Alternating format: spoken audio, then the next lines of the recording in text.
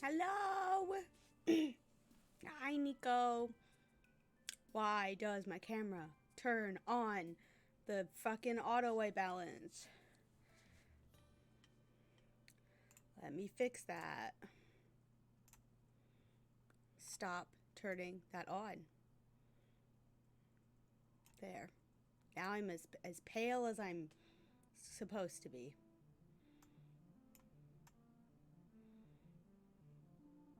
I don't know. It's better.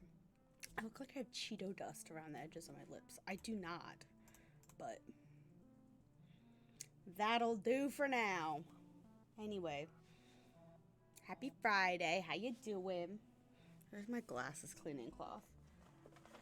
It's always right when I start stream that I realize my glasses are filthy.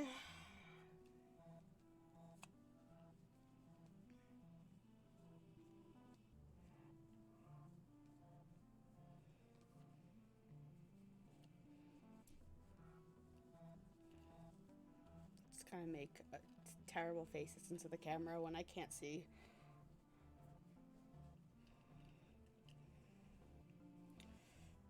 I love when it's still sunlight when I start streaming, but also I kind of hate it because then the sun is in my eyes as it's setting through the curtains. Making it worse. They're like just smearing the dirt around, which is not what I want to be happening.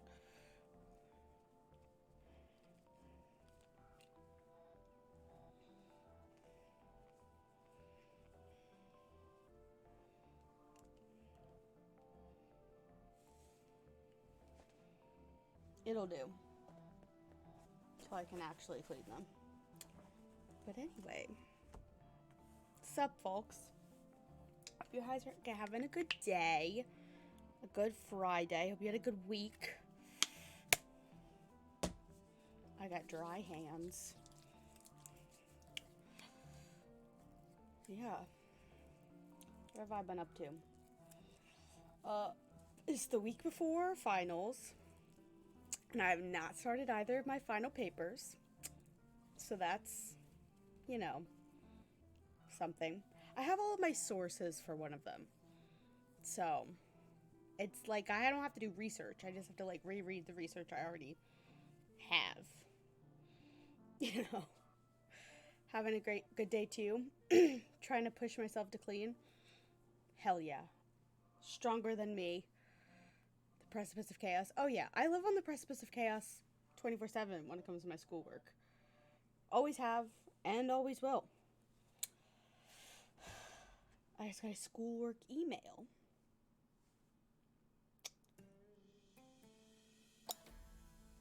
Hell yeah, more points for me. We love to see it. Anyway, I've been binge rereading the Hunger Games series this week. I started on Wednesday, and I'm already halfway through Mockingjay. So we can see where my brain has been all week. I've been resisting the urge to reread those books for like a whole month, and all it has meant is that I haven't read a book in like a month. So I decided to just give in. These aren't actually clean. Oh my god, kill me. So that's what I've been doing with my time when I probably should be working on my papers. You know. Okay, that looks a little bit better. It's okay. I'm at 15 out of my goal of 30 books for the year, so you know, I'll take it. They're trying to put your staple foods into containers so the mouse issue doesn't get to be too much. You want to keep rice around the house. That, I wish you so much luck with that. If you guys have like Marshalls and TJ Maxx out there, they oftentimes have the like clear plastic containers that are pretty good for not too much money. I don't know. If you haven't seen any evidence of mice eating your stuff, that's good. That is a good sign. Definitely want to keep it that way.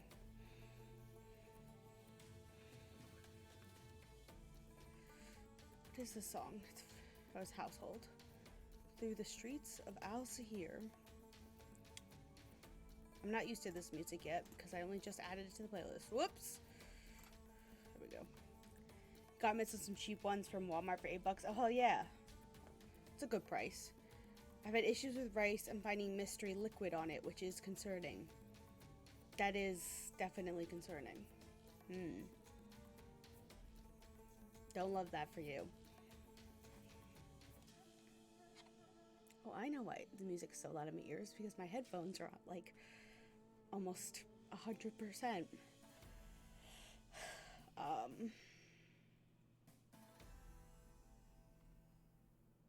I don't know what I was about to say. I started running. You know this, Nico. My body doesn't hurt anymore, but it took until like yesterday for me to be completely fine. And we're gonna run tomorrow morning because I gotta wash my hair. And I have a birthday party tomorrow and I need to maybe kind of look decent for. So, I mean, we're going bowling, but still, there will probably be strangers. So,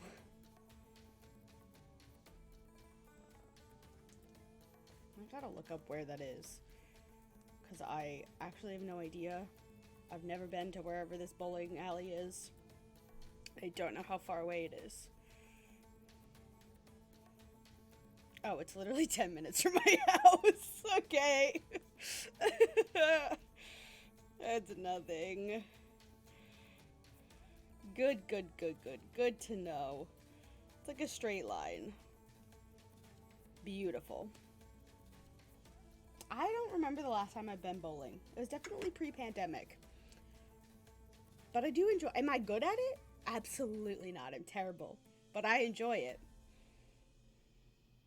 Especially when I've had just a smidgen of alcohol.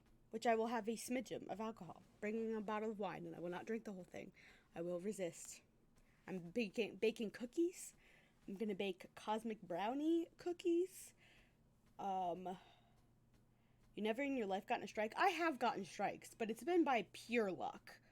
Not by any skill. Just pure luck.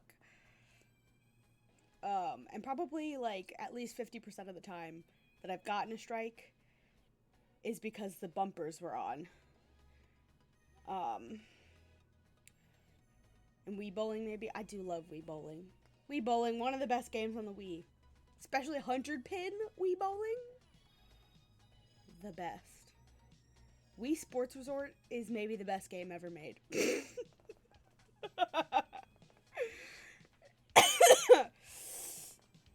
Given a gutter ball special nearly 100% of the time. Yeah, I'm probably hitting a gutter about 50% of the time. I'm not that bad. I will give myself that. I do okay. But it also depends on... I get better through the night, generally. So, I don't know. We'll see. Should be fun. Hopefully, I know more than, like, the birthday girl and husband and, like, maybe 2 other people. But we'll see. I wonder if her brother might be there. And the last time I met her brother, we were, like, watching horror movies, a bunch of us, and he called me Bagel Girl. So...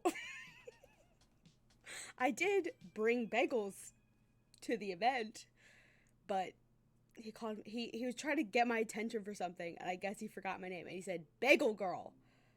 And I was like, excuse me? Pardon? But it's fine. That just sticks in my brain, and now it is my core memory of that man.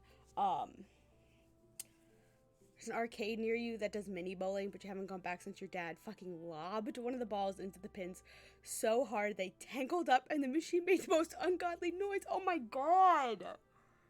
Greg! What are you doing, man? So you love being given food names? I mean, Bagel Girl is not the worst name I could be given. There are much worse.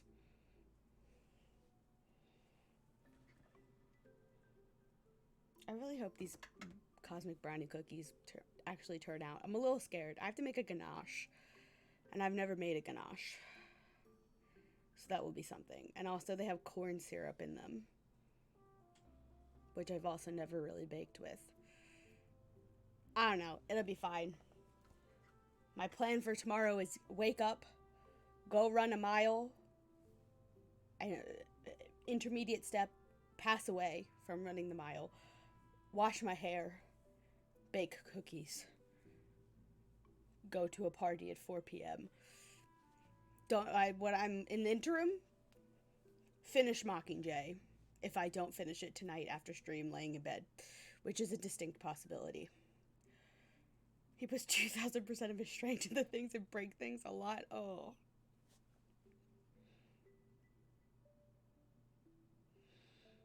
You were once called Meat Burger? Is that not an oxymoron? Meat Burger? Did we call you that? That wasn't us, right? I feel like we had a nickname for you. Was that us? I'm having a memory. Did we call you Meat Burger?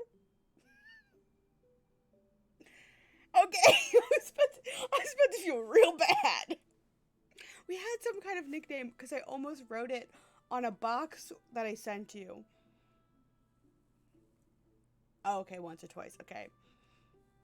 Probably just out of love. That was a long time ago. Oh my gosh. Meat Burger. Meat Burger is not a nice nickname.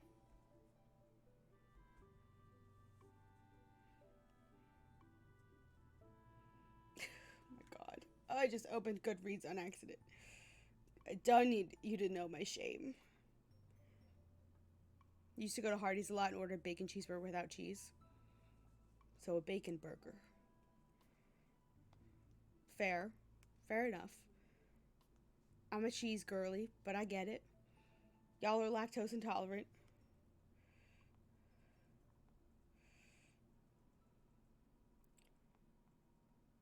Random side note. I ever tell you guys how I use 2 different book trackers to track my books, my reading? I use Goodreads like every normal person, as one does. Go follow me on Goodreads. I don't know how you even follow someone on Goodreads, but there's my profile. But I don't use it for everything. I just use it to track my books at this point, like what I've been reading. And honestly, I use it for like my want to read pile because it's just easier to use than the other app that I use. My problem with Goodreads is you can't add things to it. Like, I think you used to be able to, but now in order to get books added to Goodreads, it has to get like approved by a librarian or something like that. It's like, okay.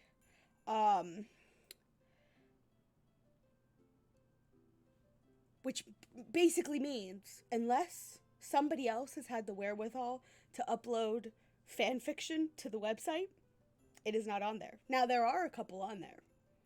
Some of my favorites are on there, but it's not all of them.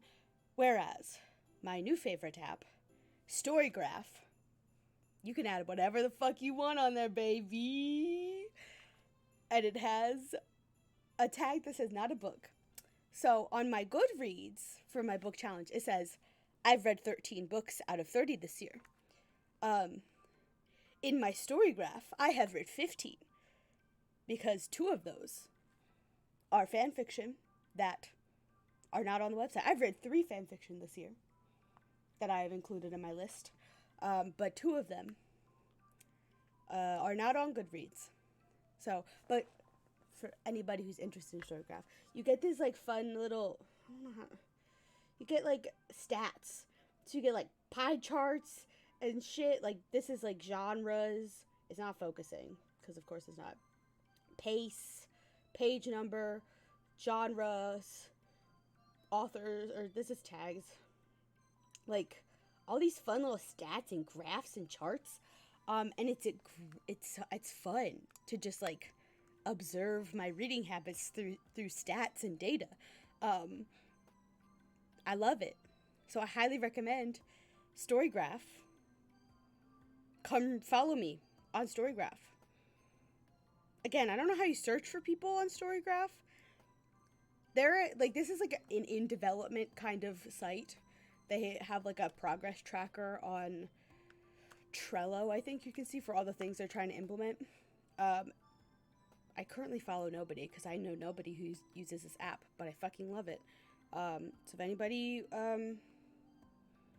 wants to hang out on Storygraph, hit me up. You can see all of the books that the weird books I read, and all of the books that I have sitting on my to be read pile, which is frankly upsetting. My want to read list in Goodreads is more accurate than on there, but I have 623 books. 623 books in there. It's a problem. And I'm just rereading books right now. They're not all rereads. 2 of them are my textbooks for school, because obviously. One of them is rereads. One of them is my D&D book. Pride and Prejudice, which I stopped reading. I will pick it up again later, but Household, I will be listing those. Did I send you a TikTok about a person who paid $900 for a resin horse for their dolls to ride? $900? For resin? No, if you send it to me today, I haven't checked TikTok all day today, so I haven't, you might have. What are rich people? Who just has that much money to spend on a thing for their dolls? Absolutely not. Absolutely not.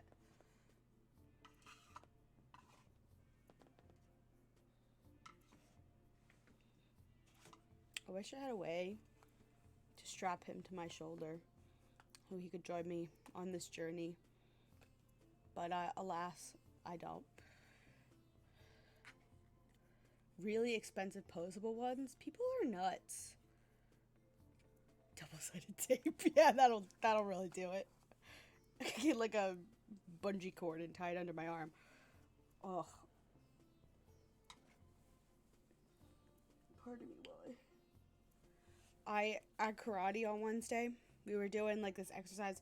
We're like grappling each other, and the person who was grappling me was like this, like digging their thumb into my arm, full body weight behind it, but like the knuckle of their thumb. I have a bruise right here. It hasn't hurt as bad today, but yesterday it felt like, you know when the underwire of your bra like breaks free from its prison and starts like poking you in the arm? That's what it felt like. But like painful.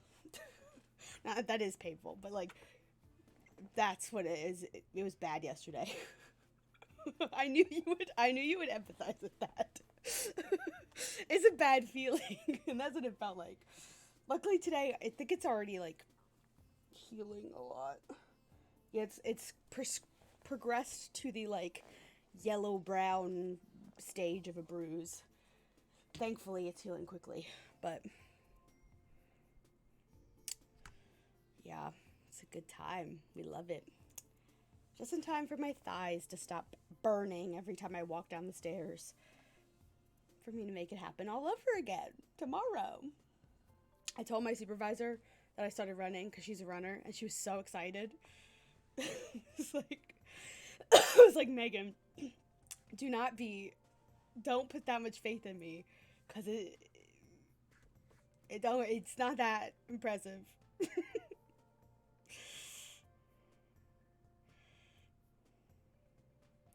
I would show you my run thing, but it has a map of my neighborhood on it, so I will not be doing that. You don't have to wear any bras anymore because you've been binding, but when you do wear sports bras, you wear sports bras because you hate the underwire. Yeah, I have, like, fun fact about me, I've worked from home every single day since the pandemic started, so I have just stopped wearing bras on the daily. Because why the fuck would I? I work in my home, in my basement. Nobody sees me but my parents, and I don't give a fuck what they think, like, what I look like for them. So, I have completely, like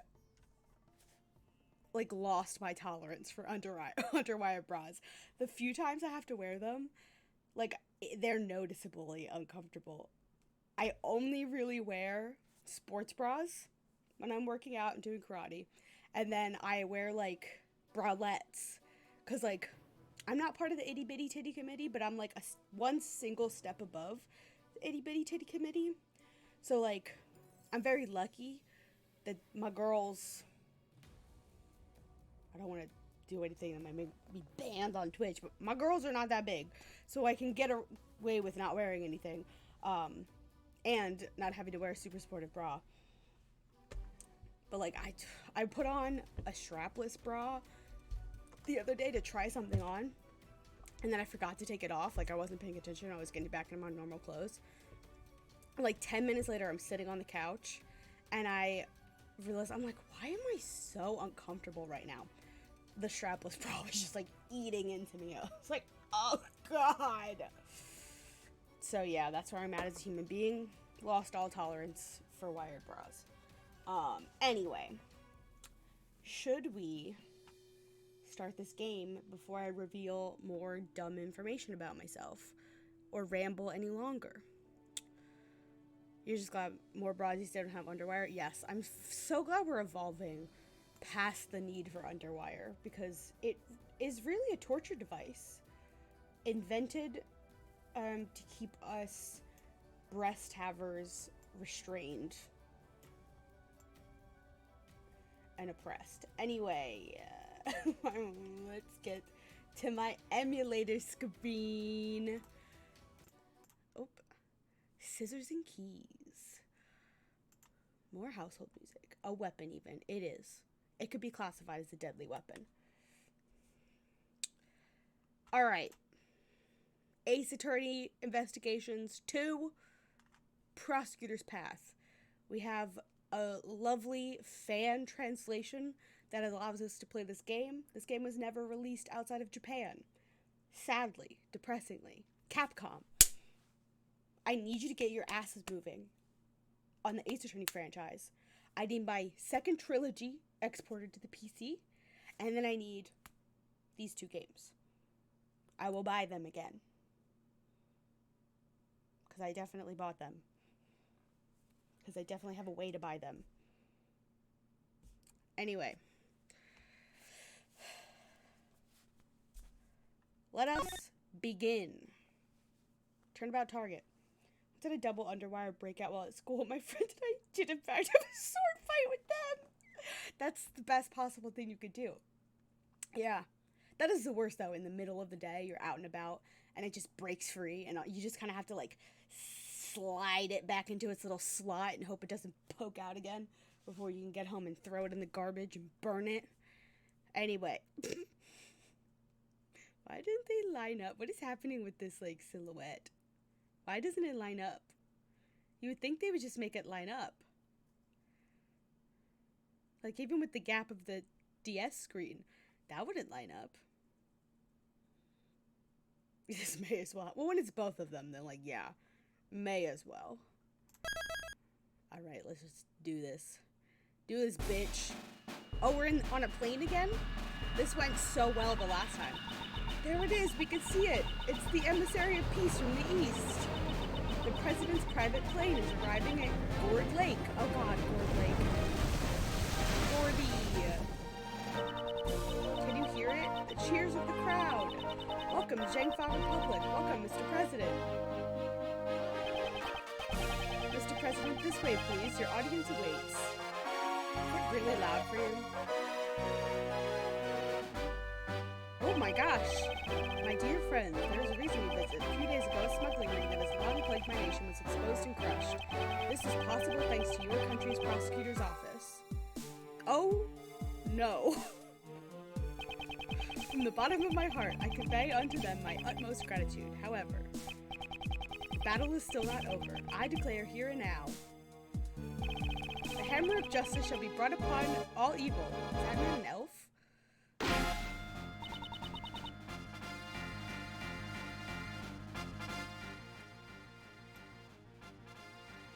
turned it down. Hurry, contact the prosecutor's office. We need that man! Miles Edgeworth! If there's anyone who can solve this case, it's him! Look at him! Ah! You handsome boy! Anyway.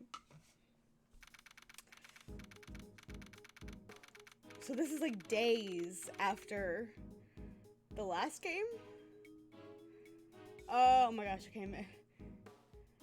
Is this an emu elater, perhaps? It is, in fact, Nico, and it is a different emu elater than the last game because the patch is only on this one.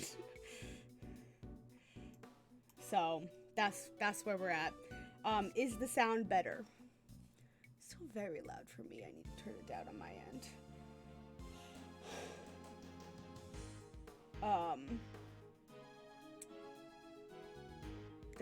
The sprites are more detailed this time, are they not? There he is! Word of this must have reached every corner of the world by now. An assassination attempt on the president of the Republic of Zhengfa. I also can't change the configuration of the screen. My name is Miles Edgeworth. I am a prosecutor. At least I can't figure out how. I was asked to investigate this grave incident, but upon my arrival... Mr. Edgeworth. Hold on.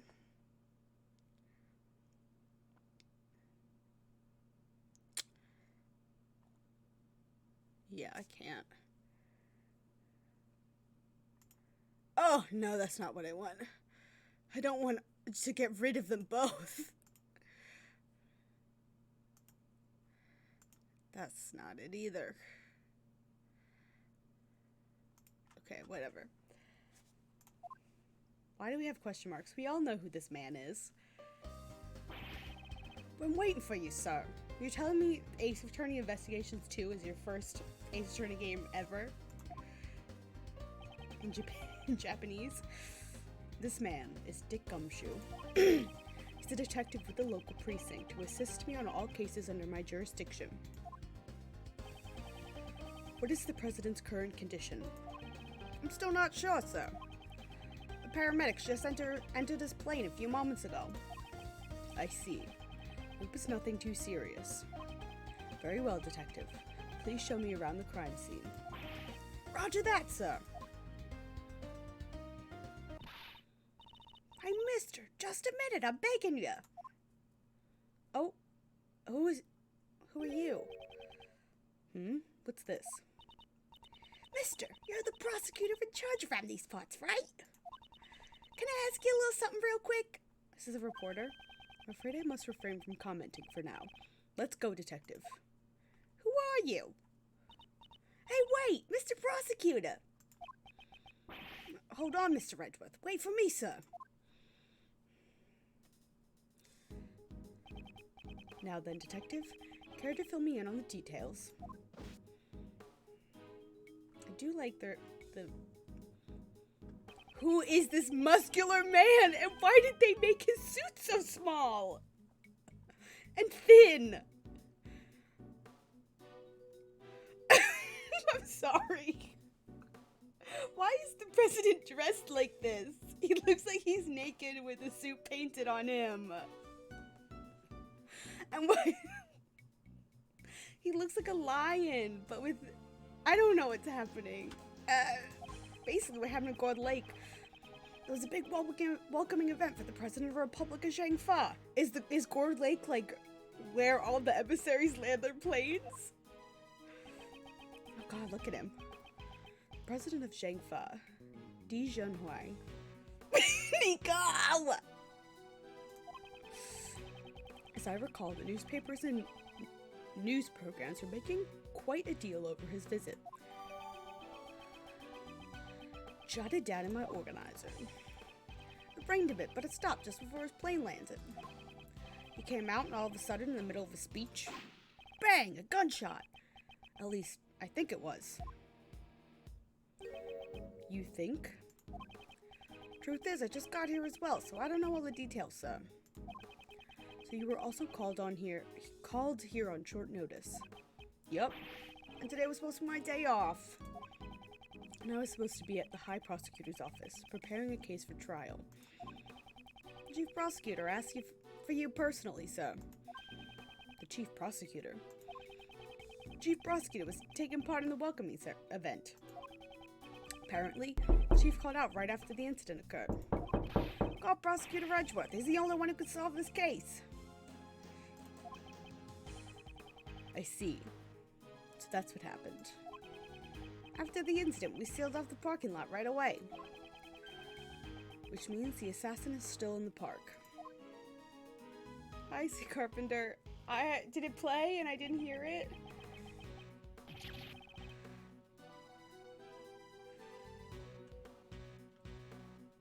Sorry if it didn't play. I don't know what's happening with sound alerts recently. Oh, did it? And I just didn't hear it. I'm so sorry. I was too preoccupied staring at Miles. How you doing? An assassin in this crowd could get dangerous. If there's another incident, these civilians could get in harm's way.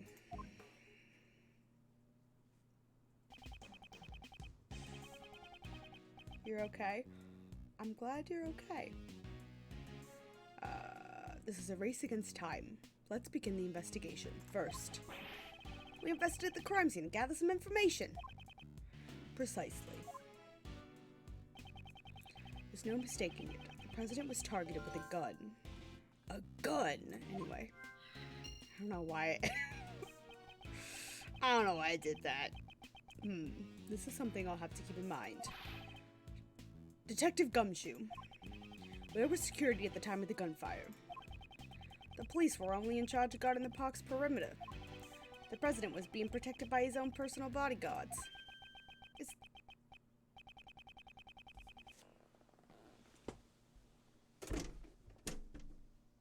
I don't know if I killed it. I don't know if it was even inside my window. There was a fly.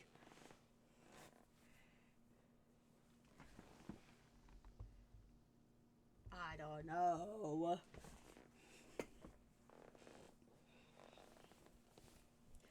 I don't see it anymore. Probably was outside. Anyway. Those guys over there. Why don't you try talking to them, sir? Did I did whack this. I was like, something looks askew.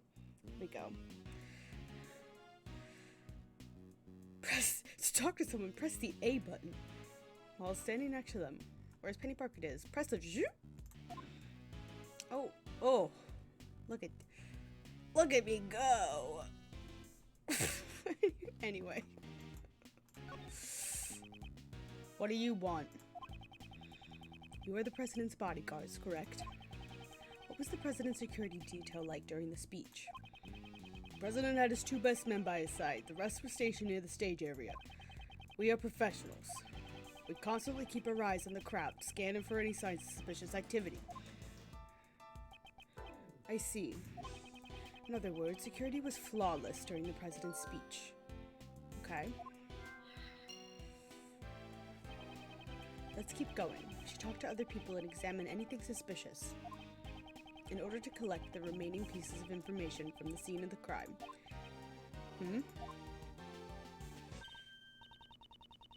I see, so that's how you round up your info. So what do you do with all that info after it's squared away? Someone in the crowd is making quite a ruckus, but I don't have time for that now. Hey, Mr. Prosecutor! Tell me, please, how? I mixed up those words. To gather in some piece of information, you try and find the connections between them. That's not Gumshoe's voice. Detective. Hey now, don't be such a stick in the mud. What's this finding connections? Connect the two pieces of information that share a link. That's Mr. Redwood's specialty. It's called logic, pal. press the zoop? Do you zip? And the zip is I don't do it right. I understand. You gotta tell me which buttons to press, but also, I kinda hate when they have to do that. Boop, boop, shing.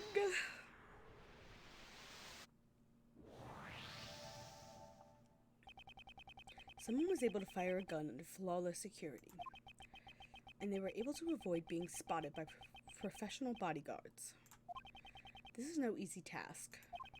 There had to be a certain amount of preparation beforehand. It's very likely that the president's assassination was a premeditated crime. Okay. I expected nothing less from Mr. Redgeworth. What brilliant logic, sir. Yes, well, when you follow the facts and find a connection, you will begin to see the truth. However, if the information doesn't line up properly, I may stray further from the truth. But if I think carefully before piecing the leads together, the logic should flow. I got a life bar. That's what he's telling me. Okay, let's start by examining everything we can. To examine, I approach everything that looks suspicious, blah, blah, blah, blah, blah. Uh-huh. Yep. Oh, I pressed that Y button. I will not be talking to Gumshoe, but thank you so much for the option. This is it the Steel Samurai? Is it a Steel Samurai?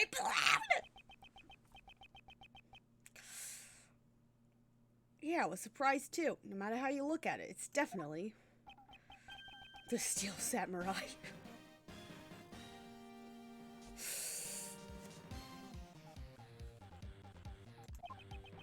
The Steel Samurai, warrior of Nero Tokyo, a hero from a popular TV program.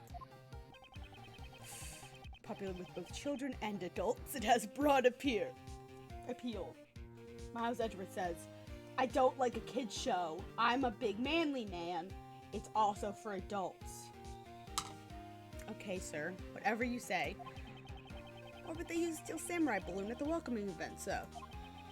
Perhaps he was chosen as the hero to represent our country. Won't rest until I've inspected every suspicious-looking nook and cranny. It's the flag of the Republic of Zhangfa. Its symbol appears to be a phoenix motif. This is my boyfriend. What is it, sir? Haven't you noticed? There's an unusual spot on this flag. Oh yeah, whatever the fuck that is. Compared to the flag on the opposite side of the stage. Different than the speck of dirt on it. This flag is spotless, sir. Yes, that is what the flag is supposed to look like. However, there's one spot on this flag that's out of place. Excuse me. Where is it, sir? Please explain it so I can understand. What a helpless man. I suppose I should point it out to him.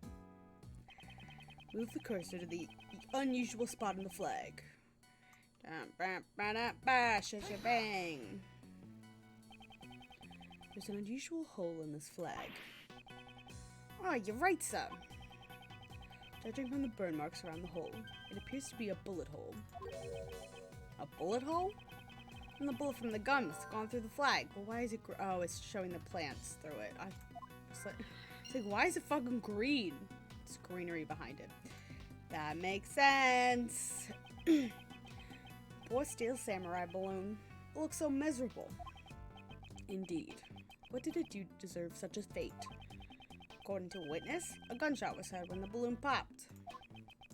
Did a bullet from the gun hit the Steel Samurai balloon? Okay.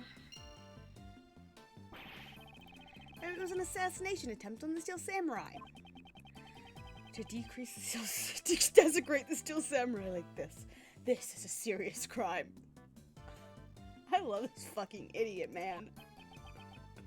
Detective, we must not let this reprehensible assassin get away with this.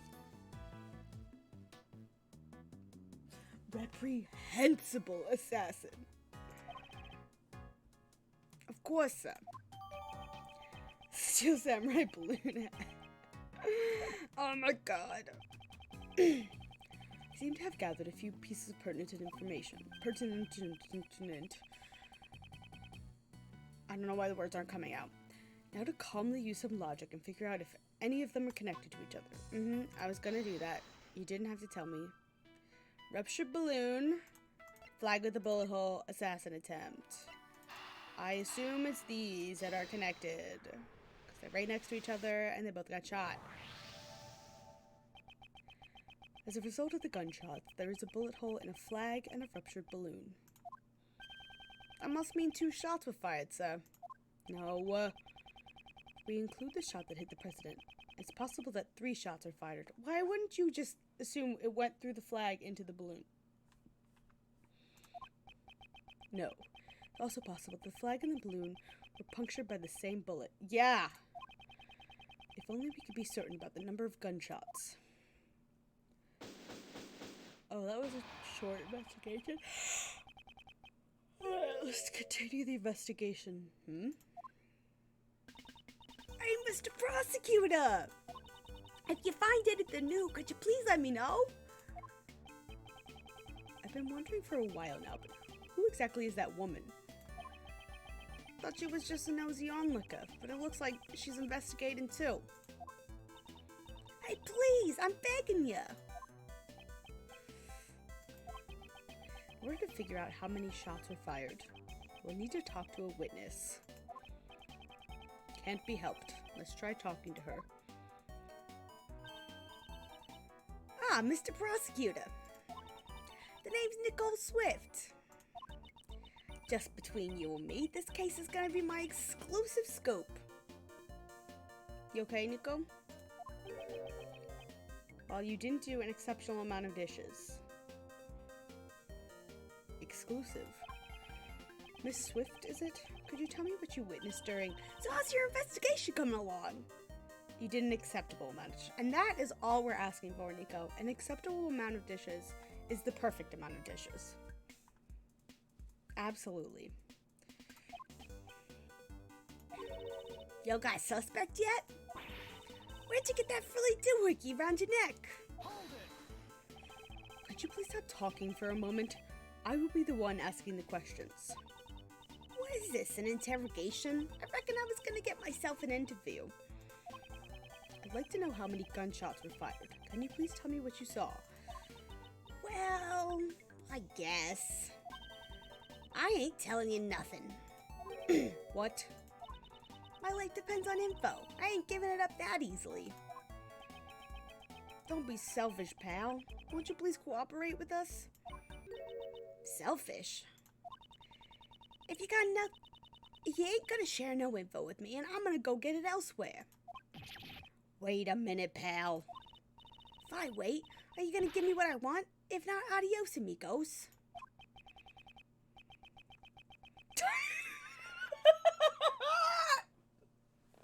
Tanjiro of the beloved franchise Demon Slayer. She looks like a lot of anime characters. She won't budge. We're at a stalemate here. A stalemate? I wonder about that. Apologize, Nicole. What do you mean, sir? As you know, chess is one of my hobbies. How does one go on the offensive against a defensive opponent? I need my parents to turn on the air conditioning. It's getting so hot in here. Oh my god. There are many tactics available on the chessboard. Really? I don't know much about chess. I prefer checkers. Even if it appears to be a flawless defense, there is always an opening. Observe as I break down her defense with my words. In order to get her to talk, I'll need to use the right strategy. Oh, is this a new gameplay mechanic? Using the image of a chess game, I need to stay one step at a... Are they gonna make me play chess? I don't know how to play chess. Like, are they gonna make me play actual chess? Oh no! Guys, I don't know how to play chess. Analyze the situation. It's timed! I have to install your AC unit at some point. But it's cool. It's been mostly cool enough. The problem is, Here it goes like, there's like, we'll have 3 days where it's like 75 degrees, and then it plummets back down to like 50s, and then it goes up to the 80s for a day, and then it's in the 60s, and it goes to the 40s. Like, it's just like this. But we have central air, so like, my mom said she was going to turn it on, and then she didn't, so I don't know. We'll definitely have it on tonight, because none of us can sleep when it's hot. Until you get me some info, my trap sealed shut. Oh god. She has her guard up. So this is a defensive strategy. The chess realm. If I waste too much time, she may grow impatient. I need to pay attention to the time limit. I don't like this. I don't like this at all. I must not be careless with my words. When my opponent becomes agitated or aggressive. I told you I ain't talking, as stubborn as a mule. For example, during times like this, I should calmly wait and see how things play out. What? The moment my opponent shows an opening, I'll be able to strike. First, I should ask about her identity. Now, let us begin. I'm... so... First, could you tell me your occupation? No way, if I told you then you might get the wrong idea. The wrong idea? In other words, it's a job that you cannot tell others about. I never said that. I ain't some kind of suspicious person.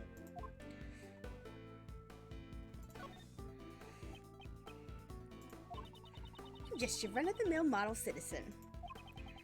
Please excuse my rudeness. I did not mean to offend you. I may not know the details of your job, but I'm sure that it is a reputable one. Well, you might be giving me too much credit there. I ain't even done any major articles yet.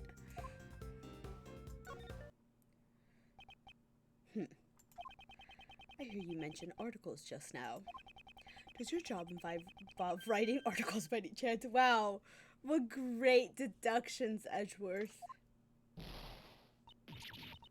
Dagnabbit. That's right.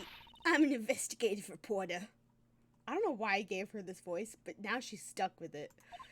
A bona fide, up-and-coming news journalist. I see. A reporter. She talks about earlier how this was, like, gonna be her big scoop. Did we not figure that out already? Because I did. She may already have some information about the case. This will be my next line of questioning. Okay. Oh, thanks. This is where the real battle begins. I need to draw out even more information from her. Excuse me, I was burping.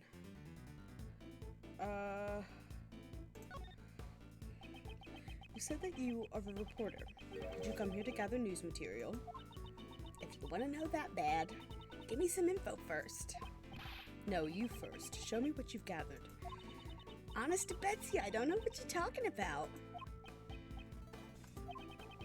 Don't have enough clues to proceed with this line of questioning. Okay, maybe I should try another line of attack. Alright, sure. Were you present at the time of the incident? The time the incident occurred? Hey, Mr. Prosecutor, how about some of that info you promised? No, ladies first, I insist. Told you my trap's sealed shut. You ain't getting my info that easy. I'm not gonna threaten her with arrest. This is my livelihood here. Please, I'm begging you. If you stick your head in too deep, you may be putting yourself in danger. I'm a pro after all. A few gunshots don't scare me. I hate his stupid little heh every time. I'll admit you're dedicated to your job. However, you still have much to learn. The fact that you heard the gunshots clearly means that you were present during the incident. You must have seen something. Busted again. Just happened to be here covering the speech, and that's when it all went south. That's all, I swear. I ain't saying another word. She was here to write an article about the speech. She should still have the materials she gathered for her article. This could be a useful clue. You said that you are a reporter. Did you come here to gather news material? You want to know that bad? Give me some info first. No, you, okay. Yeah, we've already heard this. Let me try using that clue. Excuse me. Are you telling me you came here to gather material and you left empty-handed? You should still have the materials you collected with you. That's... darn tootin'. I'm a pro. I collect info with my own 2 feet. That's why I ain't giving up without a fight. As the prosecutor in charge of this case, I'm making a serious plea for your cooperation. Don't you mess with me. I ain't handed it over, and that's final.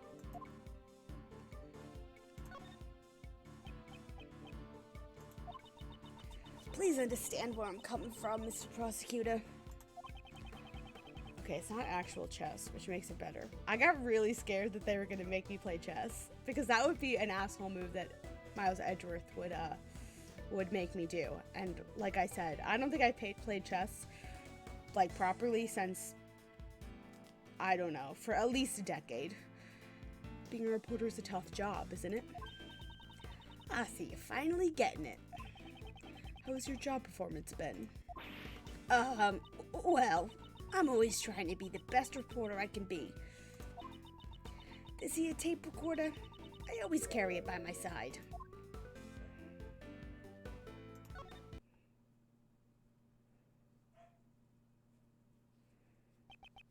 I see. I really hope that this music stopping is the normal you did a good job sign. If you're trying to be the best reporter you can be, then it would be unnatural for you not to have collected any news materials. You recorded it on your tape recorder, didn't you? The information regarding this case.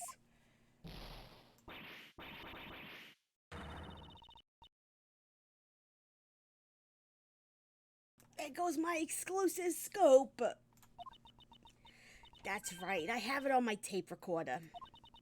All the information I recorded for my articles right here. I don't think I started with her voice sounding like she smokes 3 packs a day, but that's where we're at now. Checkmate. You're so edgy, my man. Edgy poo.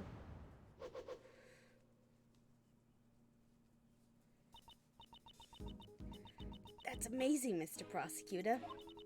Before I knew it, you'd done had me chattering like a chipmunk. Let me hear what you have on the tape recorder. If I listen to that tape, I should be able to determine the exact number of gunshots. Fine, but I won't let you have it for free. Other than my mentor, you're the only person to push me this far. In other words, you're gonna be my second mentor. Yep, that's how it's gonna be. Excuse me, I already have a mentee, and she's trying to become a thief. I see, it's kind of like a second home, sir. And I got one more request. A 24-hour exclusive interview. Oh my god, the distress on his face. Please, Mr. Prosecutor, this is my first and final request as your apprentice. This is difficult to accept, but unless I agree to it, I won't be able to listen to the tape. 24 hours is out of the question, but I will grant you an interview after we solve this case. What about being my second mentor? Also out of the question. Aww, don't be so ornery. Well, I guess you take what you can get. It's all for the sake of my new scoop. Time to get the ball rolling. Let's begin our exclusive coverage. Well then, Miss Swift, please begin the playback of the tape recorder for me. Oh my god, it's so warm in here. Hold on while I tie up my hair a little bit.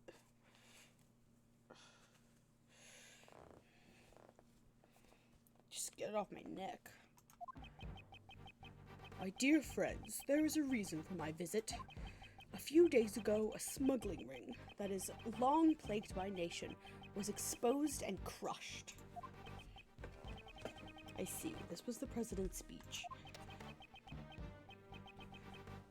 The president passionately addresses the crowd. He's deflating the rumors flying around about a recent decline in his approval ratings. That was my own commentary. I tried to create the feeling of actually being there.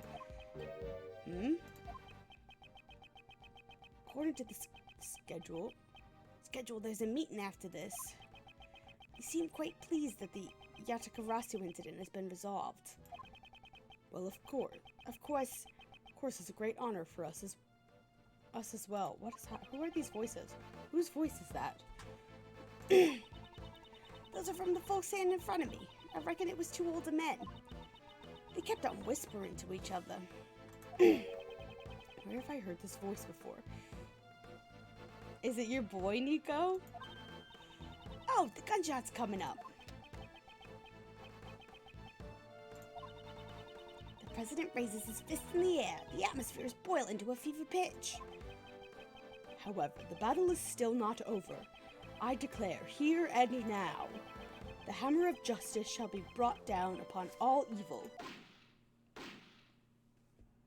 2 gunshots. What tarnation? Whoa, whoa, whoa!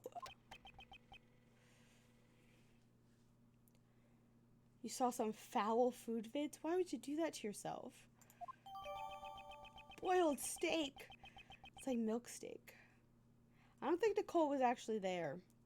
She was like, make it the atmosphere as if, as if you're actually there. Like, or maybe, I don't know. That doesn't make, never mind. I think I'm wrong. Like she was watching in a room and then anyway. It seems that 2 shots were fired. And what do you reckon? Little sent it to you? Little, what the fuck? This is a call-out post on my twitter.com. Little, what the fuck? It's quite simple, really. Using the bullet's trajectory, we can deduce its flight path. I don't want to know. I don't want to know, Nico. 2 shots were fired. 1 bullet hit the president. That means the other shot left a hole in the flag and punctured the balloon. Do you understand now? The location of the perpetrator who fired the gun has to be, like, over here. The bullet that struck both the flag and the balloon was fired from here. Boop, boop, boop, boop. Boop, boop, boop, boop, boop, boop, boop, boop, boop. Yeah. By connecting the bullet marks from the flag and the balloon, we learn the bullet's trajectory. Nico, that's vile.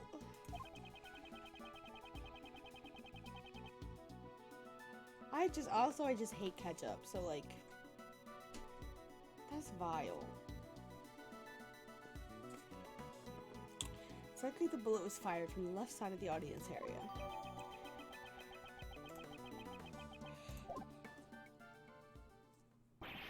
Excuse me. Just what I expect from Mr. Redgeworth. Detective Gumshoe, we would like to investigate the left side of the audience area.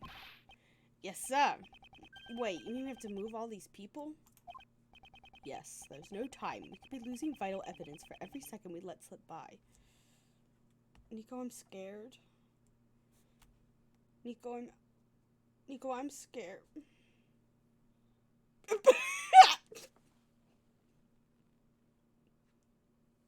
Am I Italian?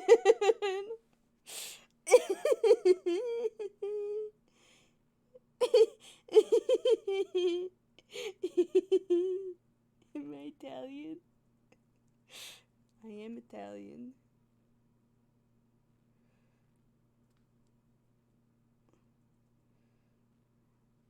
I will not be watching the TikTok. My one friend, I love her to death, but she has the worst taste in TikTok videos, and I have, like, to the point where I have just stopped watching them that she sends me. I will never tell her this, but I have in fact stopped watching them because, oh my lord, they're like old person Facebook video level, not the conspiracy theory ones, but just like all the rest of them. It's like, no thank you. We must hurry. Yes, sir. Oh, God. Mentor number 2. Hey, mentor number 2. Miss Swift, I assume you were addressing me? Of course, mentor number 2. This is my time to shine. I'm an expert at crowd dispersal. Light the torches, release the hounds, run them down! I appreciate your help, but please do not use those methods. Also, please stop addressing me as your mentor. I never agreed to that position. I hear ya. I'll try to keep that in mind, Mr. Prosecutor. Although I had the pleasure/displeasure, however you look at it, of unsubscribing from a business because they're doing a fucking Harry Potter thing. It's like, yep, I will be unsubscribing from these emails. Thank you so much. What the fuck? Good thing I've only ever purchased, like, one thing from them. And I will never buy another thing from them. Your brother sends you videos of pretty girls singing badly and Facebook level videos about a LOL, I hate my girlfriend. What the fuck is wrong with your brother? What is wrong with straight people? That's really what it is. What is wrong with straight people? That is the other, like, they have palpable straight energy. Yes. I would like to stay on gay TikTok.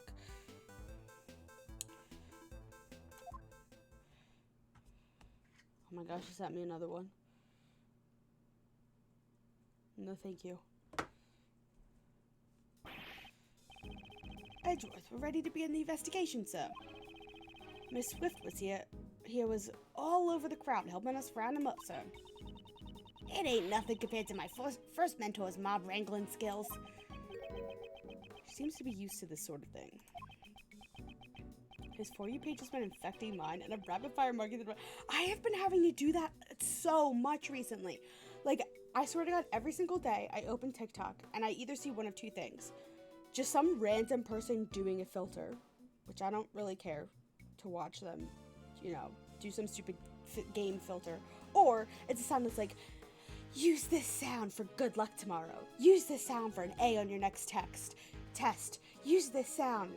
Money will be coming your way. Like, why? Why am I getting these? What curse did I bring upon myself? Every now and then I start to get like high schoolers in relationships coming up on my, and straight people kissing, and it's like, I don't want this. Or like men being like bitchy about their girlfriends. I was like, what is TikTok doing? It's like one of the reasons I haven't been using it maybe like a week now. It's just bad.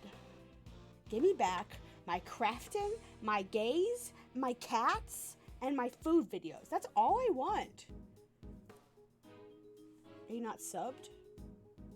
To me? You have your Prime Crown. I don't know. Did your sub run out?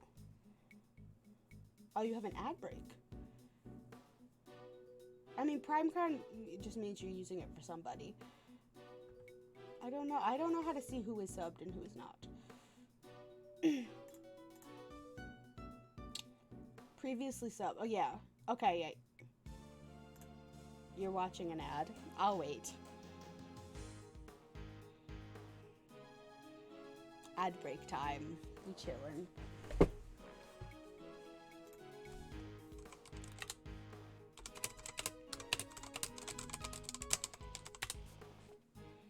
Yeah, I was watching, or I put on one of the streamers who's doing the Dreamlight Valley drops. And I had 9 ads, which was ridiculous.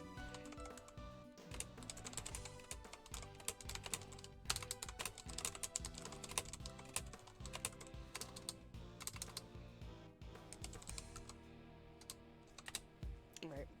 If there's, yeah, oh God, if there's 2.5 minutes of ads, I'm gonna run downstairs and get a beverage. I'll be back in a minute.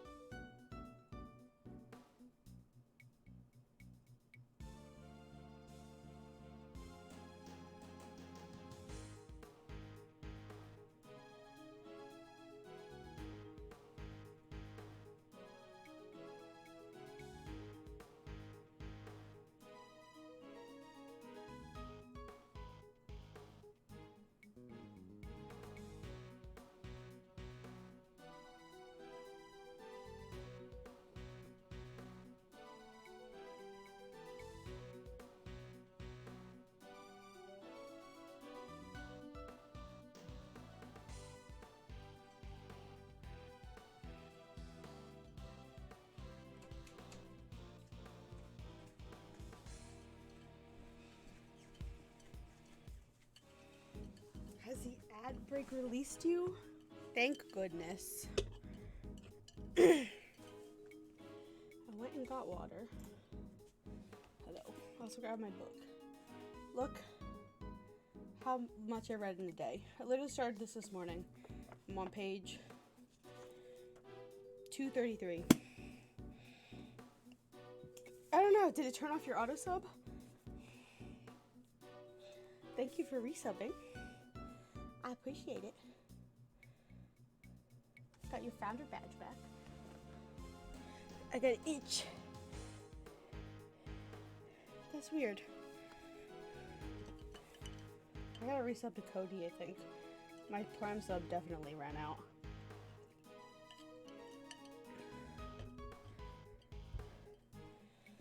I was about to tell you something, and I forgot what it was. I don't remember. It's gonna come to me at some point.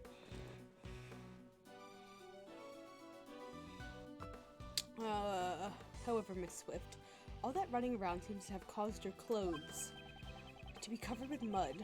I'll take care of the cleaning bill if you like. Huh? Oh, you talking about my parka? Don't you worry your fancy little head about it. It's reversible, so I can just flip it around later. It's good as new.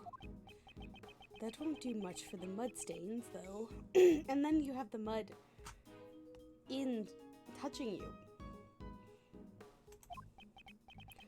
Well, Mr. Redgeworth, let's restart the investigation, sir. Crowd has made a mess of the crime scene. I hope some traces of the criminal are left behind. Yes, that's English. Oh God, here's Pain. This little rat man. Trash. Trash can. Y'all need to go through the garbage? You prosecutors got a tough job. Detective Gumshoe. Right away, sir. It was the detective's job to go through the trash. Prosecutors don't want to dirty their hands. Let's see.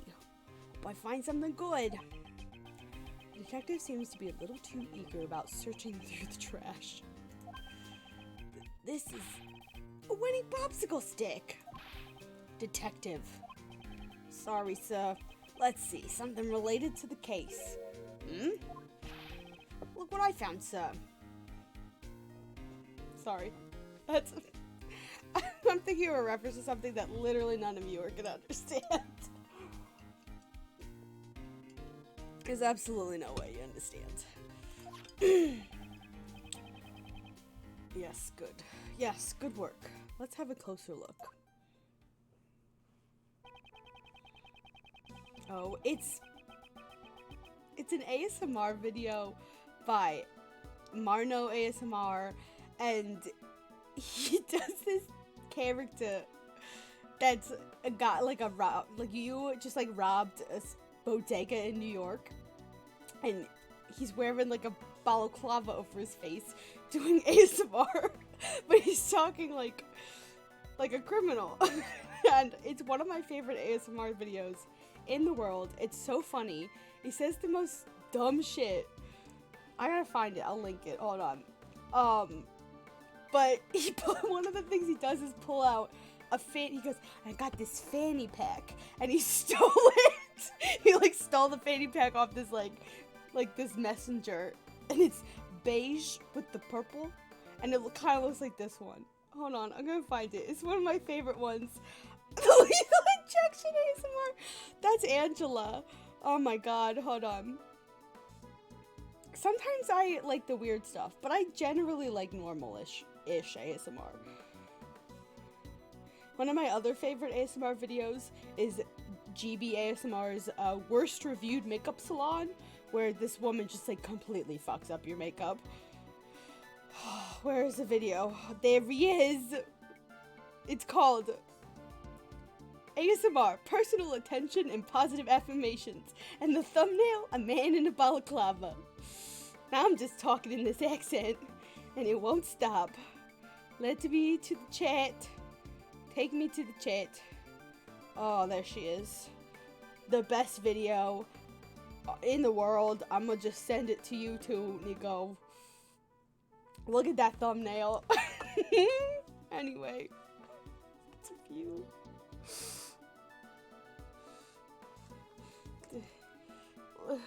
Look at that thumbnail. I love him. Marno ASMR.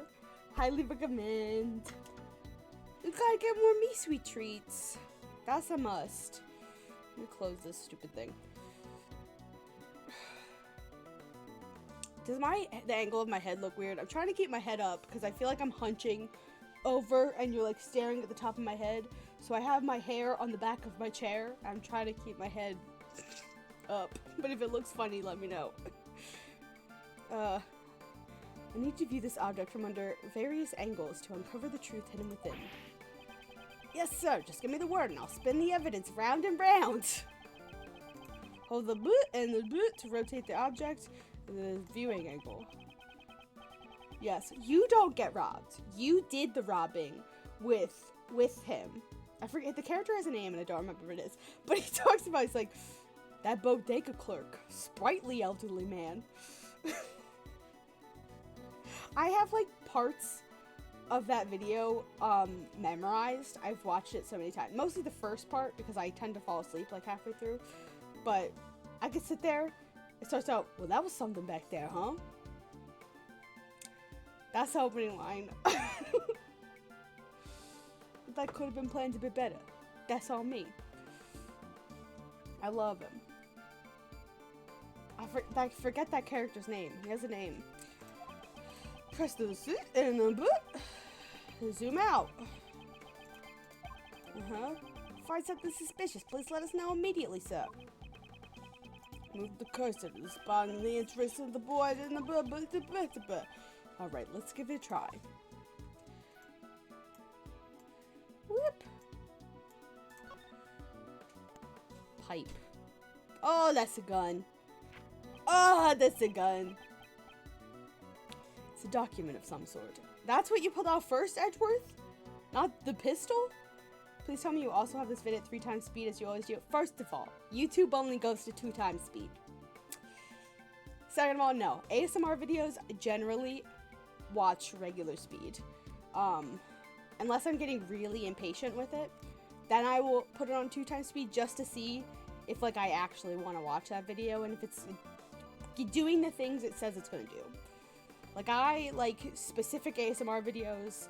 I usually am in a mood for ASMR, and so I'll go searching for types of videos, but like people will say like, oh yeah, like one I was looking for recently was like painting your face, and I specifically wanted people who were taking a paintbrush and like painting your face.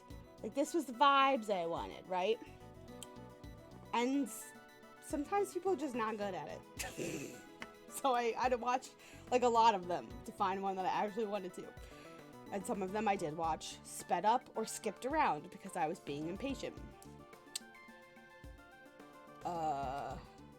Pay extra attention to Lake Real? Unreal? Red? Rook takes Knightley's place in the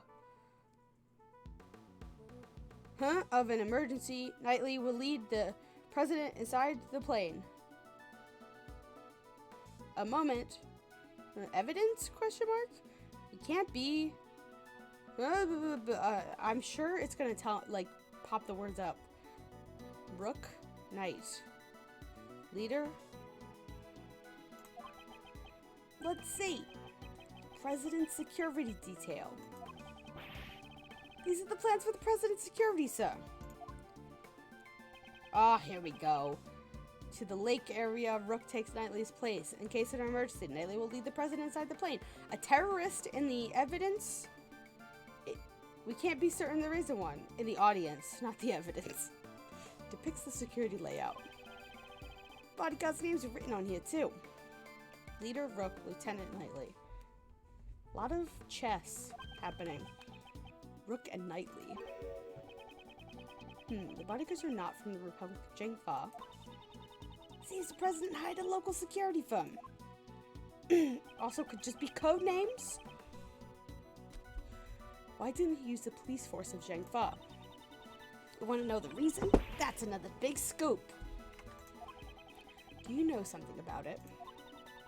I was just at the Jingfa embassy the other day, fixing to get some news material. That's when I heard. Sounds like the president's got plenty of enemies. He also don't get along too well with the top brass of the Jingfa police. I see. He doesn't even trust the people of his own country. This could be related to the assassination attempt. Security plan data jotted down in my organizer.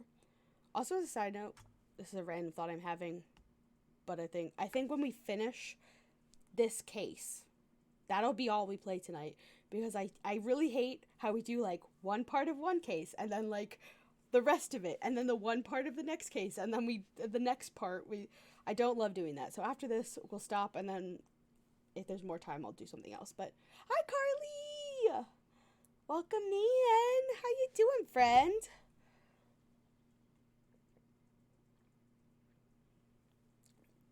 Hope you're having a good day. Well, why would this document be in the bag? It is strange indeed. It concerns the safety of the president. Normally, it would be under tight security.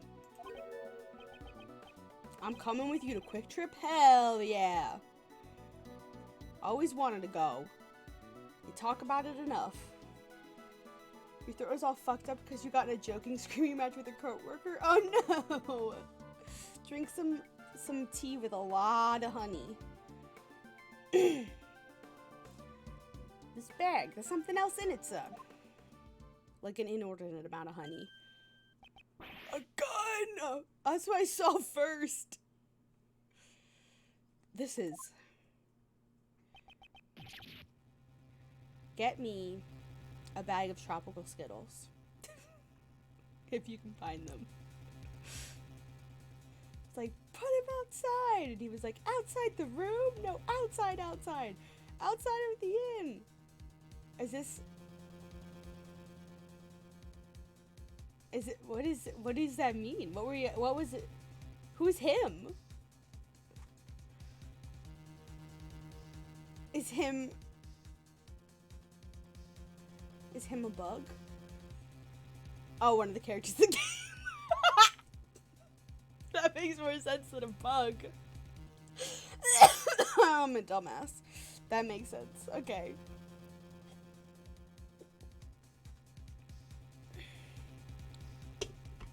Throw him out. A gun, sir. Mr. Redworth, could this bag have belonged to the...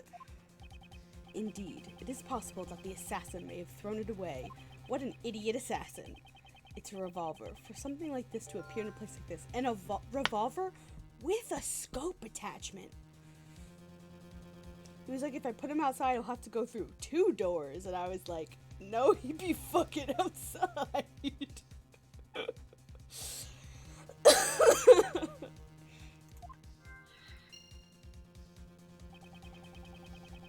Is this the work of a professional assassin? No professional assassin throws their fanny pack with their gun and plans away in the trash 2 feet from where he did the crime. Must use that document to carry out the crime, sir. This revolver. I will need to take a closer look at it.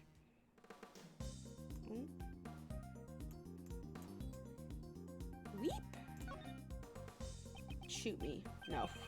That's not what I meant. I just like was pointing it directly at myself. Like, gun safety. This is a laser pointer. It's an implement you attach to a gun to help you aim with a laser, sir. Okay. No, so not a scope. Just press here and it's firing a red laser, sir. The assassin used this laser pointer to target the president. Okay.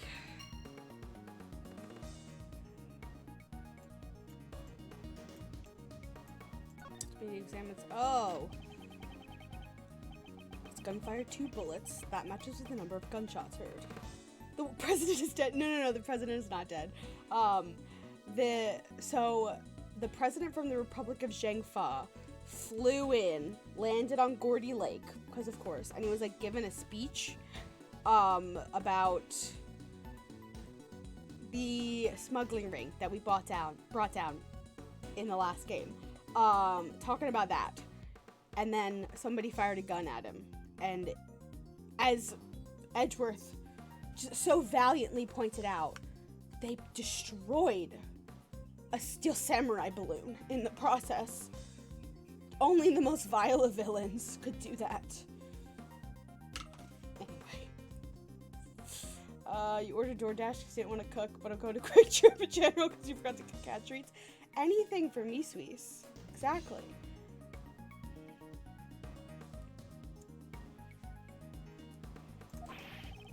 This must be the meta weapon, sir. Nobody's dead. Nobody died.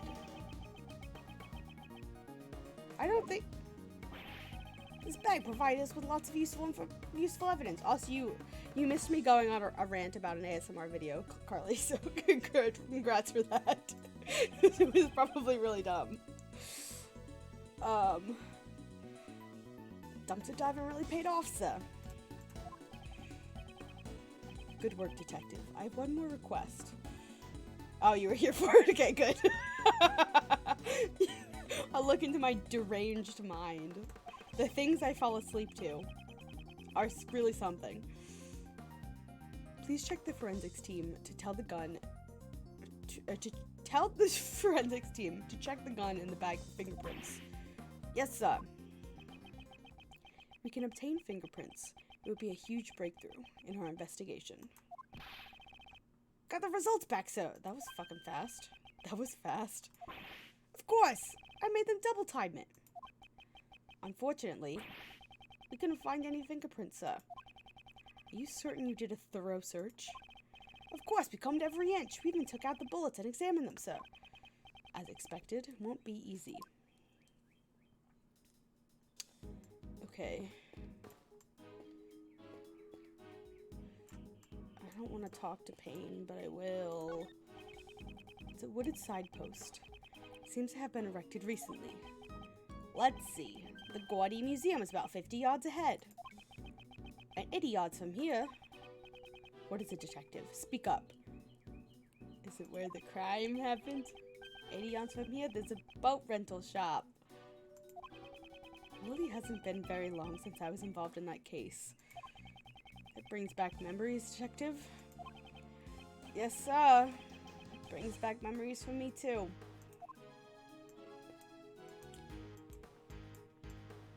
Hey, you. What the fuck?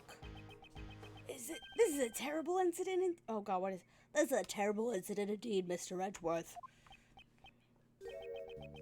Who is this man again? I, Winston Payne, am willing to assist as a prosecutor. He's a prosecutor? Why did you come here today? Hehehe. I accompany the chief prosecutor. Hmm? His voice sounds like the one I heard on the tape earlier. Was he one of the men standing in front of Miss Swift? And where is the chief now? The chief is a busy man. We have special permission to leave the premises. As I'm not the voice that is. We have special permission to leave the premises. I really hate this. The chief called me here and then left by himself? I'm not completely satisfied with this. Okay. What else am I supposed to... You were with the television crew, are you not? Oh, that's right, but... Then you must have recorded the speech. I'd like to see the footage. Yeah, about that. That would be difficult. What was that, pal? It's your duty as a citizen to cooperate with the investigation. No, it's fucking not. Ah! After the incident, the guest doctor for the TV camera in a panic. All the footage was lost. If there's any footage left, it could have been vital evidence. Yeah, it's too bad, sir. Ha ha ha ha ha ha ha ha ha. What was that? Looks like you're in a jam, Mr. Edgeworth. Who is this? Is it that voice? There she is! I was wondering when we were gonna see her.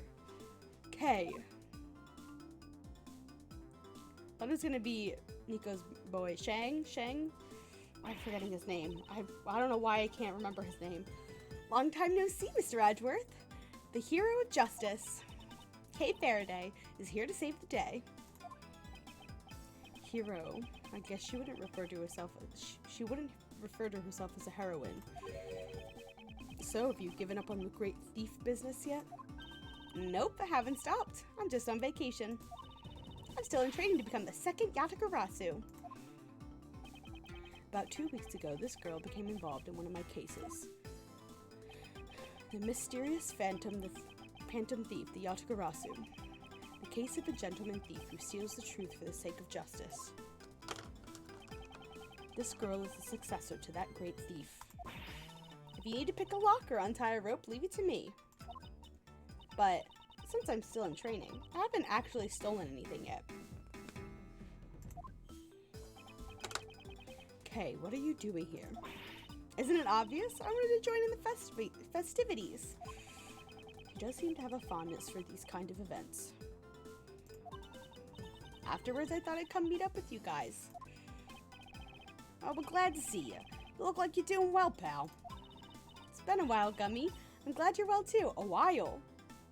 Thought it was just a couple of days. Okay, you said earlier that you could help me out. Please, don't be surprised, Mr. Edgeworth. I took a photo that captures the exact moment of the crime. I see. Could you show it to us at once? Same as usual, I see. Can't you even act a little surprised? Yeah, that prosecutor's always in a sour mood. He even got annoyed when I called him my second mentor. Oh, by the way, I'm Nicole Swift, up-and-coming investigative reporter. Nice to meet you, Nicole. Yeah, Mr. Edgeworth's really... Enough idle chatter. Can you please just show us the photo? Fine, here. Oh, God. What is the man wearing on his neck? That is a very flat haircut. Like, wow.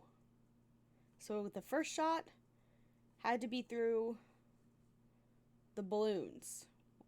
That's very far off. This is a photo of the moment I took right at the moment of the gunshot. It was awful. Everyone in the audience was running in panic. This photo depicts the president and his two bodyguards. Judging from the names written on the security plan, these two must be Rook and Knightley. What is this? Thank you, Kay. This will be a very important clue. Oh, you got that sharp look in your eyes. Did you find something, Mr. Prosecutor? In this photo, there's a contradiction. This photo? I don't see nothing. If you don't understand, then I'll show you. The scene captured in the photo and the evidence I have on hand. By comparing the two, I'll find the contradiction. How do my deduction skills go to play? Find the spot that holds a contradiction.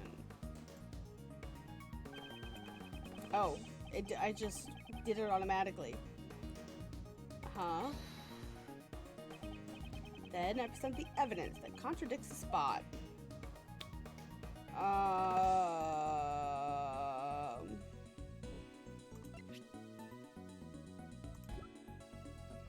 Two gunshots are heard.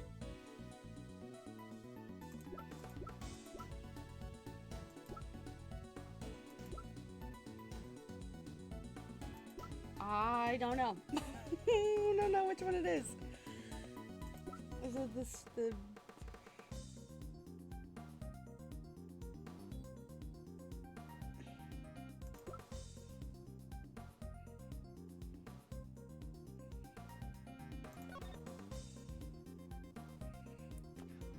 Deflating...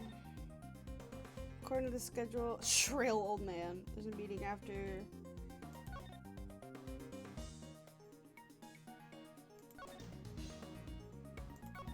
Okay, not this. Bang, bang.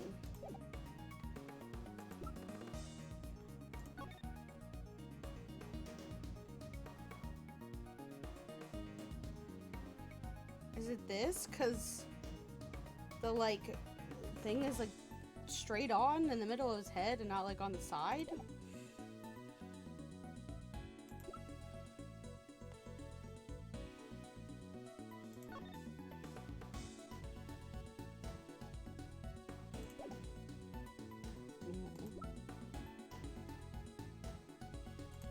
I'm gonna guess this.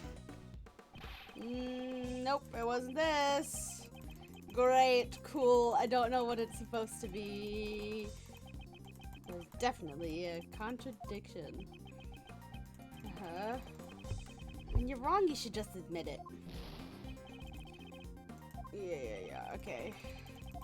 I'll show you the proof. I have the spot. The spot is correct. I don't fucking know. The gun?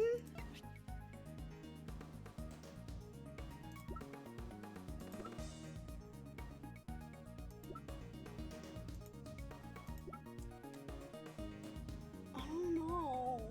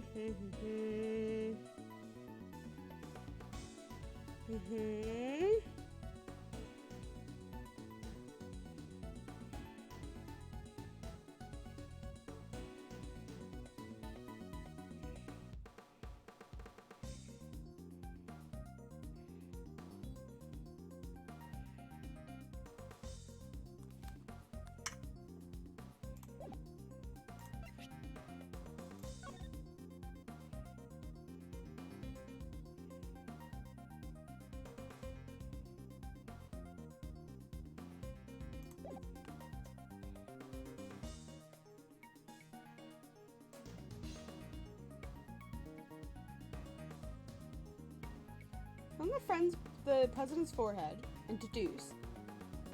Present the newspaper article? Oh my god, that's the stupidest reasoning I've ever... The reasoning behind this is maybe so fucking dumb. Miss Swift, this newspaper contains a photograph of the president. This is so dumb. I'd like you to compare it with the photo Kay took of the scene. What do you mean? Oh! That's right. There's something on the president's forehead that wasn't there before. Are you people fucking stupid? Like, why wouldn't we just make the leap of, oh, it's the laser sight, because that's what I was doing. Is that a mole? Clearly looks like a red mole. I'm gonna jump off a cliff. If the rest of this game is like this. That's foolish. It's hard to believe a mole would pop out of thin air like that. Maybe a bug venom, so. That all? I thought you were onto something. Turns out it's just an itty-bitty bug bite. You were talking with a serious look on your face. I was getting all excited. The weight of the truth always begins with small contradictions. Oh, it's a great way of putting it. I'll be using that for my article. Oh my god. Yeah. Can I deduce?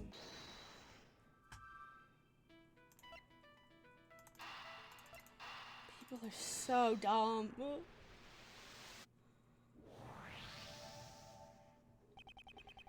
Solve the mystery of the red mole. Eh? You mean it's not a big bug bite, sir? Nothing like a bug bite or an itchy rash. This is the light from the laser pointer. You mean a gun was aimed at the president's forehead? Oh my god, it was an assassination attempt. Of course it was aimed at his forehead. And right after that, the second gunshot was heard. That's certainly more than just an itch, sir. Oh, that's certainly more than just an itch, sir. Indeed, I'm concerned for the president's well-being. It's become more and more likely that this gun was the weapon used in the attack. Okay. Well, why did the criminal use a laser pointer, sir? That's right, they would have had a beam of light shining from their hands. Pew, pew, pew! Way too conspicuous. And if you follow the path of the laser, you'll find out who fired the shot. That's not good at all. Oh yeah, I also took some other photos. Maybe the light from the laser pointer was captured on those. It's a long shot, but there may be a chance. Okay, could you show us those photos? Coming right up. Firstly, the photo from before the incident. Oh my gosh, she's so cute. I love her so much. Your face is taking up most of the frame. Oh, there's Payne, and I guess the chief prosecutor.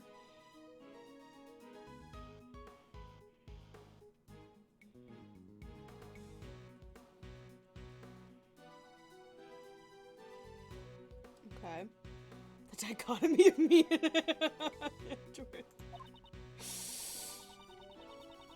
Listen, she's adorable. I wanted to get a two-shot of me and the president. Must have taken a little before the gunshots. And here's the one I showed you before. This was right after the first gunshot. And immediately after that, a second gunshot rang out. And then... what's this? You can't really see much in this photo. After that last photo, one of the running guests knocked me down. Looks like the shutter clicked just then. What's that? This doesn't look too helpful, pal. Well, those were all the photos I took. Okay. I'd like to examine these in a bit more detail. Ah!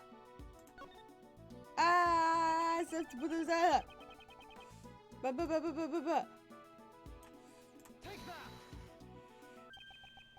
I found it. What? Look, just in front of this person in the red hood. Ah! There! Yes, that's probably the light from the laser pointer. Then, that red-hooded person. Red-hooded person. I can't do it. His accent is so bad, and also so inconsistent. Would be the assassin. We did it! And it's all thanks to me, right? Right. As expected, the great thief has stolen the truth. Perhaps the criminal can also be seen in the other photos. Let me examine these photos one more time. Okay. Nowhere, obviously.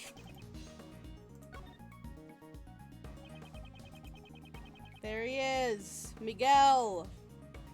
Miguel from Coco! I don't know. I'm not saying Miguel is an assassin. It's just the first red-hooded character that came to my mind.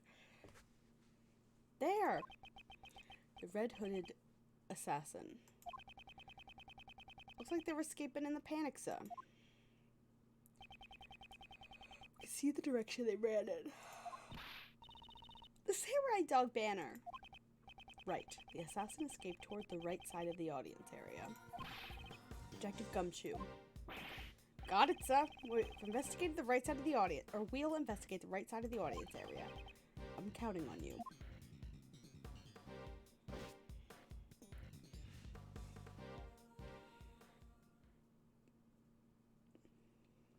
Oh, Jesus.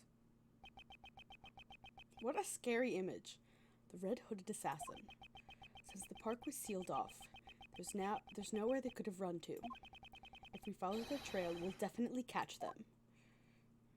The end of part 1? No.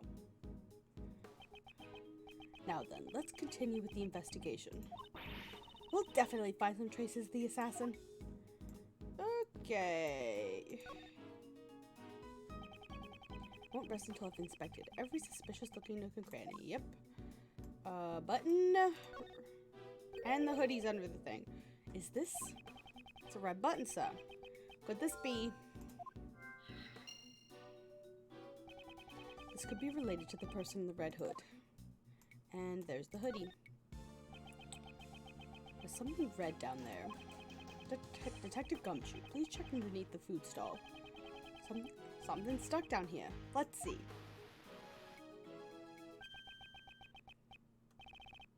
It's a red raincoat. Could this be? The assassins! It appears that he got rid of his raincoat before he ran away. Okay.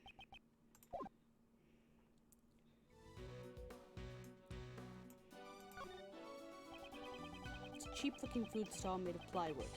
They're selling samurai dogs. Mr. Redgeworth, I've got $2, sir!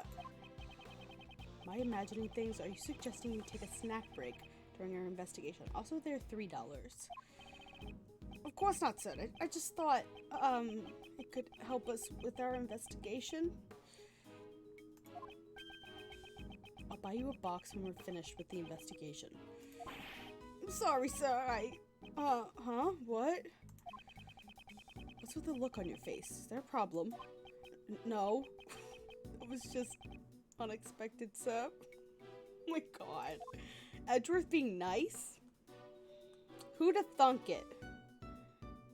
Okay, do I just need to logic some stuff together? Nope. What else?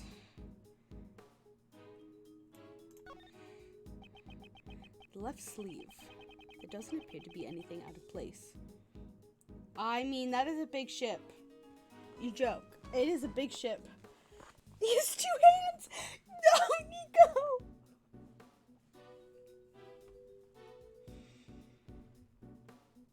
Oh my god, that...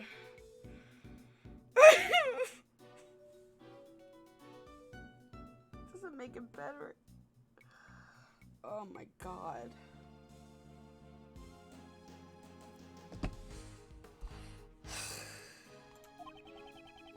Not turn inside out, and the button is still tightly in place.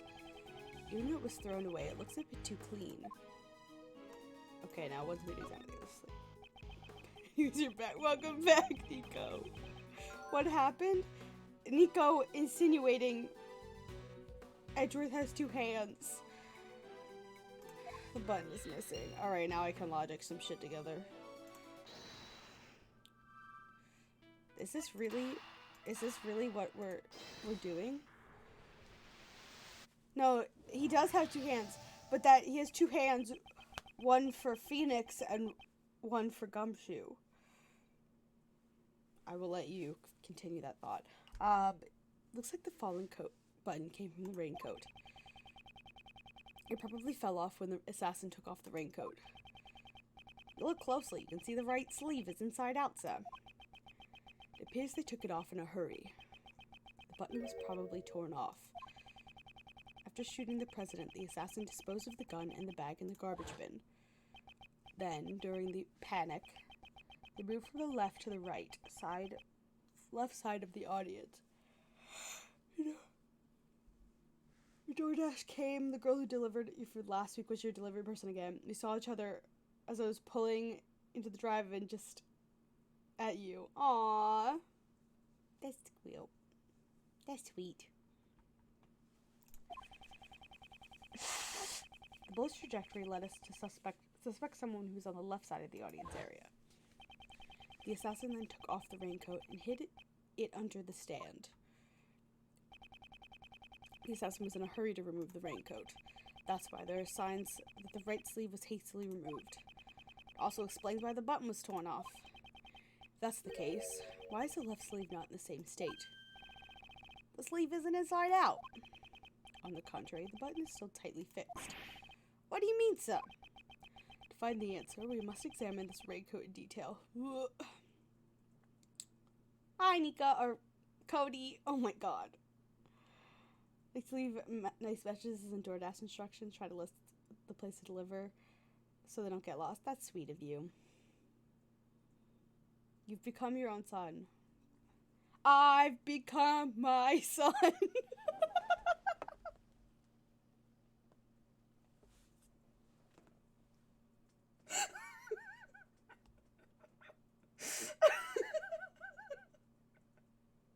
That came out before I could stop it. Anyway. Excuse me. Holy shit. I can feel him there. Let's get on it. Let's make that cover. The parody. We must examine the raincoat in detail. Oh, there's blood. Gross. Oh no, it's just a sleeve folded over. Oh no. I'm losing it, y'all. It's turned inside out. And you can see where the button's been torn off. Indeed, this raincoat must have been removed in a hurry. We are having a time. There is even no alcohol imbibed. I'd like to investigate the inside of this raincoat. Detective Gumshoe. Oh my god. That is the worst, Carly. If that is the thing about tea, is there is no instant gratification. You have to let it cool for like 30 minutes. I one time made myself tea right before, it was the morning of my final senior thesis presentation in college. I made myself a cup of this like lavender tea that's supposed to be like calming, and I put it in like a travel container, and I had it in the car, and I made it like 15 minutes before I had to leave the house, so it was like sitting. I had it in the car next to me in my console, and I'm driving, and I decide, oh, it's probably been long enough, I'm gonna have a sip of tea, and I open it, and then I hit a bump, and it splashes in my face, and it's scalding hot, and burnt like the top lip, and like, thank God it didn't welt up or anything, because I was like, I am gonna have to go in front of all these people with my face burnt and present. Your 3 mostly full bottles of red wine. Hell yeah, Cody. I'm drinking H2O tonight. Though I do have a bottle of vodka sitting next to me that I forgot to put away like 2 weeks ago. And just haven't. Oh, there is actually blood, okay. This is a blood stain. Judging by the location, it's most likely the assassin's own blood. So I'm looking for someone who's injured, sir. Not just any injury, detective. An injury on their left arm. But that's inside the coat. You have a scar on your left hand for microwaving ramen in a Pepsi cup? Oh, Nico. What do you mean, sir? The criminal was in a hurry to take off their coat. That's why the right sleeve is inside out. On the other hand, the left sleeve remains unchanged. How did this difference arise? Quite simply, the assassin couldn't get his arm through his left sleeve. If you think of it like that, it all starts to add up. Furthermore, a blood stain was found on the left side of the raincoat. Right, but inside... I see. Couldn't get his injured arm to fit through the sleeve. Oh, okay. I was 16 and living with Gina, who had no bowls. Okay.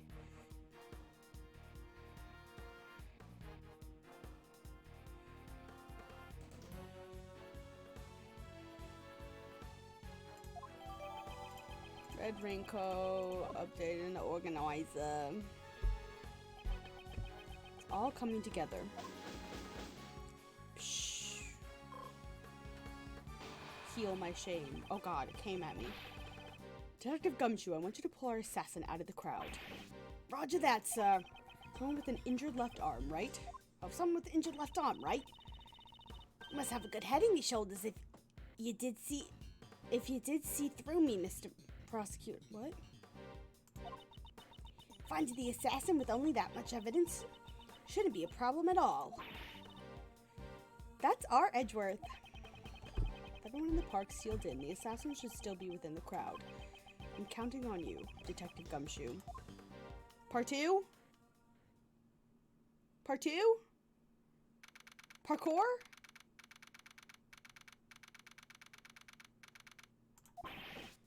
Mr. Edgeworth, we found a suspicious person in that condition, sir. That's gotta be the assassin. Okay, we haven't proven this person is the assassin yet. For now, this is just a person of interest. Don't jump to conclusions. Got it. I'll control myself. There's no doubt this is the guy who targeted the president, so. Takes a daring person to target someone's life in front of an audience. Detective, bring him here. Courteously. Yes, sir. Hey, you guys, bring him here. Oh my God. Not you. No. He's not carrying an umbrella, and his left arm is bandaged. You there, state your name. It's the killer. It's the killer.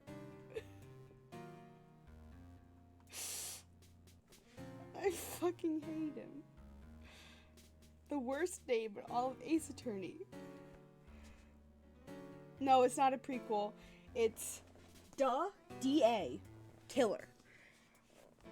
This takes place in between Trials and Tribulations and Apollo Justice, like in that span.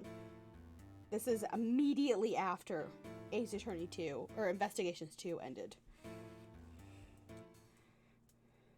Big boy, you want a little boy?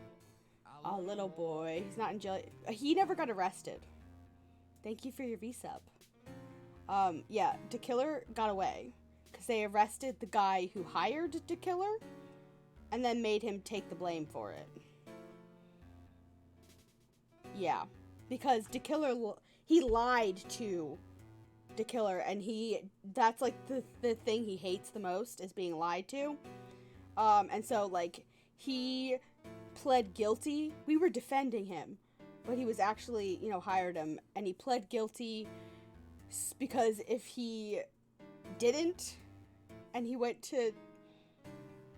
got free, he would be murdered by this man. This is the guy who kidnapped Maya that one time. One of many. Anyway, my name is John Doe. John Doe. That's an unusual name. That is correct. I don't know what to make his voice, so we're just doing that. He seems like a proper man. This man, have I seen him somewhere before? Edgeworth, you have. Prosecutor Edgeworth. You know my name. Yes, I've been observing your investigation. May I ask why you have called me here? We are searching for the assassin who attempted to murder the president. Do you recognize this red raincoat? I'm terribly sorry, but I'm afraid I do not. I believe that this raincoat belongs to the assassin. Oh my. Did that move? Oh, okay, he's just moving it. That is terrible indeed. This person should also have a severe injury on the left side of their body. Precisely like yours. Why was that your resub message? I don't know. Was that a glitch from Twitch? A Twitch glitch, if we will? I have no relation to this. A stare down. Mano a mano. It's like they're firing laser beams out of their eyes. So what happens next? Obviously a confrontation, pal. A battle of wits between two gentlemen. I thought that said generations. Should I hear his explanation? Sure, yeah. A witness might lie and misunderstand. If you find a contradiction in the statement, you present evidence, pal. Yeah. I know how this works. I've played a couple of them. If you don't find a contradiction, what do you do then? Those times you press the witness for more details. Uh-huh. Thank you so much. Alright, sir, could you give us a demonstration, please? Go, Mr. Prosecutor. I don't know why her voice keeps changing. It's terrible every time. You're America's best. It's hurting my throat.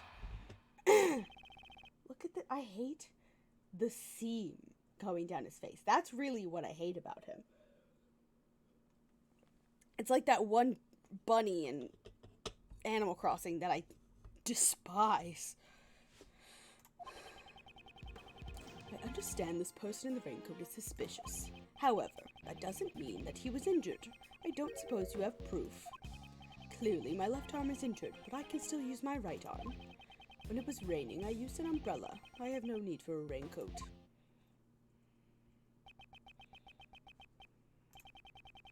That's what you claim. Hold on.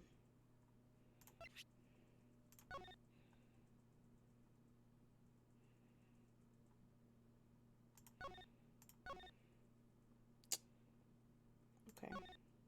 I wanted to see if I could see him in the crowd. But this is the only pink. I mean, it could be this, but, like, I can't tell who that is.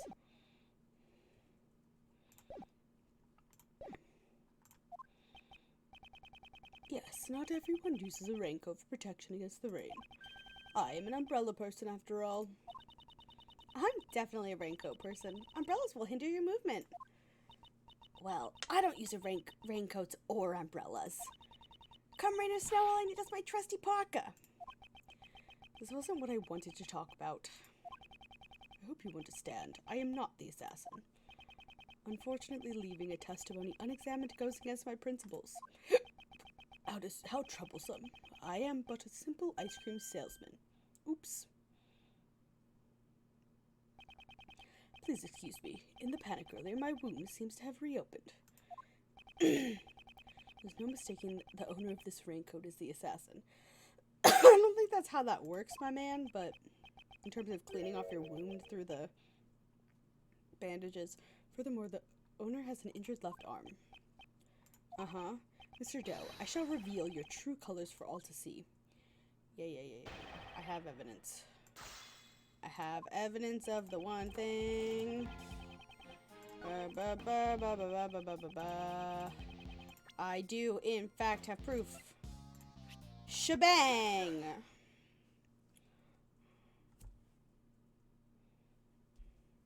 It would be. It's never the first person we interview. Mr. Doe, you seem to be a very cautious person. However, today seems to be different. Because you left this behind. You must be mistaken. That does not belong to me. Or perhaps you have evidence that proves otherwise? Mr. Doe, is your injury all right? The wound seems to have opened. Indeed it is. Quite troublesome. Yes, I'm sure it is. You have my deepest sympathies. After all, you would have escaped had your wounds not opened up. What do you mean? There is no mistaking that the one who wore this raincoat was injured, and I can prove that person was you. With this. The ice cream is sweating. On the inside of this raincoat, there's a small blood stain. The blood of the assassin. Oh. Oh, it landed so gently.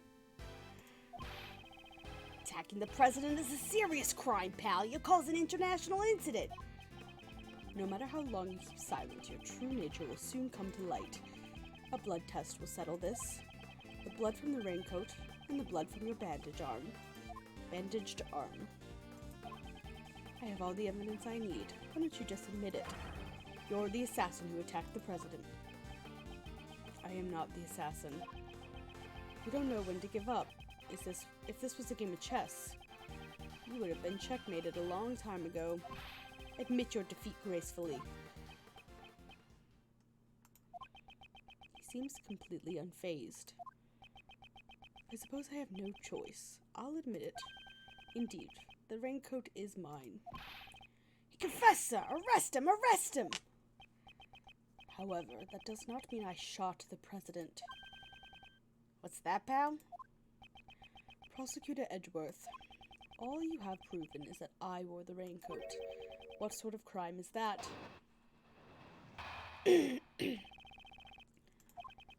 I am no assassin. I'm just a simple ice cream salesman. No, you're not. All I did was put on that red raincoat and listen to the president's speech. It surprised me to see the bodyguards take action just before the gunshots rang out. Just before?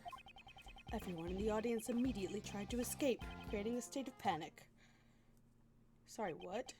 Are you satisfied with this time? His story's getting fishier by the minute. He's really suspicious. Glaring at me won't help. We've got evidence. Here, look at this guy in the red raincoat. That's gotta be the assassin.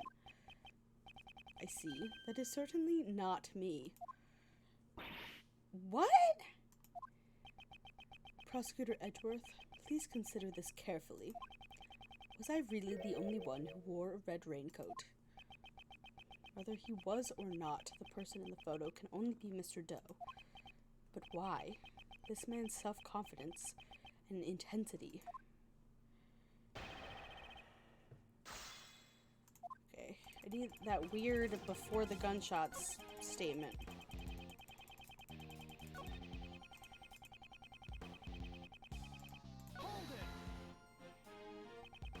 So the bodyguards reacted before the gunshots went off? Yes, the bodyguards moved first. The one on the left side of the stage, in particular. Saw it all quite clearly. I have good eyesight. Oh yeah, I think 2 days ago was the anniversary of Phoenix's disbarment. Yeah. Been 8 slutty years, or however long. 7 slutty years.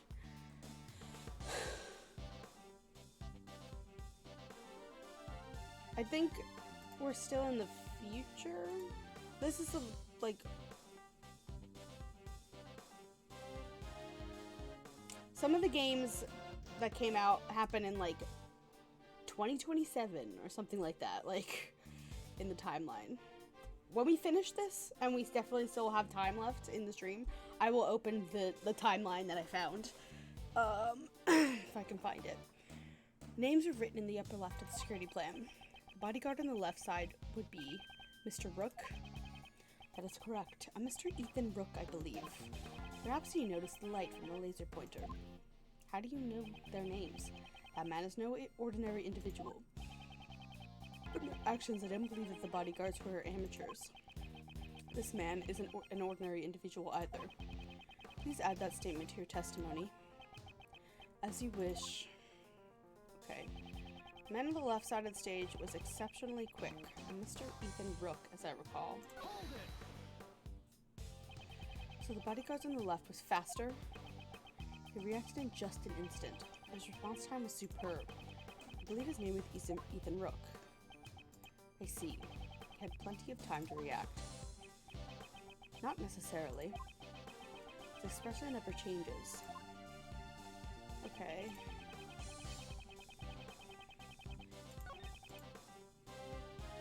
This is something I obviously have to present to. But what? Ow.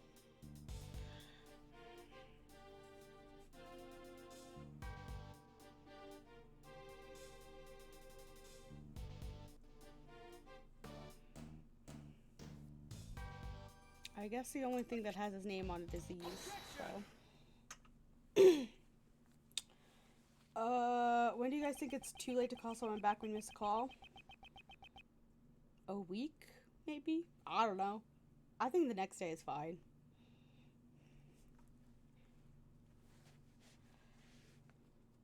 Time-wise? Yeah. Probably beyond 2 days. A week is pushing it.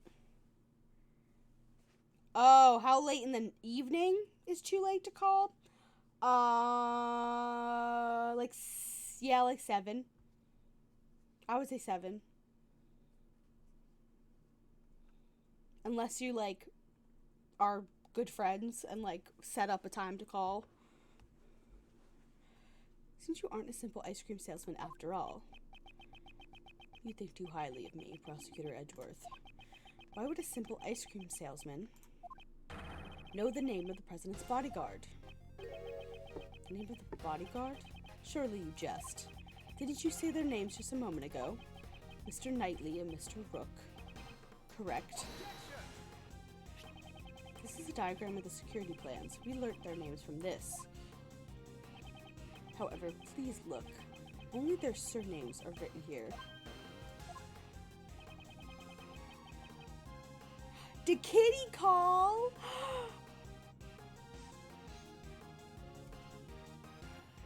Oh my god, I'm so excited for you.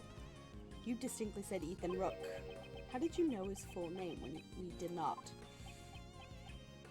We almost done with this chapter? I think so. That's pretty weird, sir. I'm sweating. Oh my god. It's so warm in here. I'm gonna have to, like, go change into shorts.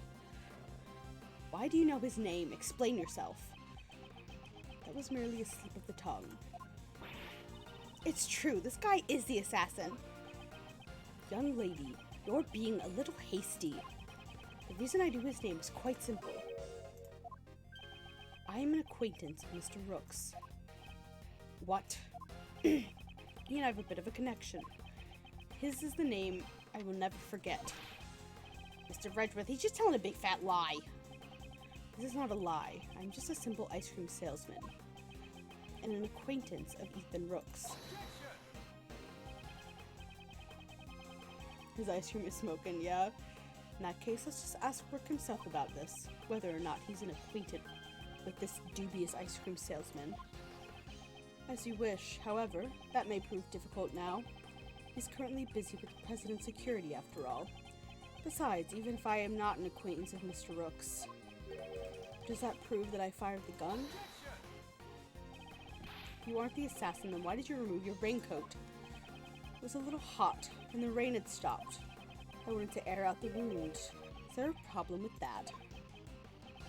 I just can't seem to corner him.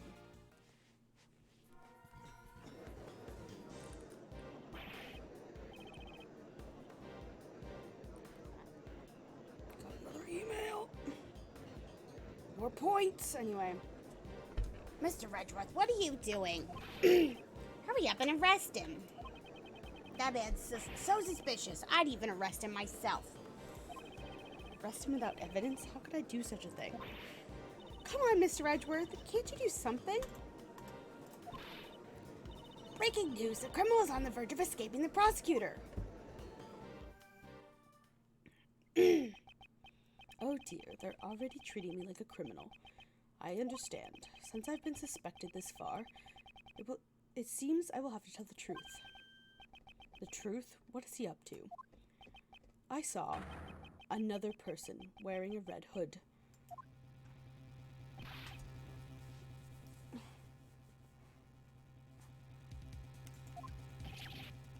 What?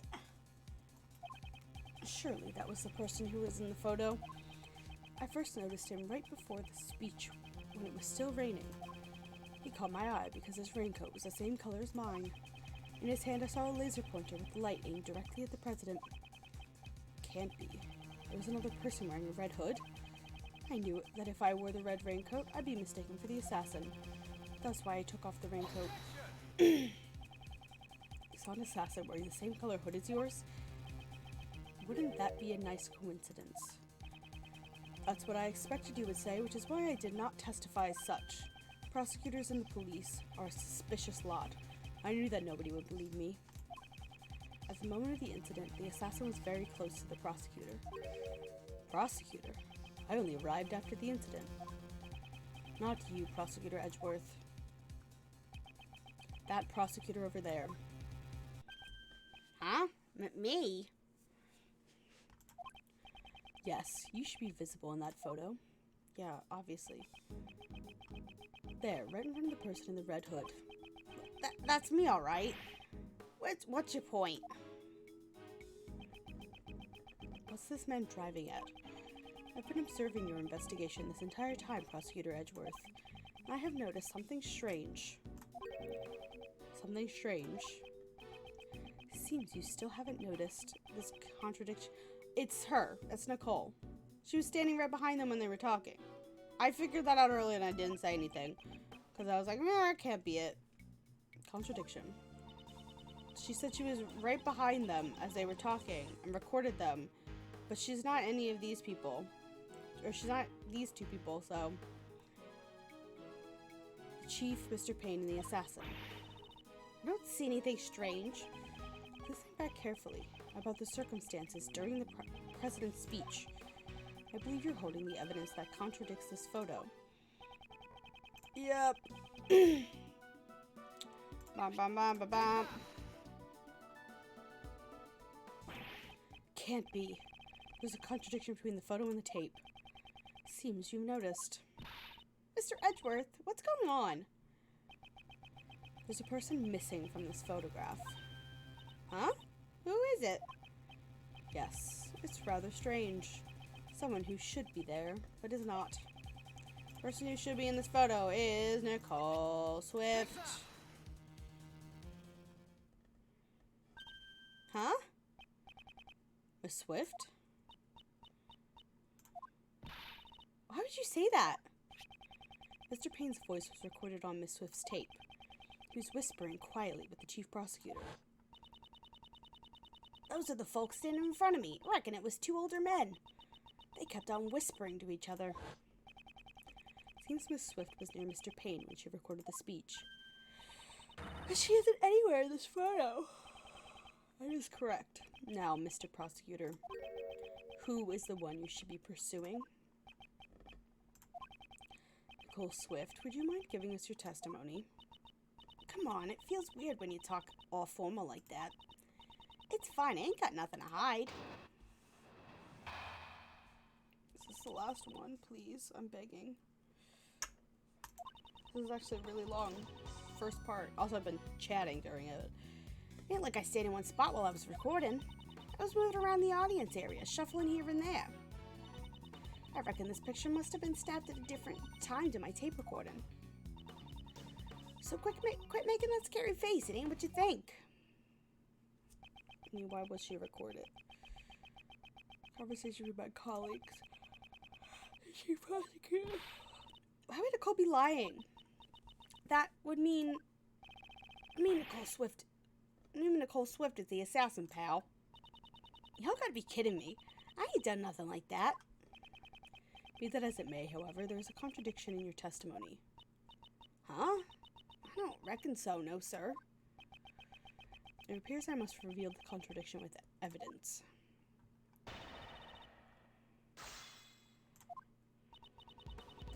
Like sitting in one spot while I was recording. I was moving around the audience area, shuffling here and there. I reckon this picture must have stopped at a different time to my tape recording.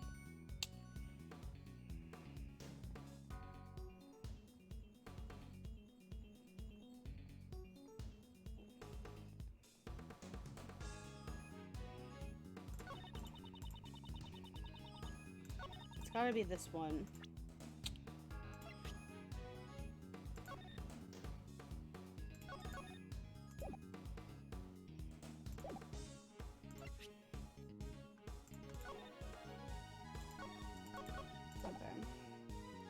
I think it's the recorder.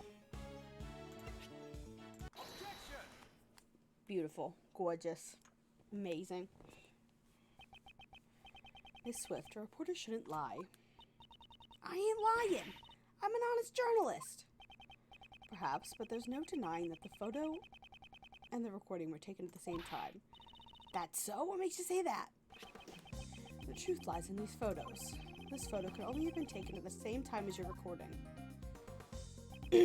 Which spot shows that this was taken at the same time? Oh God, I don't...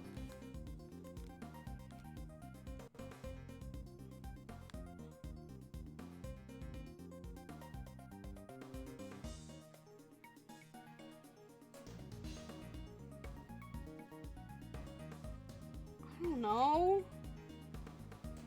I don't think it's that. Gotta be something with the president, right? It's either the guys whispering or the president.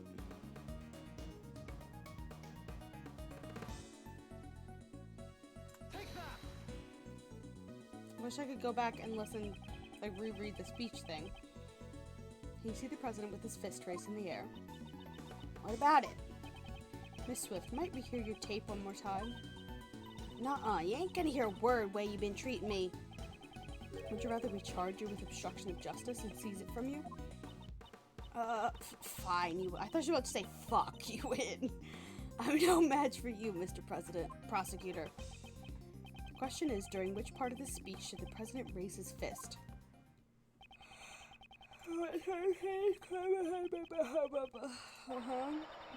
President raises his fist in the air. The atmosphere is boiling at a fever pitch. Aha! Raises his fist straight from the horse's mouth, sir. This tape was recorded at the moment the president raised his fist overhead. And that means Nicole not being in the photo is really strange. Oh, but she's in the photo. Right here. Ugh! So warm. I need this to be done so I can go put on shorts. Was you, Nicole Swift. You're the real assassin, aren't you, pal? That ain't so. I ain't never worn that red raincoat. This red raincoat in question belongs to...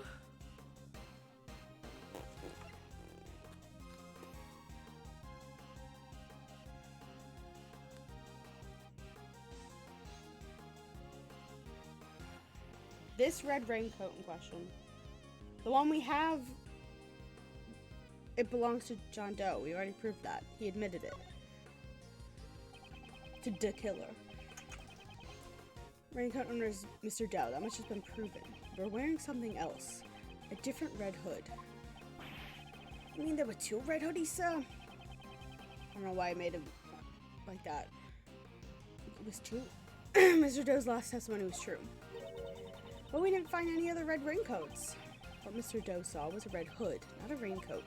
Miss Swift, what is it you told us earlier about your parka? Oh, you mean when I said I ain't worried about it getting all dirty? It's reversible, so what I gotta do is turn it inside out and... Ah! As I thought. Mr. Edgeworth, the inside of her parka is red. Indeed, and during the incident, she was using that side. Hey, pal, what's with the big idea? You're wrong. I've been wearing it like this the whole day. Well, then, will you allow me to examine your parka? What are you expecting to find? I know it was raining prior to the president's speech. I believe you said it earlier. Well, I don't use the raincoats or umbrellas. If I'm rain or snow, I use my trusty parka. You really didn't turn your parka inside out. And the inside should be dry. Hang on a minute. I ain't taking this heavy backpack and putting it back on again. Sorry, but can't we just do this another time? Think you can fool Mr. Edgeworth with that, pal? Alright then, pal. We're really wrong. If we're really wrong, prove it. Show us the inside of the parka. It wasn't me. I ain't no assassin. Miss Swift, if you want me to believe that, then you need to cooperate with us. Will you please tell us why you wore the red side of the parka? I'm sorry, Mr. Prosecutor. I have my reasons, honest. I'll tell y'all everything. Just quit bullying me.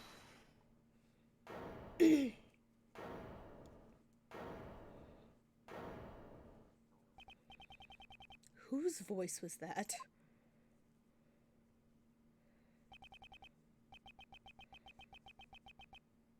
Hold on a sec. It's a little too early for the end game. Oh. God, what voice am I gonna give this man? Hey, you in the fancy suit. Haven't you been jumping the gun ever since your opening move? This man was in Kay's photo. Whoa, guess I should introduce myself. My name is... Oh, God. Oh, okay. Oh, wow. Oh, so cool. Horace Knightley, the president's bodyguard. Why are you wearing that stupid fucking thing around your neck? Second in command of his personal security unit. Watch it, pal. It's not a toy. Whoa, my badge. She just wants to come out and play. I can't seem to help it. Why do you have a gun if you're not a police officer? She's the lady of Shang Fa. Only the president's bodyguards are authorized to use it. Anyway, back to business. I got some news for you. There's good news and bad news. Which do you want to hear first? Makes no difference to me. Do as you wish. You sure? I'm giving you the first move. Alright, I got you. I'll start with my pawn. Seems you enjoy chess. You play too, Mr. Fancy Suit. it's Edgeworth, and I do have a fondness for chess. Is that so? Well then, Chessmaster Edgeworth, I'll start with good news. President's safe, not even a scratch on him. Really? That's great, pal. Does seem the young lady was not a murderer after all. Good for you, Nicole. But Whoa there, don't forget, this is still bad news. The president is safe because his bodyguards protected him. Actually, I had nothing to do with it. It was the leader who protected him. And at the cost of his own life. That would be the other bodyguard. Rook, was it? Yeah, that's right. Rook died to protect the president. What? Is that so? Rook is dead. What a shame. That means Nicole. Means the little lady killed him. My brother in arms.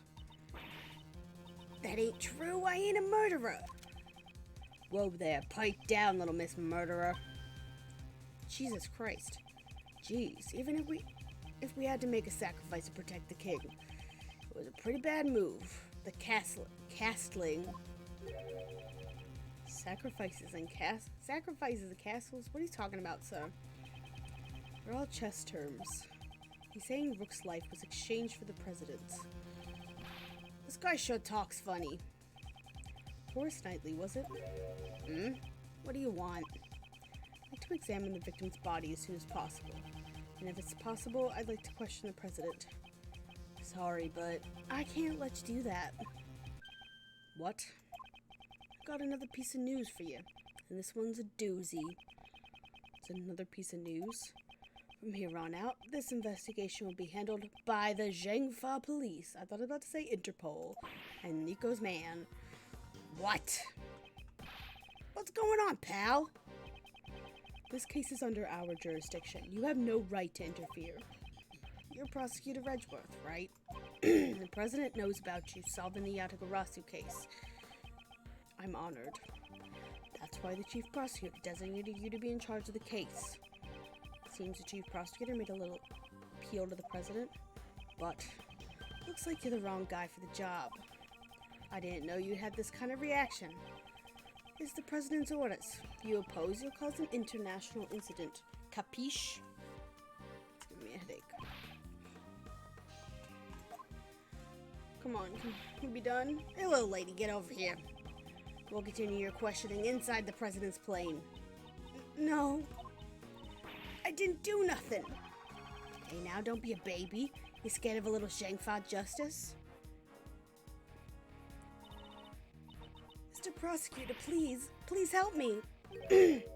Miss Swift? It's clear that Miss Swift was the person in the red hood.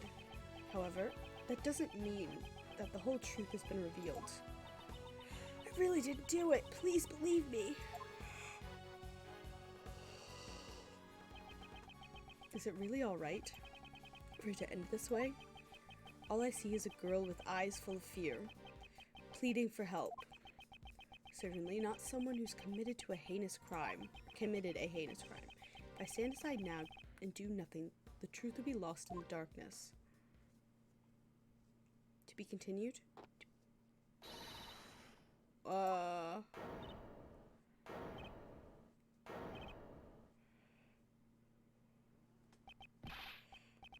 What the? You?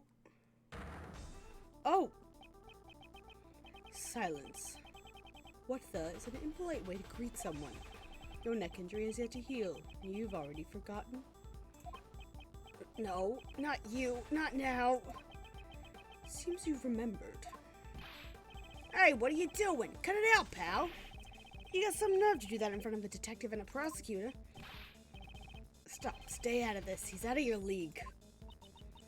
Mr. Doe, who on earth are you? I'm not merely a simple ice cream salesman. He's a professional assassin. His name is Shelly the Killer. I fucking hate him. I forgot his first name is Shelly. Shelly the Killer. There's no one in law enforcement who doesn't know the name the Killer. An assassin who will carry out any request without fail. He was once involved in a case I handled.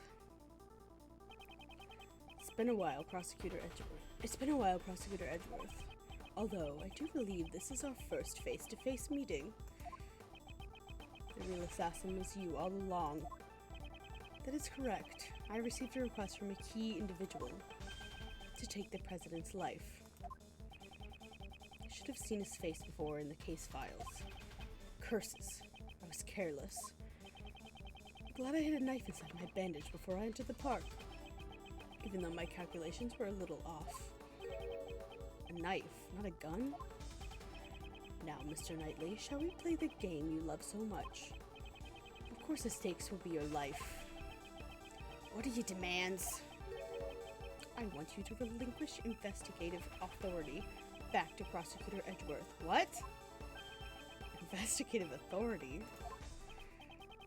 What are you playing at? Simply want you to allow Edgeworth to continue his investigation. Huh? Why do you want that? Rook is an opponent who is connected to me by fate. I would like to discover the truth about his death. When that man died, the investigative authority was transferred to you. I am simply asking you to give it back to this prosecutor. With your life at stake, this really isn't the time to be stubborn. Why, you're just using the investigation to get close to the president. And what if I am? Indeed, in order to continue the investigation, it is necessary that we enter the president's plane. Why would you enter it? As the leader of the president's bodyguard, I won't allow it. Oh, I thought you were only second in command. Now that Rook's gone, I'm in charge. I'm not sure you're as capable as Rook was. What are you saying? I'm totally the leader now.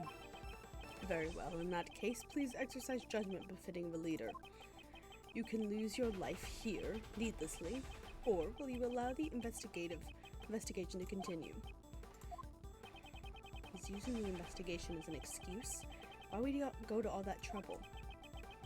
What is this man thinking? Yeah, there's no we. You're not entering that plane with me, Shelley the killer. Prosecutor Edgeworth, I trust you have no objections. Let us continue the investigation. Mr. Edgeworth, what should we do, sir? For now we have no choice but to accept his proposal. Or at least we'll be able to investigate. But listen well, detective. To be continued? I'll use the investigation to buy us time. Meanwhile, gather up all your men. Surround the president's plane so that he can't escape.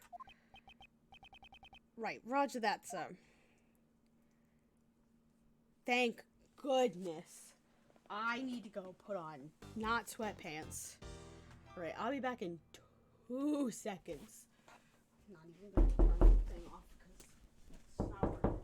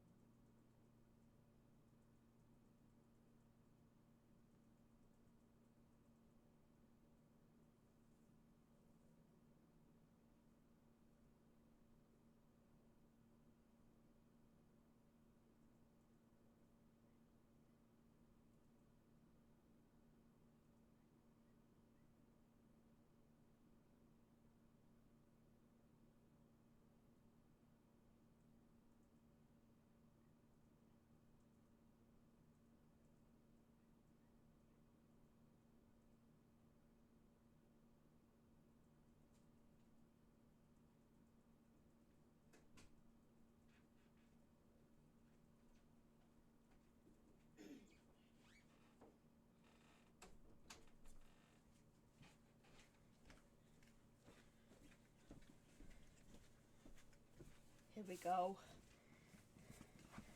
That's better. I don't feel like I'm dying.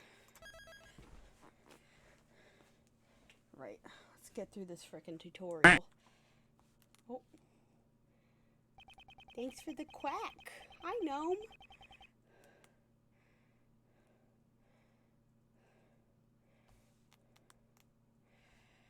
The The death of the bodyguard Ethan Rook and the arrival of Shelley DeKiller. A new development in this case has come to light. Under Knightley's direction, the door of the president's plane was opened. After the paramedics attended, Mr. Rook left. We set foot inside the plane, one by one.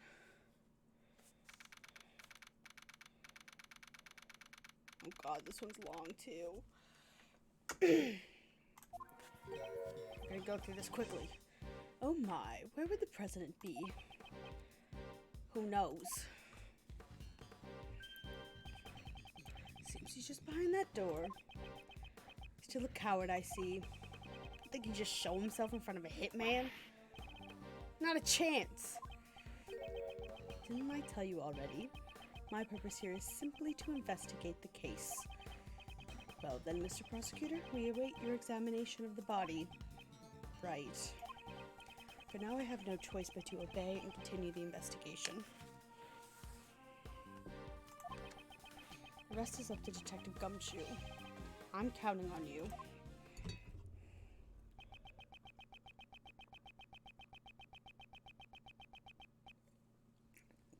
The attempted assassination of the bodyguard, or the president, became the murder of a bodyguard. Looks like you could use some help, Mr. Edgeworth. Well, I don't deny it, but... See, exactly. If that's the case, then it can't be helped. Leave it to the great thief, Kay Faraday. Right. So, are you saying you can solve this case? Nope. Said with such certainty. Instead, I'll stick to being your support. Right, let's get straight to the investigation. Alright, we need to buy time for the police to prepare. I need to draw out this investigation for as long as I can. I will not be doing that. I will be trying to finish it as fast as possible. 2 gas masks laying on the table, ready to protect against poisonous gas attacks. The president seems to be quite fearful of assassinations. This is the rumored gas mask. It's the first time seeing the real thing. Rumored among the great thieves? No, the Jammin' Ninja, the children's program. During Princess Viola's wedding ceremony, the poison-tongued ninja Simon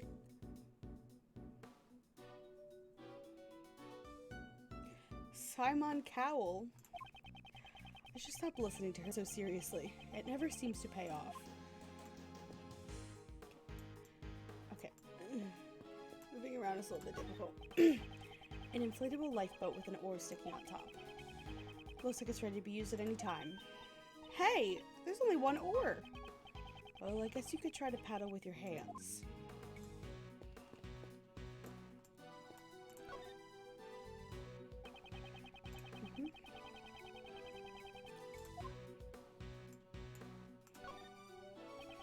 A strange decoration based off some strange animal is staring at me with its strange eyes. There's a lever on the statue. See, right there on its butt! That would be most unforgivable. I'm sorry, I didn't mean anything by it. That lever most likely operates the trap door underneath my feet. Then that hatch is actually a pitfall trap. You understand. Yeah, the villain in the Jammin' Ninja show was Simon Cowell.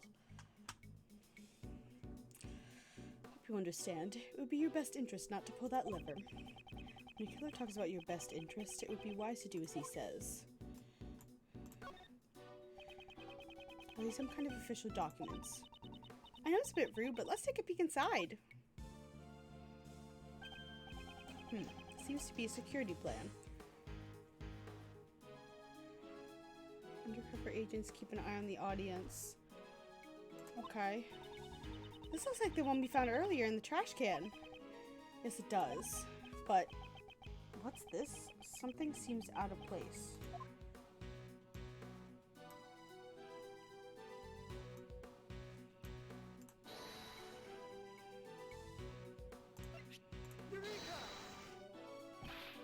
I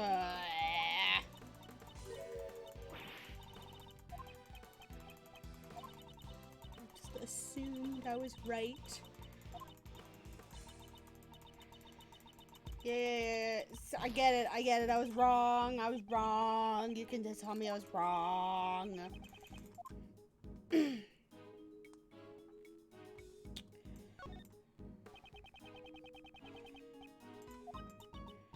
This seems to be a security plan document. If so, we obtained something like this earlier. Yes. Something about is different than this one. Could it be? Perhaps I should try deducing. I did, and you said I was crazy. That this is different.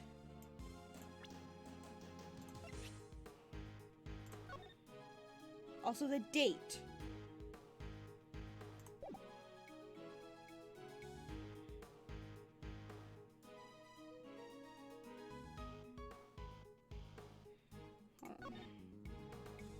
Oh wait, the position's changed. Alright, maybe it's that.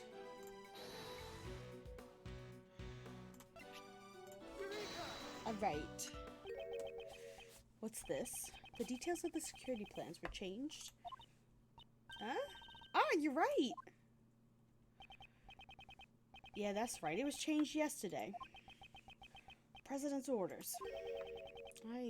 Everybody has a New York accent in this case. Really bad New York accent. Why the sudden change?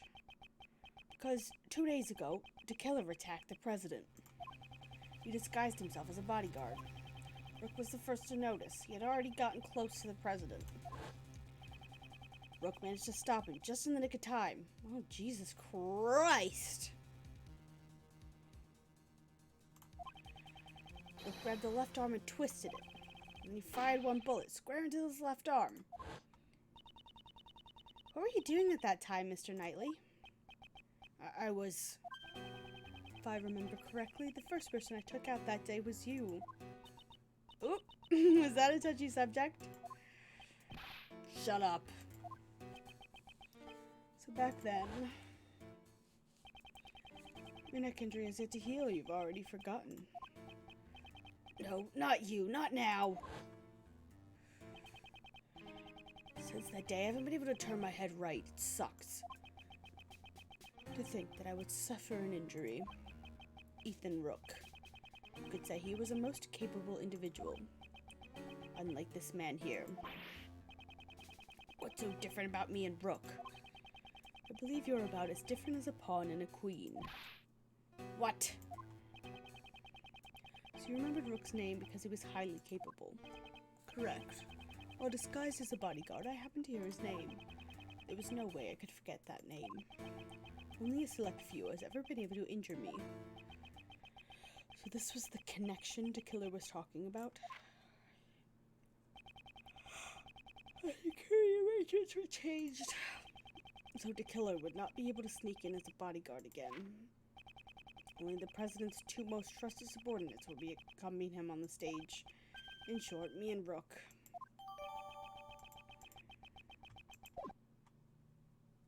It appears your positions were also changed. That's true! He's now on the right side. Because I can't turn my head to the right. My position got changed to the president's left side. In other words, I was relocated to the right side of the stage. Okay.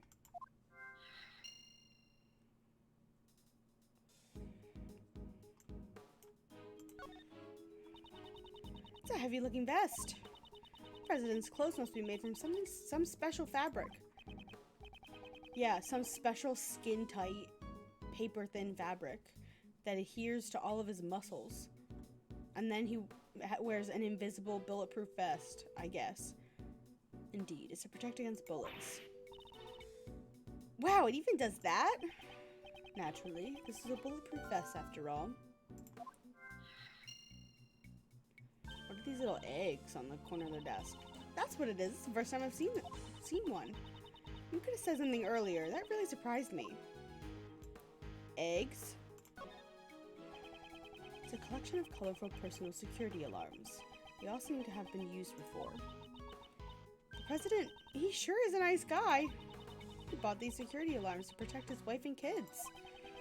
Why would he leave them all here? It's obvious that they're for his own personal use. Objection. A single person can't carry that many security alarms. Because a person only has 2 hands. That objection is worth 0 points. Okay. I think that's everything here. Can I logic some things together?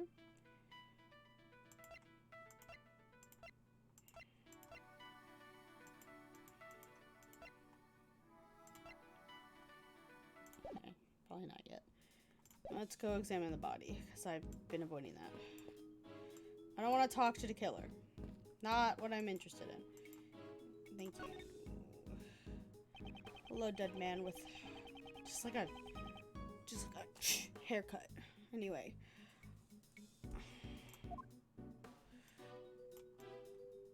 Okay. This is nothing? Alright. Bullet. The bullet pierced his body just below his armpit. Into the vest. Unfortunately, it was hit in an area his bulletproof vest didn't cover. Really seems like a well-aimed shot. Cause of death was most likely blood loss. The bleeding has stopped. Okay. Paramedics were called to treat Mr. Rook, right? I'm afraid they didn't make it in time. There's a bulletproof attaché case. The two bodyguards used to protect themselves from bullets. Can be seen in case photo. That's what that is? What the fuck? We both had one. Alright. Fucking weird, but okay. I thought it was just a shield. That's the scene I stole on film. You didn't do anything illegal in taking this. Anywhere, anytime. I'm always in the mood to steal. You just want to use the word steal, didn't you? Have I been caught?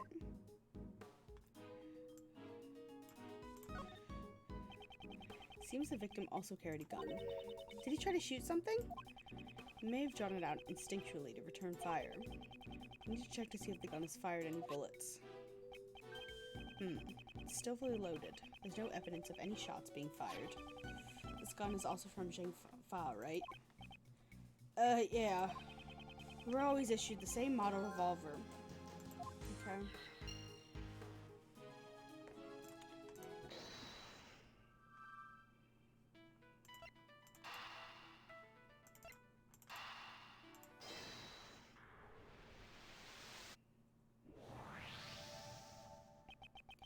Two bullets were fired. We know that from the number of gunshots. One hit the steel samurai balloon, and the other took Rook's life. But didn't a bullet also hit the president's bulletproof vest? Right. Doesn't match up with the number of shots. However, there is one way to solve this. One way? Yeah, I questioned the revolver earlier too. That they put a sight on a revolver. The bullet that stole Rook's life pierced through his body and then hit the vest. The worst gun to use regarding someone. Yeah, exactly. In other words, Rook and the president were hit by the same bullet. I see. That's right. It'd be dangerous if he hadn't worn that bulletproof vest. Is the president alright? Even while wearing a bulletproof vest, you can still get injured. Yeah, the bullet's impact can still fracture your bones. But don't worry, he's fine. The president's trained himself like no other. Maybe the president didn't even need a bulletproof vest. I think that might be pushing it. I'd like to examine the bullet. There's a chance there may still be ballistic markings.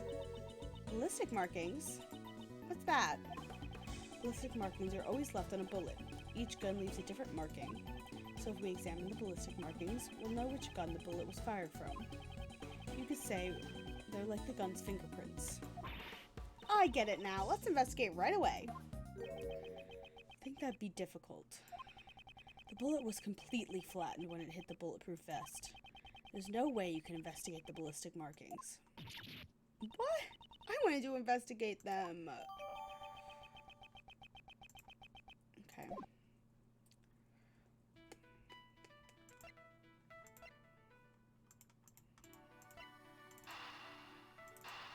These are the same gun.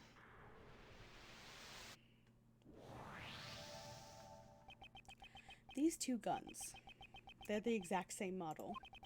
These guns came from Zheng Fa. Assassin's revolver data updated in the organizer.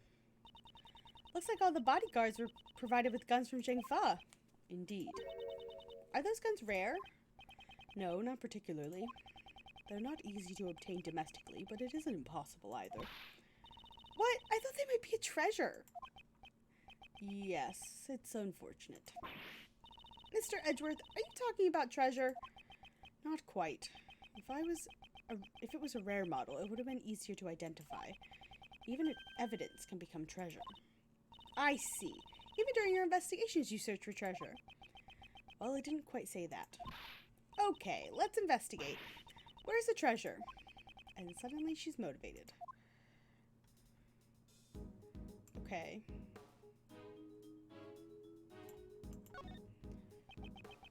The victim is Ethan Rook. He was the president's bodyguard. After hearing the gunshots, he immediately evacuated the president into the plane. He gave up his life to fulfill his duties. Does this mean he'll receive a posthumous promotion? Okay, there's no need for forced comments. How did you know? Bodyguards don't follow that promotion system. Okay. I don't think I have anything else to logic together.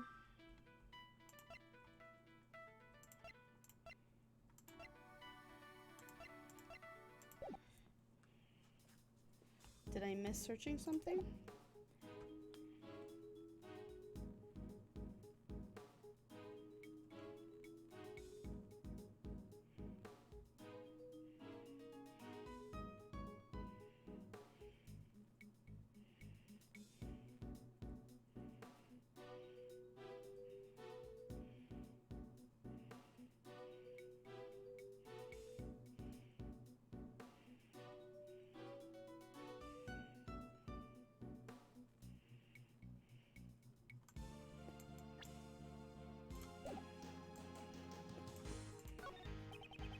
The president's just beyond this door. This door? I'm getting a sense it's challenging me. Okay, there's no reason to feel challenged by a door.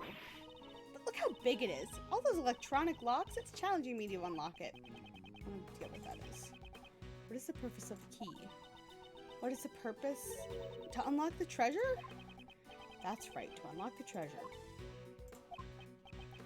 Was that the right answer? The internal and external views of the plane are being monitored by these monitors.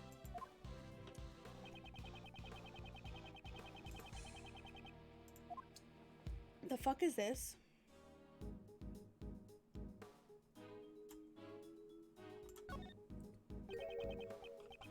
What's this thing?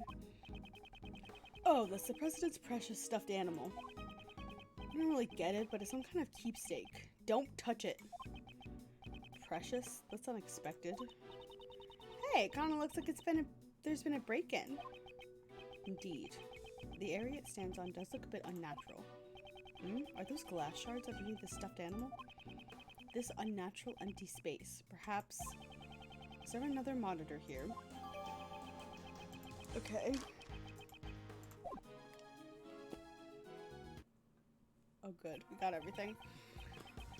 Now that I've grown weary of this investigation. Still no sign of Detective Gumshoe. Mr. Prosecutor, have you uncovered the truth yet? No, not yet. I see.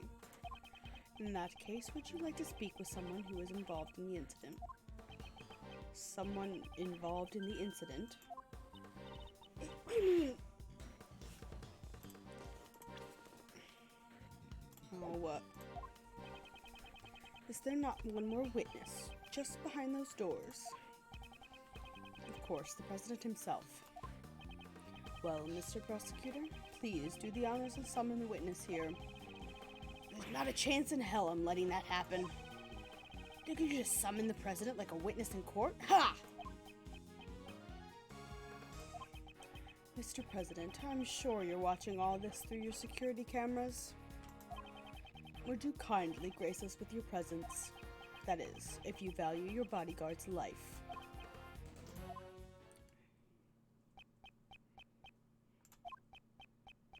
Guess he doesn't.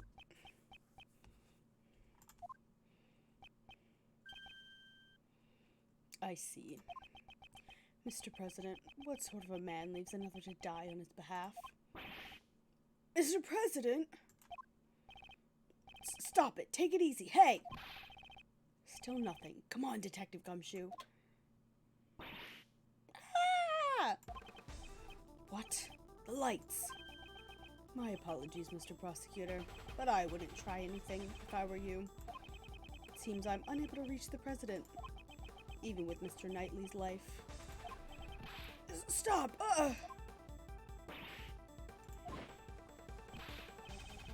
Okay, to killer you. However, I have already seen the truth. Where is he? Oof. I leave the rest in your hands, Mr. Prosecutor. And there he go. Goodbye. Mr. Edgeworth. Oh, Mr. Edgeworth. Detective Gumshoe? Mr. Edgeworth, sir! Oh, God. Look at him in the crowd. He's the only one, too. He got knocked over. Oh, the guy stole the raft. Fun fact from Wayner's 420 stream. Yesterday, the stream was 4 hours and 20 minutes. Very good. 10 out of 10. I expect nothing less from Wayne. Did I pass out? Mr. Edgeworth, thank goodness he's safe. Mr. Edgeworth, are you okay? Okay, what about you? I just woke up myself. My head's throbbing a bit, but it's no big deal. Detective, what happened to the killer? Miss Swift came running out of the plane. Should have the killer made a run for it, but we were too late, sir. We heard from that bodyguard that the emergency lifeboat over there had been stolen. It's probably at the other side of the lake by now, sir. You seal off the park. The police were all called back to surround the plane. Right now, there's no one guarding the opposite shore. That means he succeeded in giving us the slip. Sure seems that way, sir.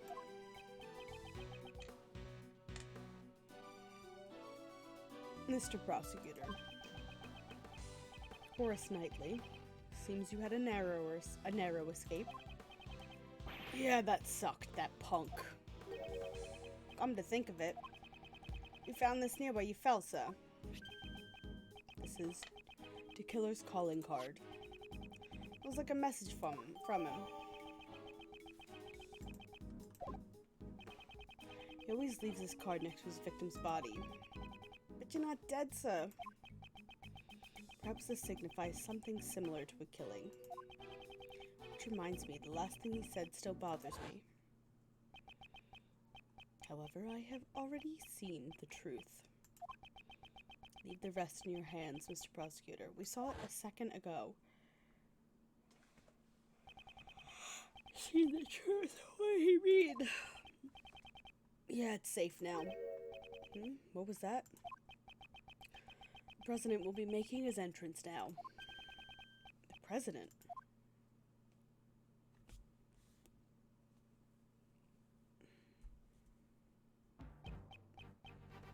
God, look at this man.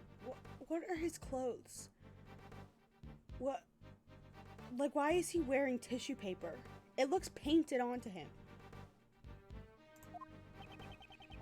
This man is the president of Zhengfa, Dijun Huang.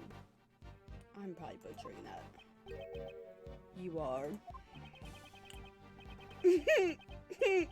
Yeah. It is my honor to meet you. My name is Miles Edgeworth. I'm a prosecutor. I am Dijun Huang. I have heard of your deeds. You saved my country from a great crisis. Is he referring to the Yatagarasu case? I was simply solving a murder, nothing more. Such modesty. I have been observing your investigation.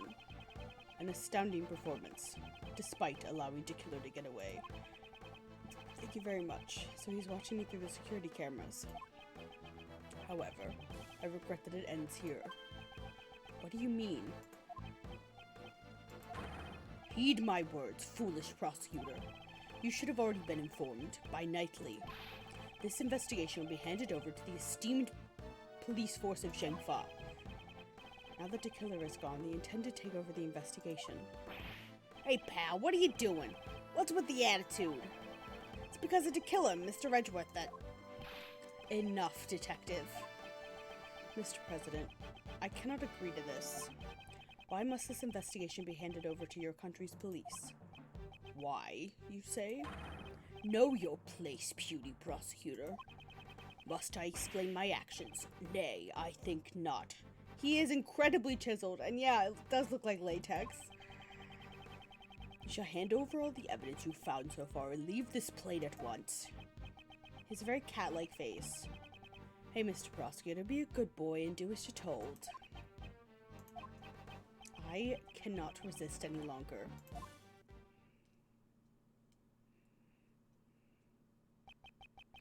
All the evidence handed over to Knightley. Is our organizer empty? Why won't he allow me to investigate this case any further? Oh my god, it is! Now then, would you kindly take your leave? Knightley, place the suspect under firm restraint. I'm on it, Mr. President. An attempt on my life, the murder of my subordinate, such evil, such sin. I didn't kill nobody. I swear. Shut your trap, lady. You dare question me, you dare stain this world with deceit. Should we pardon this sin? Nay, absolutely not. It is most unforgivable. My reasons being... There's no mistake. The president is hiding something. If I turn back now, the truth will be lost forever. Mr. Edgeworth. Mr. Edgeworth, is there nothing you can do?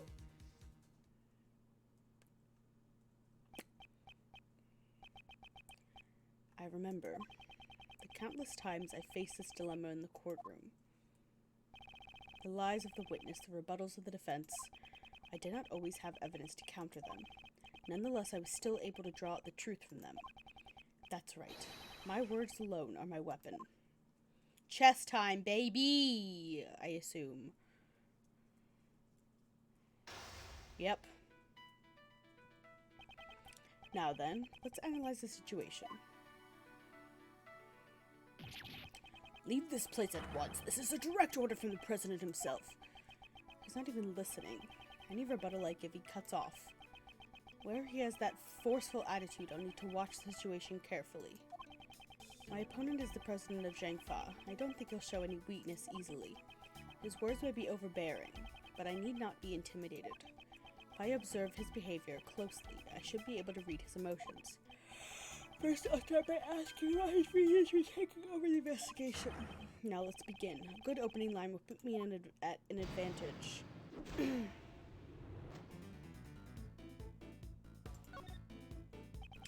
Please, allow me to confirm something about the investigation. Nay, I don't recall granting you permission to speak.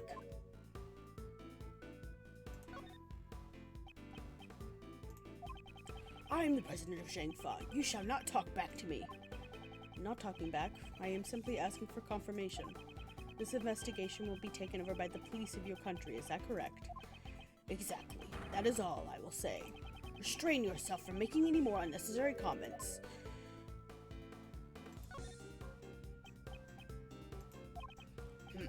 That's enough.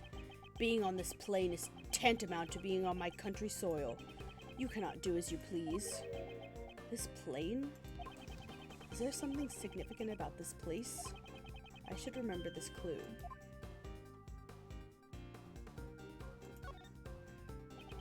I'd like you to explain your reasons for depriving us of our right to investigate. Impudent fools, hold your tongue!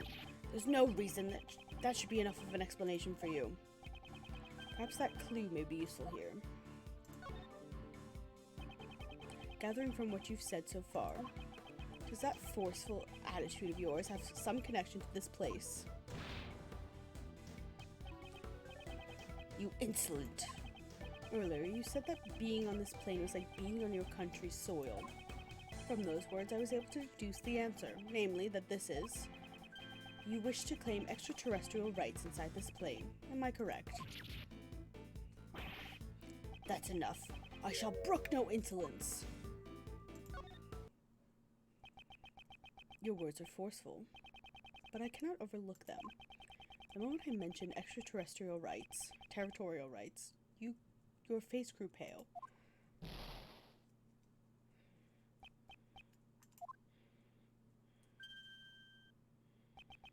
In light of your brazen courage, I shall grant you an answer. That's right, I'm claiming extraterritorial rights inside this plane. However, what does that change? You are still powerless. There is nothing you can do about it. I see. Under international law, the plane would be considered part of Zhengfa. How convenient. If he wishes to stake his claim, then I shall question its validity. Next move will decide the outcome. He may be the president, but there is a hole in his logic. Let me break it wide open. I challenge the validity of your claim to extraterritorial rights. Do you truly understand what it is you're saying? Of course, and I stand by it. You dare doubt my words. You have no shame. What would I be ashamed of? Haven't you realized it yet? I have cornered you. Nonsense. You're just wasting my time with pointless chatter. Oh, God. Observe his behavior closely. It should be able to read his emotions. Okay.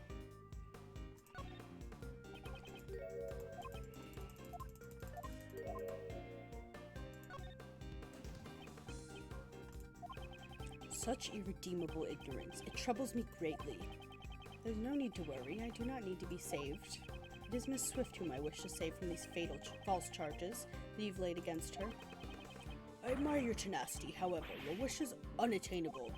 The extraterritoriality laws are unshakable. This plane is Zhengfa territory. I don't have enough clues to proceed with this line of questioning. I should try another line of attack. Okay. Permit me to say this. Don't you feel that your actions are too forceful? Who asked for your opinion? All you need to do is obey. Forceful is the wrong word. It is authority, leadership. So you arrested Miss Swift because you felt you had the authority to do so. Yes, that girl is a criminal. There is no room for dispute.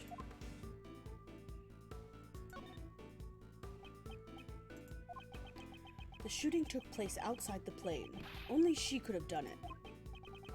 That's it. The shooting occurred outside the plane. This could be a very important clue.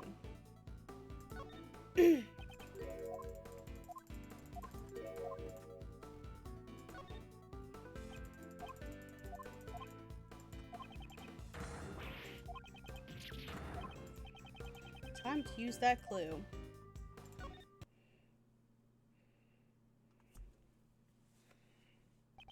Indeed, I do not question your extraterritorial rights inside the plane.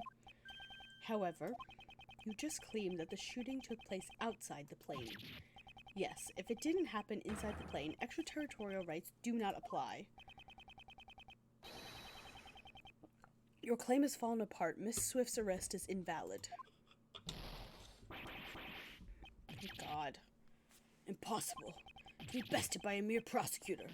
I am the president! Jesus. Checkmate, Mr. President.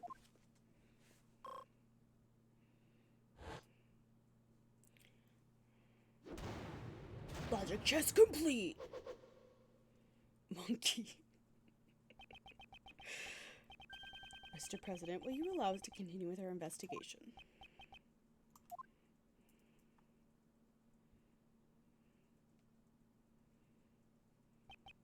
I yield. I will allow it. My heart is generous. My heart is tolerant and merciful. Therefore, as such, certainly, thus we shall... It is our duty for a most noble cause. Gentlemen, now it is the time. I, the president of Zhengfa, for the sake of the investigation. Okay, shut up, dude. This guy sure likes beating around the bush. Every time I see him. Yeah, fair enough, Carly. He is very strange looking. Knightley, we have received the president's permission. Could you return our evidence? Here. Haley returned all the evidence. You did it, Mr. Edgeworth! Indeed. Now we can resume the investigation. It's funny how happy you are just because I gave you your precious pieces back. Now let's see how well you use them. Pay attention then. Here's my next move. Mr. President, may I make one more request of you? Would you please testify about the moment of the incident? Testify? Hey, hold on a sec. That's your next move? Isn't that sort of thing you leave to the courts? Naturally, it's a courtroom procedure. However, I'd still like to hear what he has to say. If he refuses to cooperate with the investigation, he will have to give a clear reason. Is there something wrong? Oh, I don't know if you just heard both my wrists crack. Knightley, stand down. I shall grant the honorable prosecutor's request. I thank you for your cooperation. The way he's just like flip-flopped with his adjectives. Now heed my words. It's really the elf ears that like make it all like extra wonky. Cause like he kind of looks like what's his face, the original Steel Samurai. Like he's got that like lion quality, but it's like he's got like these like whisker holes and then the elf ears. Also, such a stern brow. Where was I? The incident occurred? Ah, yes, the stage. 12. Ganon vibes. Yes, he does have Ganon vibes. Then, Rook and Knightley appeared and stooped in front of me. It's like budget Ganon. After that, I heard a gunshot and a red balloon bursting. And so, these two attempted to escort me into the plane. But then, the second gunshot. The bullet pierced through Rook's body and struck my bulletproof vest. Put him in the Ganon outfit. Speaking of, I won't be able to kill him. What do you mean? Titty out. If that's the case, then the president's a victim too, right? It was an assassination attempt. Mr. Rook just happened to get caught up in it, unfortunately. Oh, you can't kill him because his titty be out. Understandable. It's valid. But isn't it strange? Why would the victim want to interrupt the investigation? Of course, if this becomes public, it would cause problems. I see. There's still some deep dark secret in this case, behind this case, right? Certainly the president, and perhaps Knightley too, know of this secret. Without fail, I shall reveal it for all to see. Okay. Where is this man lying? Something about the balloon, maybe?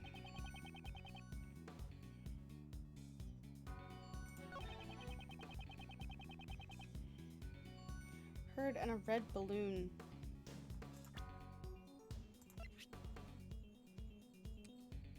I mean, I guess.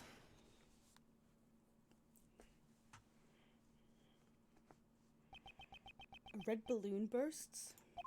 I'm afraid that's not the case. What? Please have a look at this piece of evidence.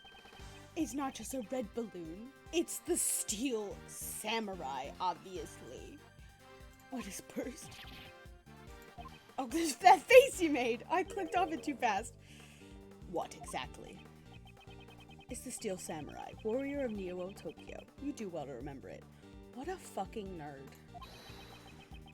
If you wish to win the support of this nation's people. And don't forget the rival show, the Gem and Ninja. The balloon was ruptured by the bullet. It was no ordinary red balloon. It was a Steel Samurai balloon. Nerd! But according to the plans, there should have been 2 red balloons. It says so right in the security plan. Certainly looks like there are only 2 round balloons drawn here. Was it saying round the whole time instead of red? No, he's been saying red. I'm not that dumb. Knightley, what is the meaning of this? Explain it once. Yes, sir. That Steel Samurai balloon was a last-minute replacement. Replacement? That's what we were told. Seems that information didn't make it to the president. We ran into a little trouble during setup last night. One of the balloons that we had prepared burst. So you scrambled to find a replacement? Exactly. We just happened to run into a guy manning a stand in the park. He said he'd lend us the Steel Samurai balloon. He was kind of a poser. Is it butts? A stand, a Steel Samurai balloon, and a poser? We pumped air into its red samurai pants and created a makeshift balloon. So the Steel Samurai looked just like an ordinary red balloon. Is that what you mean? Knightley, why was I not informed of this? Sir, I'm terribly sorry. I didn't think it was important enough to report. Couldn't you tell by just looking at it? I did not notice it. So you mistook the Steel Samurai's pants for an ordinary balloon. Was there a reason why you made that mistake? Oh. What now? A moment, please. I just remembered now. I could not see the balloon very well. You couldn't see it? Exactly. At the time, the wind was strong. The flags on the stage were fluttering wildly, and they obstructed my view. The flags? Do not see the flags that were set up on both sides of the stage. Due to the strong winds, they were waving about just like this. So a strong wind was blown around at the time of the incident. That can't happen. No, that can't be correct. Flags were fluttering wildly. Is there a problem with that? Yes, there is. President Huang, you have my gratitude. Your testimonies helped uncover a new contradiction. A contradiction, you say? Yes, one that turns the very foundation of this case on its head. During my investigation, there was no wind at the crime scene, so the flags remained still. However, the flags were actually fluttering in the strong wind. This completely changes the meaning of that piece of evidence. Which evidence contradicts? Chang.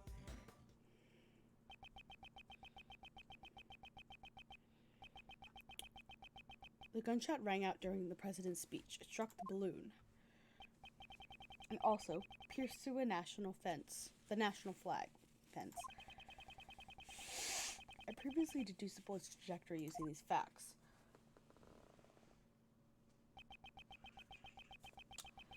The assassin fired the bullet from the left side of the audience area. However, if the flags were fluttering about like so, my reasoning changes. Since the flag's positioning has changed. Correct. The bullet's trajectory must also change. And if we trace the trajectory of the bullet, we can tell who fired the shot. But, Mr. Edgeworth, that person is... Indeed, I don't understand why. However, it can be none other than him. Obviously. This asshole. The person who shot the balloon was none other than you, Horace Knightley. What? Connect the bullet holes in the balloon and the flag, and the line points to you. Okay. That guy's one of the president's bodyguards. Why would he have shot the Steel Samurai's balloon, sir? Preposterous. I agree with the detective. There's no reason. Are you saying Knightley, who saved my life on numerous occasions, is an assassin? Prosecutor Edgeworth, I've had it up to here with you. My job is to protect the president. Knightley, control yourself. Sorry, sir. Prosecutor, indeed, the wind was strong during my speech. However, the wind's strength can change very quickly. Evidence. Show us evidence the flag was flying at the moment of the gunshot. The gunshot occurred at the moment the president raised his fist to the sky. Evidence shows it is. Probably the photo.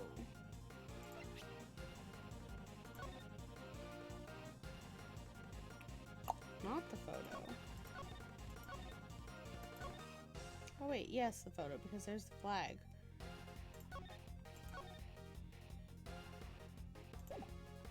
Unless it's this.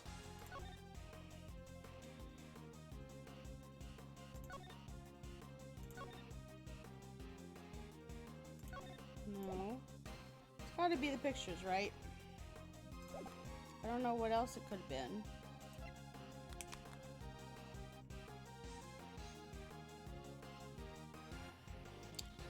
Yeah, it literally doesn't make sense to be anything else.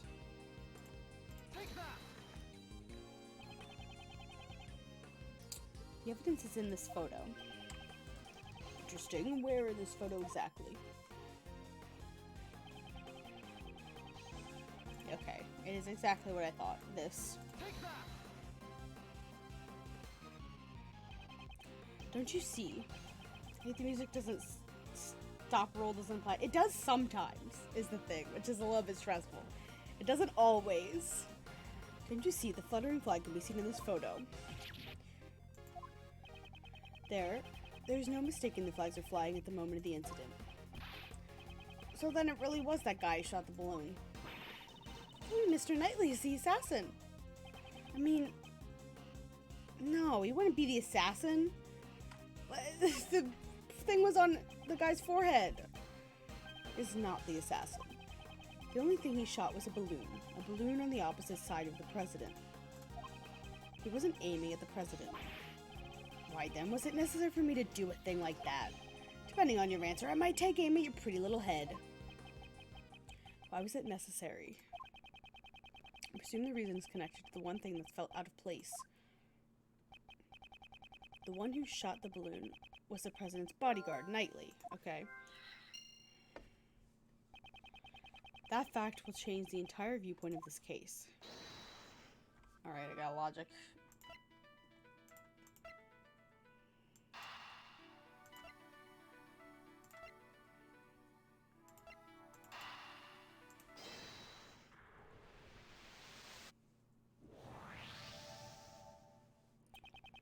Why was Knightley's position changed? I was a kid, had my head to the right. My positions got changed to the president's left side. In other words, I was relocated to the right side of the stage. Was that really the only reason? If the plans had not changed, and Knightley remained on the left side of the stage, Knightley can't turn his head to the right. Would he have been able to aim at the balloon on the left side of the stage?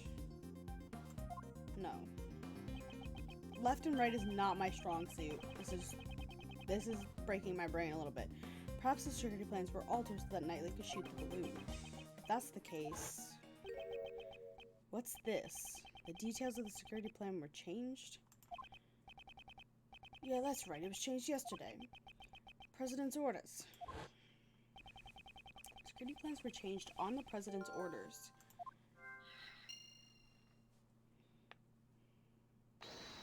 Right.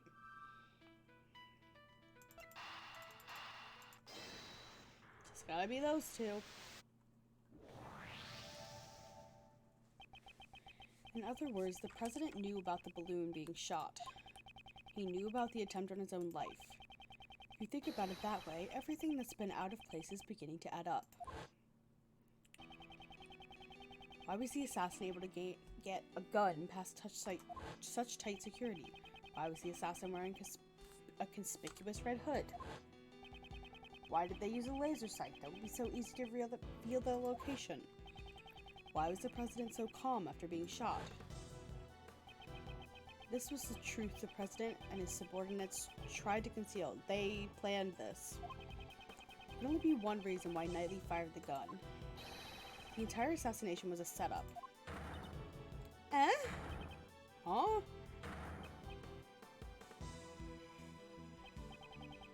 How dare you? How do you seriously understand? Do you seriously understand what you're implying with this?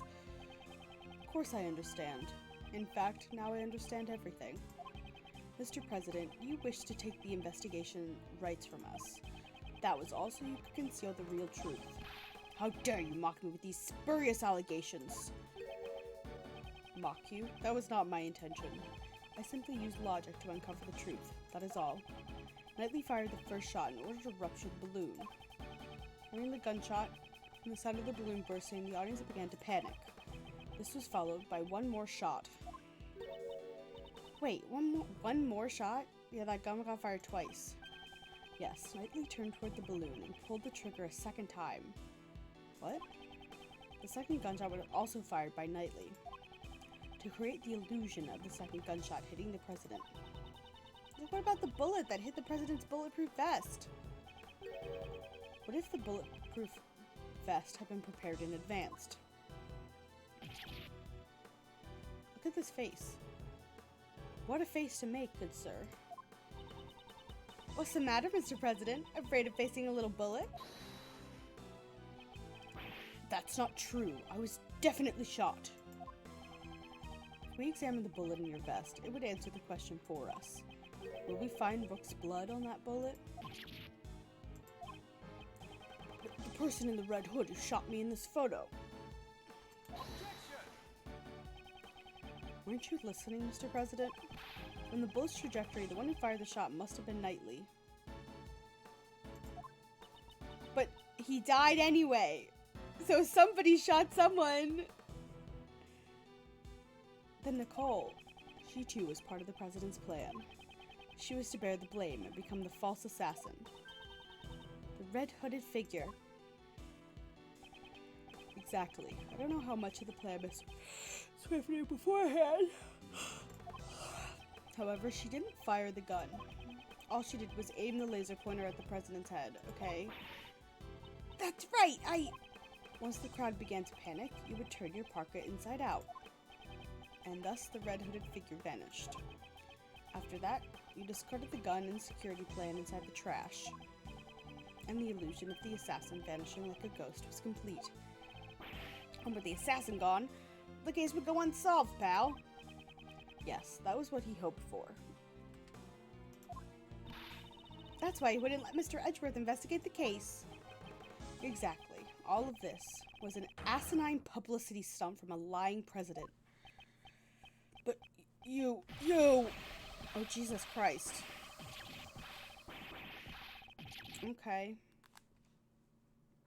A presidential temper tantrum. Oh!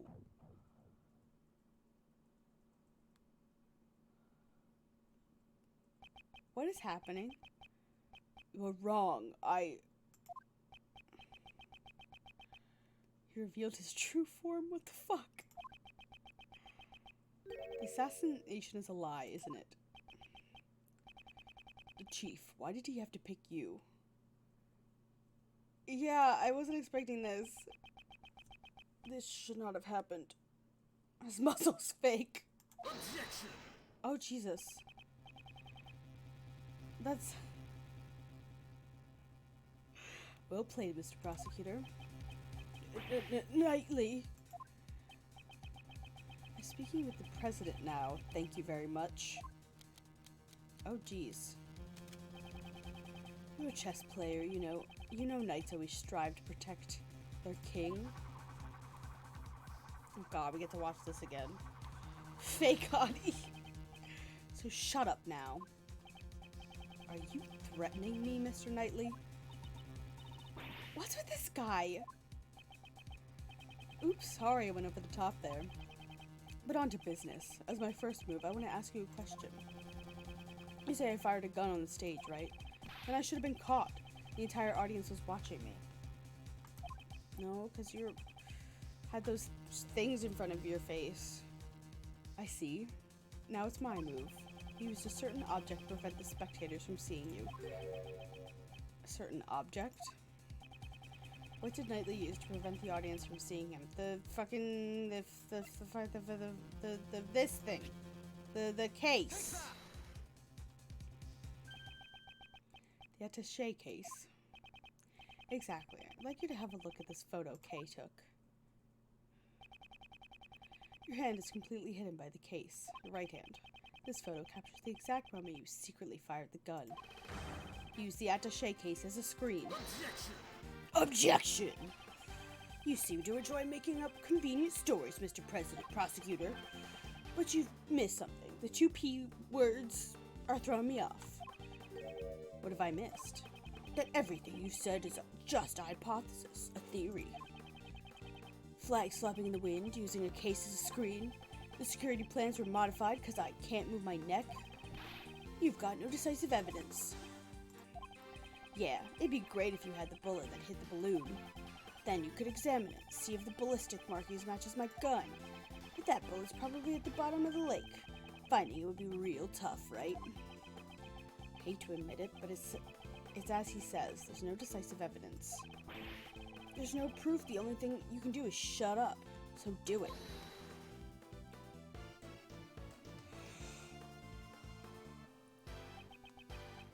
Miss Swift. That's it. If she speaks, we could hear the new testimony. Hey, lady, you got something to say? Never mind. There we go. I thought so. Nicole. Don't be afraid. The truth will escape if you let that man imitate you. This is the second Ace Attorney game. Well, not the second Ace Attorney, but this is the second Ace Attorney character that shares a name with my one of my real life friends. Maya and Nicole. The truth will escape if you let that man intimidate you. Taylor's gonna come back with a bullet. He might. Wouldn't put it past him. You're a reporter, a journalist, are you not?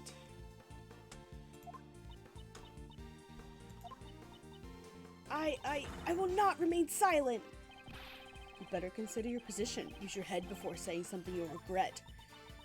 I forgot the #1 rule of journalism. Journalists must not tell lies. You can't call it a scoop if it ain't the truth. Mr. Edgeworth, I'm sorry. I've been hiding this the whole time. I used this laser pointer to aim at the president. That's all I did. I never fired the gun. You stupid woman. If you testify, you'll be admitting you're an accomplice.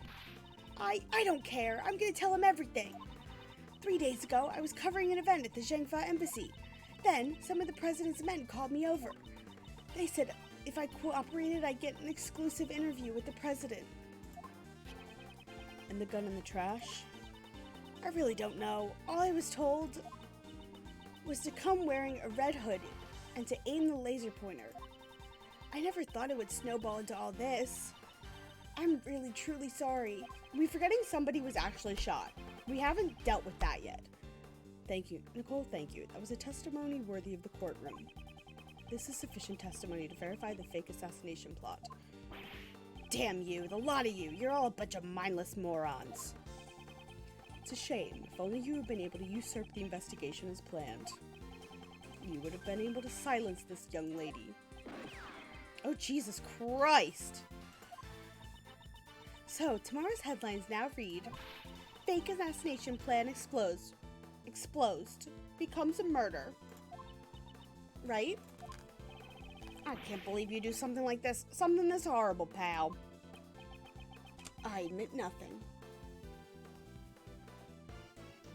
Oh god, everybody stretch. Oh, back hurts.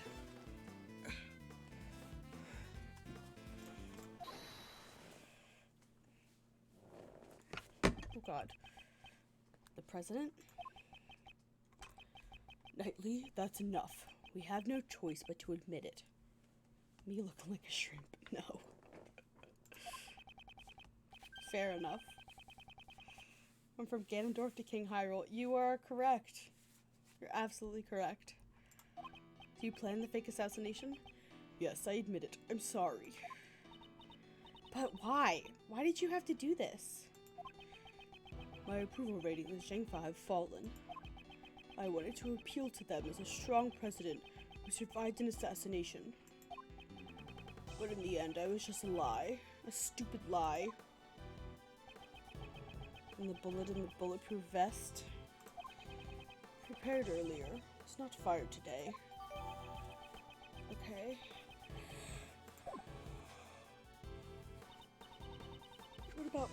What about Mr. DeKiller? Seems our plan was leaked. Someone wanted to make this fake assassination real. That's why DeKiller wore the red raincoat. He would impersonate the culprit from the plan in order to approach the president. There's still one thing I don't understand. What's that? Why did Rook die? His death was not a part of this charade, and yet it really happened. Yes, Why was his life taken? I guess, Nico. I don't have a better explanation for it. Ethan was an outstanding bodyguard. Even though he wasn't from my country, he had my utmost trust. I wouldn't think that having the trust of a cowardly president meant that much, honestly. Hey, that's the same sort of bond between me and Mr. Redgeworth, pal. I wouldn't put it that way. Did Rook know of your plan?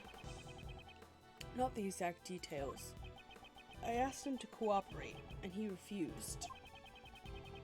Should have listened to his advice. Yes, indeed. I wouldn't have done all of this if I had known. You're being too dramatic. What? Rook was just one piece of the president's defense. Knightley.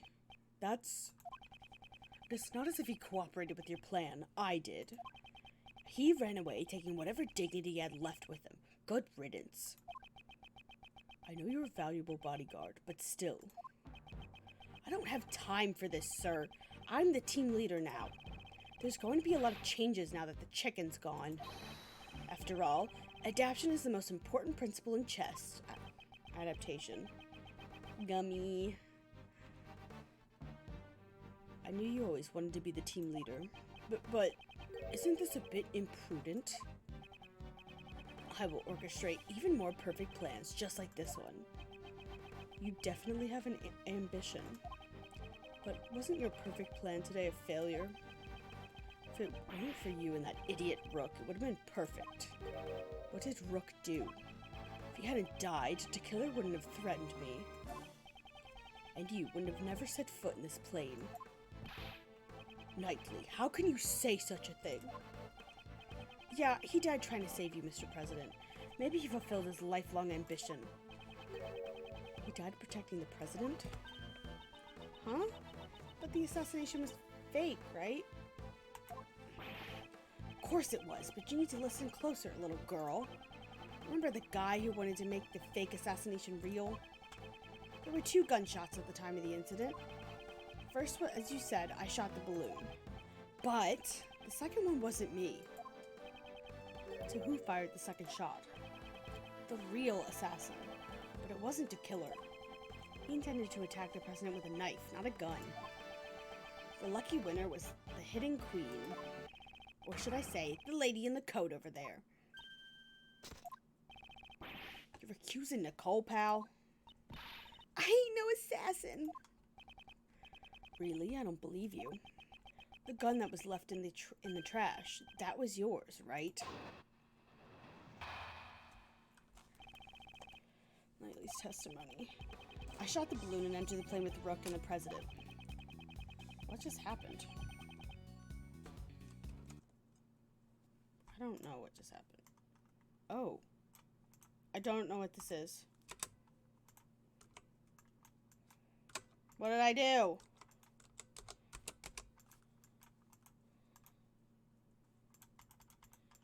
What happened? There we go. It paused. I don't know what I hit. When it came out, Rook was already on the ground. The bullet that lady fired must have hit him while we were escorted the president of the plane. The shot was fired from the gun you found in the trash.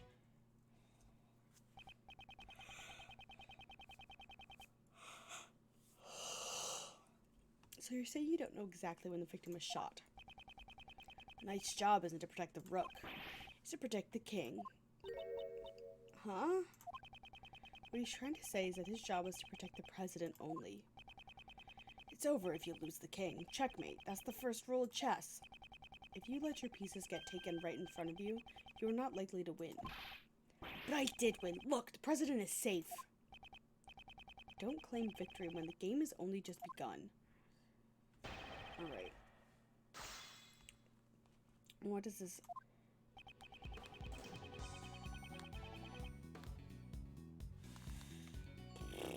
Shot the into the plane. Rook waited in the cabin while I led the president to the security room. Okay.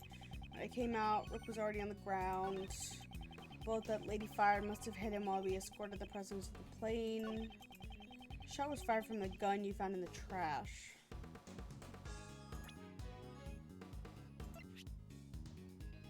Same model as the victims. Oh my god, I didn't think that was gonna work. I thought that was gonna be wrong. So you shot the balloon. Miss Swift shot Rook. Is that really true? Can't see it any other way. The gun we discovered in the trash was fired twice. The number of gunshots don't add up. Why don't the gunshots add up? It's simple. This gun is fake evidence left behind by the real criminal. Fake evidence? Think about it. The criminal planted this for a reason. By finding the gun, we'd assume that the assassin was in the audience. In order to make us believe that the gun was used by the assassin, the gun needed to appear as if it had been fired twice. Fake evidence, TM, we know how that goes. I get it, because the 2 shots were fired during the incident. However, we proved the bullet that hit the balloon did not come from this gun. Therefore, I have my doubts as to whether this gun also took a Rook's life. Here it comes. You're packing some serious heat. Enough with the song and dance. You've come this far. Go ahead and say it. I won't just say it. I'll prove it. The one who really shot Rook is him. He shot his own fucking partner because he was jealous of him. Where's Knightley? You murdered Rook. He finally said it. Knightley, you couldn't have. The killer wasn't the only one who took advantage of the fake assassination plot. You intended to murder Rook and claim he was a victim of the assassination.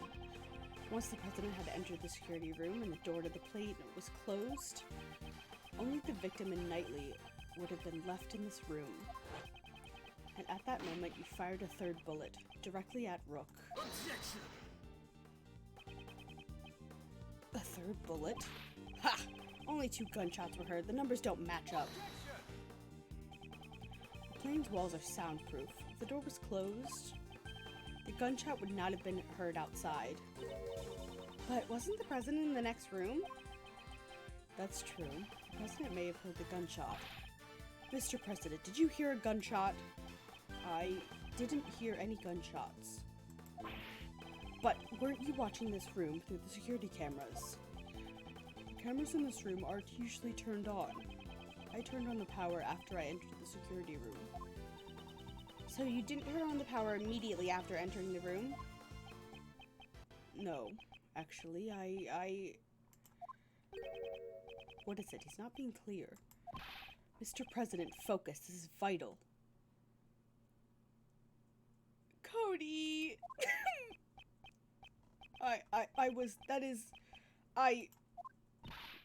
Please! I was hiding under the bed, covering my ears. What? But you knew the assassination was fake! Doesn't matter, I simply hate the sound of guns. What is this music?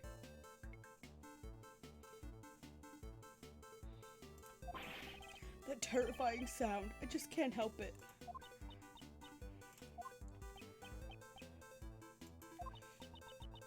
That definitely ain't going in my article. Knightley, you saw the president hiding under the bed. Furthermore, you could tell if the security cameras had been turned on by looking at the monitors. In that moment, when the president wouldn't hear the gunshot or see the room, you had a chance to fire a 3rd bullet at Rook. Knightley, did you really... You deceived me? You really think I killed that moron? That's cold, Mr. President. Have a little faith in me. The bodyguard who's risking his life to protect you. I want to believe you. I really do, but... I just don't get it. Why are you suspecting me alone? There's still the possibility that she's the killer. This gun is not the murder weapon. The number of missing bullets makes that clear. Maybe it was 1 short to begin with. Ever think of that? What? Maybe he'd already fired a shot yesterday or the day before. And the 2nd shot was fired today. The one that hit Rook. Well, ain't that just the perfect excuse? Excuse? The possibility exists. You can't deny that. He's right. I can't deny it completely. We need decisive evidence. Evidence so decisive that it makes my heart stop and my logic crumble. You got something like that? Mr. Edgeworth, can't you do anything? At this rate, Nicole will...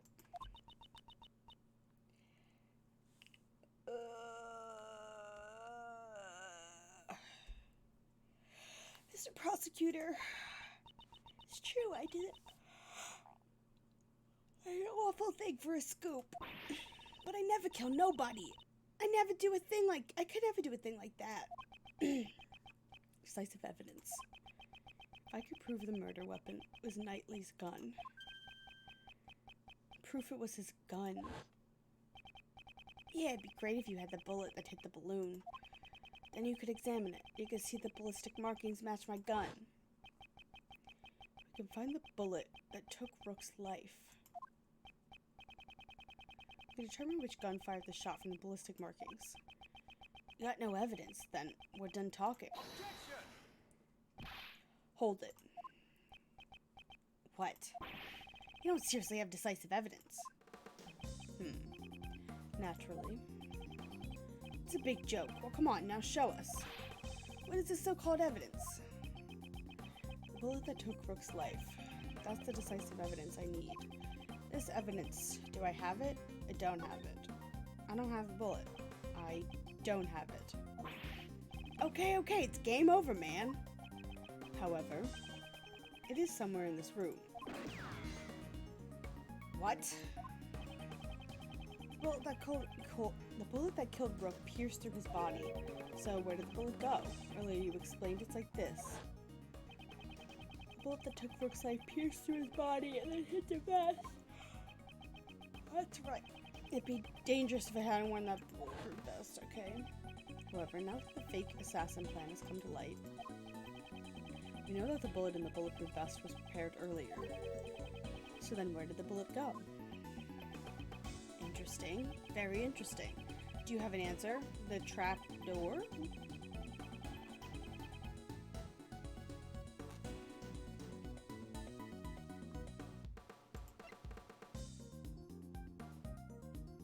Or the broken security monitor? Take that! He told us not to touch it. How much you want to bet he put the stuffed animal on top of the bullet to hide it? In this room, there's clearly one thing that's missing. Something missing? You sure it's not your brain? I'd like you to look at the rack of security monitors. See if you've noticed, Mr. President. Among these images of the plane's surroundings, only the feed from the right side of the plane is absent. That's what's missing. A single monitor. Mr. President, there was originally a monitor here, wasn't there?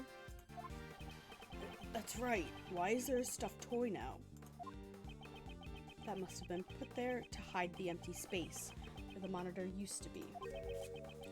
Why is the monitor missing, and where did it go? Why? Undoubtedly because it was hit by the bullet. In order to make us think the bullet really hit the bulletproof vest. It would be a problem if another bullet hole was discovered. Well, then where did the monitor go? Where? It should be hidden somewhere inside this plane.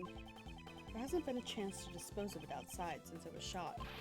Detective Gumshoe, search this plane. Roger that, sir. President Huang, you said extraterritorial laws apply to this plane. I will allow it. There is no problem. I just want to know the truth of Rook's death. Damn it, you think this is a joke? Always like this, Rook that. Detective, we have his approval. Go ahead.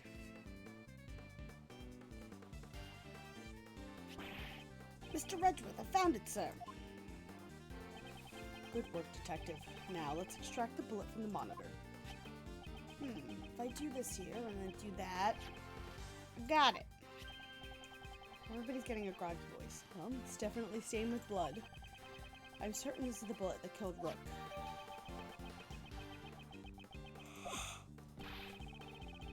It is a bullet that will crush your arguments. The decisive evidence that blows a hole in your logic. The ballistic markings on this bullet do not match the gun found in the audience area. Miss Swift would be cleared of suspicion. What's wrong? Cat got your tongue? Detective, we need to examine the ballistic markings. Send the gun and bullet to forensics. Roger, we should be able to find clear markings on this bullet, sir.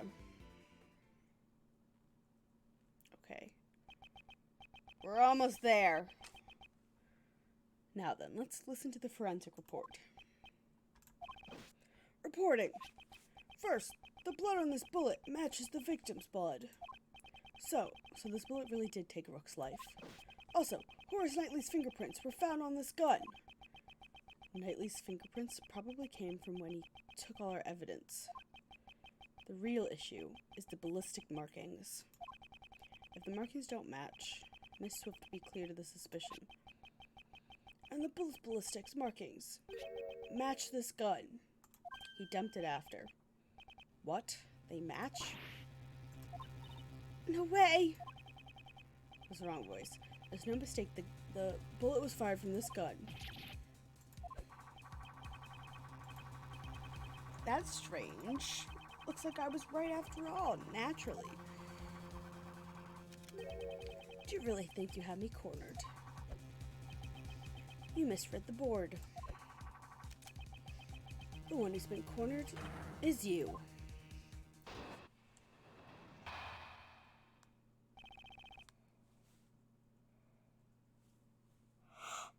Oh, excuse me. The ballistic markings match the gun. There could be no doubt. The bullet that killed Rick was fired from the gun you found in the audience area. Who could have used the gun? Not me, because I was on stage, but what about that lady reporter in the audience? All the evidence points to the young lady, the assassin, who killed Rook.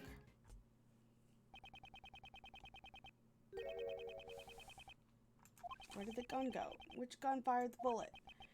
At least we know. It ain't me. This can't be happening. President and I have admitted to the fake assassination plot. Now it's your turn to admit who the real criminal is. That doesn't make Nicole the criminal. Don't get riled up, Kay. Let him have his say first. After he's done, it will be too late to begin our counterattack. All right, Mr. Edgeworth. I can't make the audience stop. Oh my god.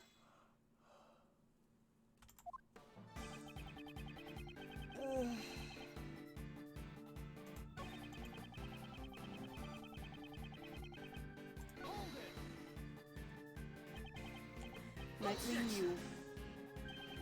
you're the one who should hold it. You proved it yourself.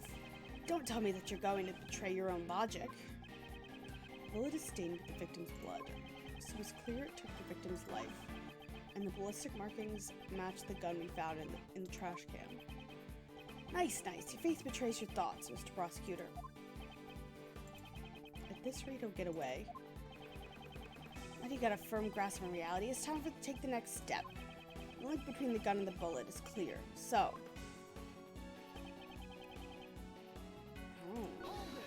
you.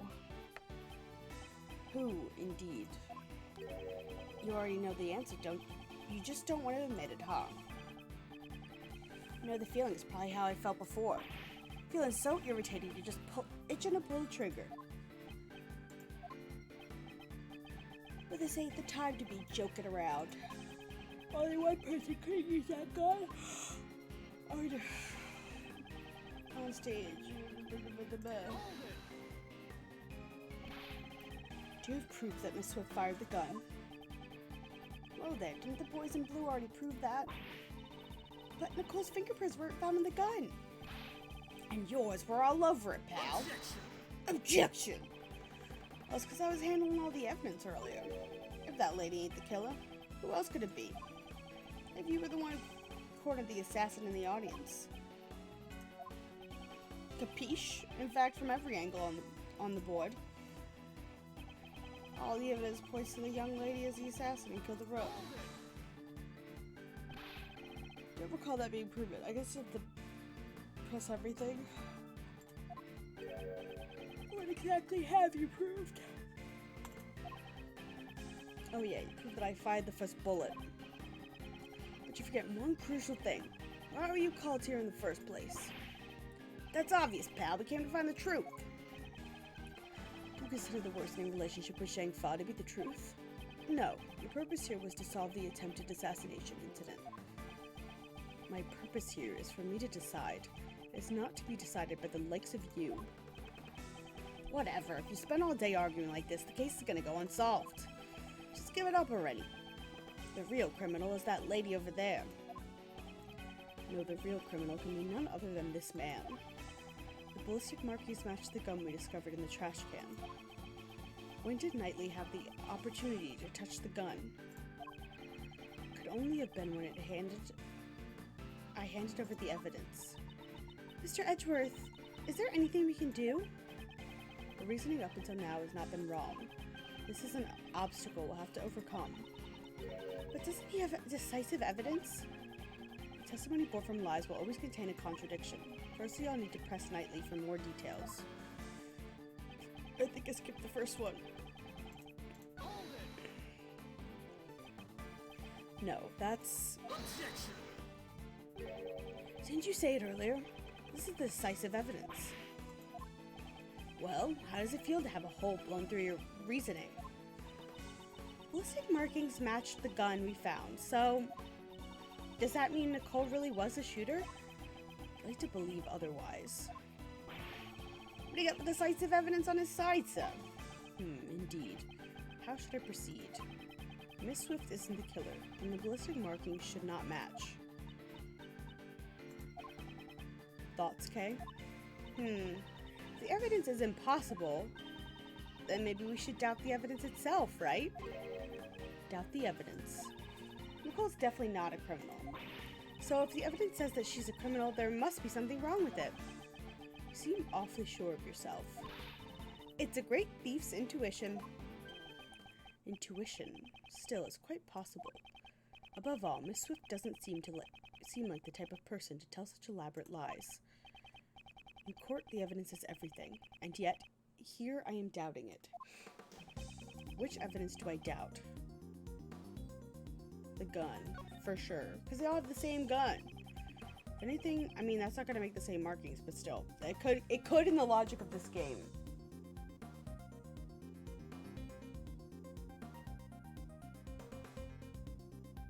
Could have also, it could have just swapped the gun because they're identical.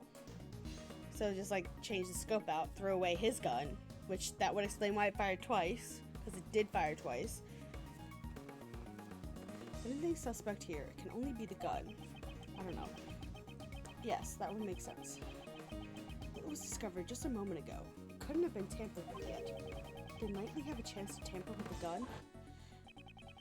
I'll hand over all the evidence you collected. And leave this plane at once. Hey, Mr. Prosecutor, be a good boy and do as you're told.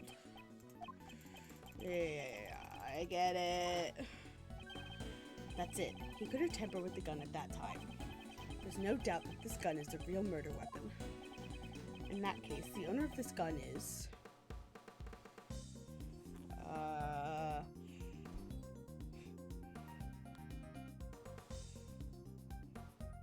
him. It's gotta be him. It's his own gun. Like I said, he swapped it. He must have switched the guns. Thank you, Edgeworth. I knew I'm a genius. Without a doubt, this is Knightley's own gun.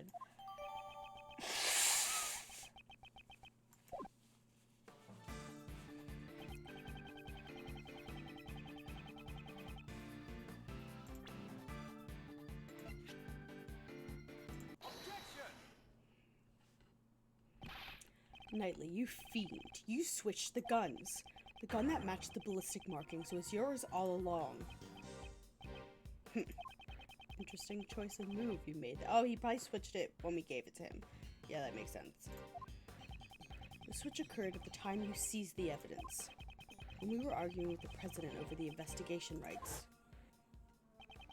You detached the laser sights from the gun found in the audience area and attached it to your gun. Then, when you returned the evidence, you gave me your own gun. Did I do that? So, what are you saying? What you're saying is I knew you'd want to examine the ballistic markings? Indeed. Stay one move ahead of your opponent. Isn't that the fundamental rule of chess? Can you stop? I'm glad you feel that way, Mr. Prosecutor, but you're giving me too much credit. Besides, can you even prove I pulled the old switcheroo with the guns? I think this might be the last one. His revolver ocelot. The gun happened to be the same model as mine. Pure coincidence. But take a closer look. Only one of them has a laser pointer attached to it. Check the number of bullets left in the chamber. Only 2 shots fired. Oh, Jesus Christ! What did I click? What changed that? Oh my god! No. No.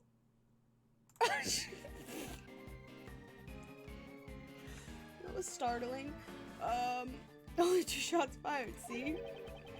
No evidence I switched the guns, right? That last point is suspicious.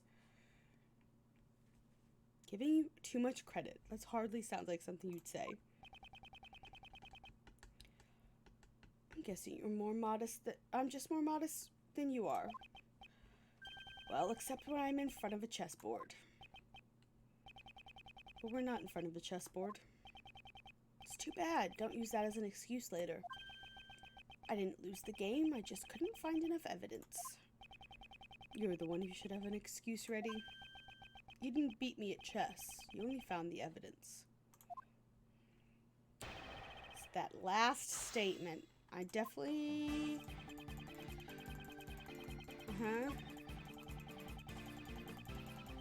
Yeah, because you switched it.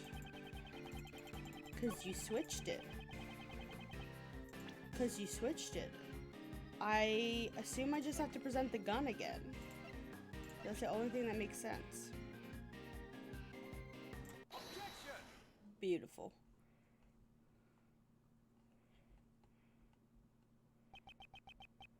That evidence is this. You call that evidence, Prosecutor Edgeworth? You're trying too hard.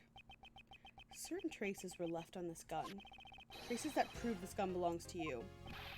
Show it to me. What kind of piece you got? A rook, a bishop? Better not be a pawn. Traces nightly left on the gun are...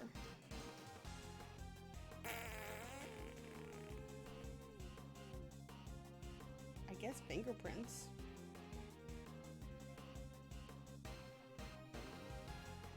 I mean... the rest doesn't make sense. Left your fingerprints on this gun. Fingerprints? Ha! That should be expected. I handled the gun earlier when I seized your evidence. Of course my fingerprints are on it. Yeah, but would it be on the trigger?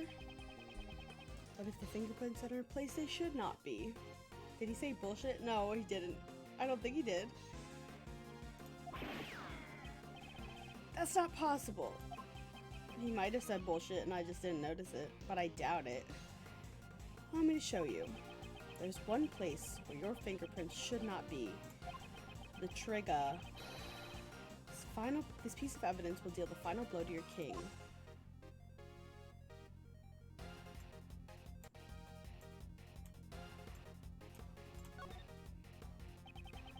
This would be the grip. No, I don't care about the grip. I don't care about the grip. I care about the trigger. Oh, shut up. Maybe this part. Here, Detective Gumshoe, please have a look at the cylinder. Okay, I'm gonna spin this. 2 shots are fired, sir, but where would the fingerprints be? I don't know, on the bullets? You made the switch when you seized the evidence earlier. However, if all you did was switch the guns, you would have been found out right away. That's because the number of bullets fired by the two guns are different. The gun found in the audience had fired 2 shots, sir. But what about Mr. Knightley's gun? He fired 2 shots at the balloon when he was on the stage. And later, 1 shot to kill Rook. 3 shots in total, not counting the number of shots he'd fired since then. After each of those times, you would reload the bullets. Tell us, Knightley, were you wearing gloves when you were doing that? Officer, in your report earlier, where were Knightley's fingerprints found on the gun? Sir, prints weren't just found on the outside of the gun. They were also found on the bullets as well. Thank you. You should have said that earlier. All you had to do was handle the evidence. Why would the fingerprints be on the bullets? That's... With this, it has been proven that you switched the guns. The gun which fired the bullet that took the victim's life. It belongs to you, Horace Knightley. You're the one who stole Rook's life. You are the true assassin. Have a bev while he melts down. Checkmate.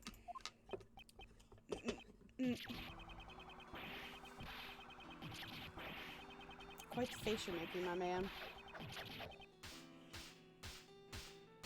Oh. Murdered by the Blue Badger.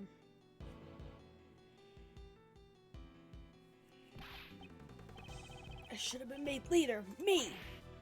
Rook, that piece of scum. If it hadn't been for him, I would have had complete control over everybody. I don't know why I said it like that. Everybody. My assassination plan, it was perfect. My plan was perfect.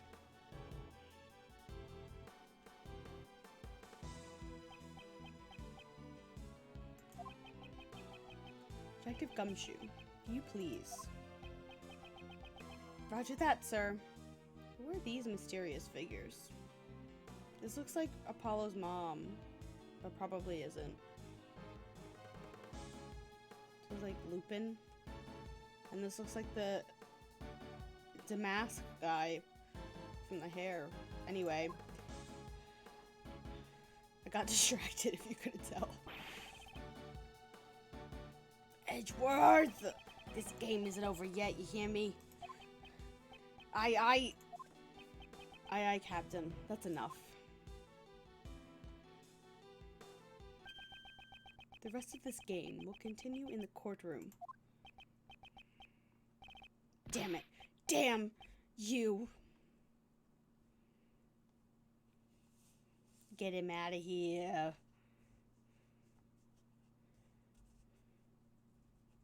Oh, he's all strong and muscular again.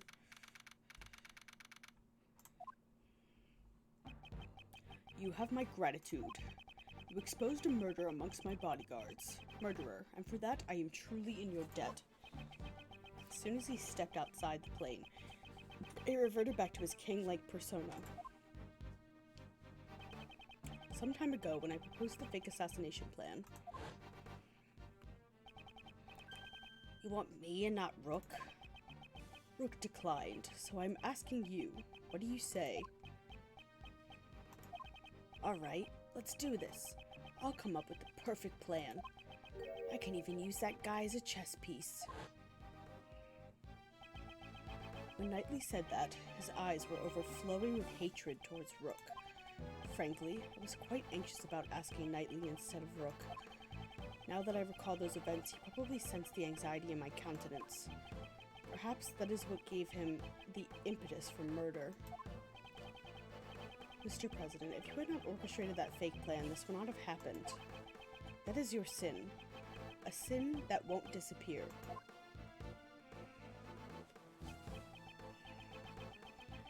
Yes, you are absolutely correct. You have my sincere apologies. I too must bear some responsibility for this. All the responsibility. Most of the responsibility. A good chunk of the responsibility. Even so, I am most grateful to you. I thank you for solving the mystery of Rook's death. I am scheduled to stay in this country for a little longer, but if any of you ever wish to visit the Republic of Zhengfa, you will always be welcome. No thank you, I already have an enemy there. Or at least someone who does not like wheat. Oh, lordy. Thank you, thank you, thank you. So happy for you, Nicole. You were set up as a suspect for the murder. Still, your involvement with the fake assassination plan remains a fact. You will have to submit to police questioning later. You should know that there's still a possibility you may be charged with some crime. Yeah, I know. Sorry about all this. I understand you want to catch a scoop, but there's a line that should not be crossed. I hear ya. I promise to reflect on this. And I did that. That was not her voice earlier. I know she should have a southern accent now, but by the time I realized that, I was too deep in this. We did it, Mr. Edgeworth. That was awesome. Prosecutor Edgeworth solves presidential assassination attempt. It's gonna be big news. Big news. Mr. Prosecutor, would you mind telling us how you feel about solving this case? That was certainly a quick change of attitude. No comment. Aw, don't be so ornery. The reason is because this case is not over yet. Huh? Not over? What do you mean, sir? What shows that this case is not over yet?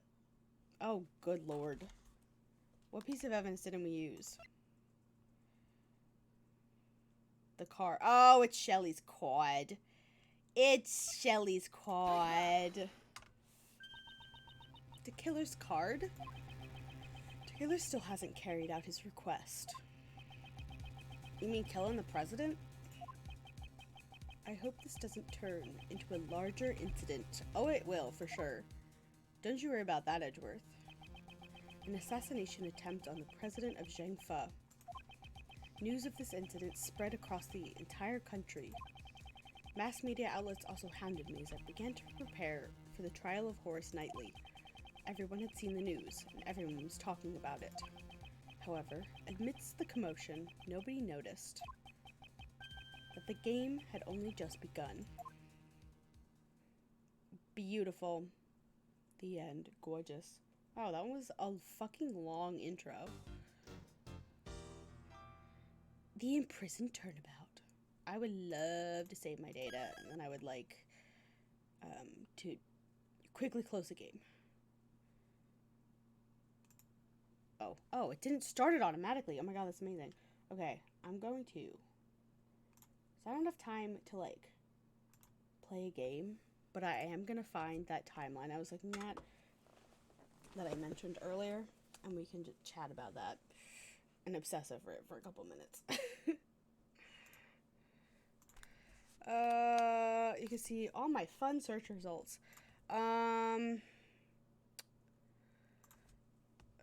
Phoenix. Oh, I can't spell Phoenix Wright's name. Phoenix Wright is attorney timeline. Let's see if I can find it again. Was it this? I like had a problem finding it, and now it might be right in front of my face. Yeah, this was it. Okay. We only know a couple of birthdays, which I think is funny. And people have, like, figured out Phoenix Wright's birthday into, like 2 days. Okay, this is all Great Ace Attorney. Birth. Drew Misham. Bernie Faraday. Birth. Misty Fay.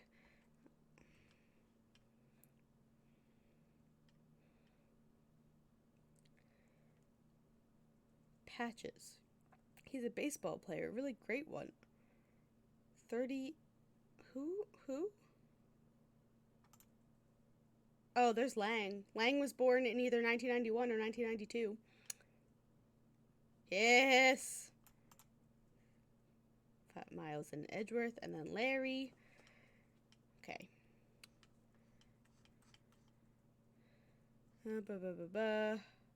2009. Miles Edgeworth passes his bar exam. These are just, like, very fun to go through. Pearl is born in either 2009 or 2010. Francisca becomes a prosecutor in 2012. Gumshoe also becomes a detective in 2012. Deed Man is murdered. This is the last game. Mackerel trial. And then Bernie Faraday is murdered. Cadopia splits sometime in this time period.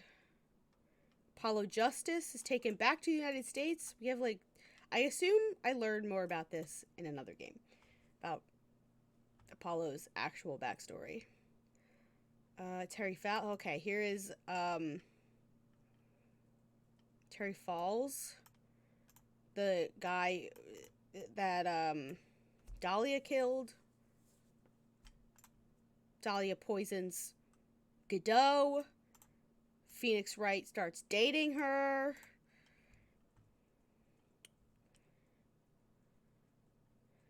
Doug Swallow gets murdered. Phoenix is put on trial.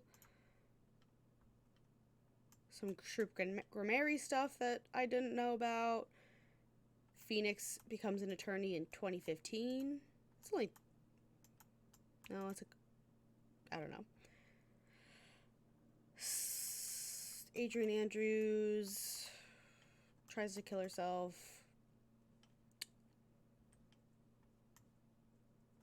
Apollo's mom disappears.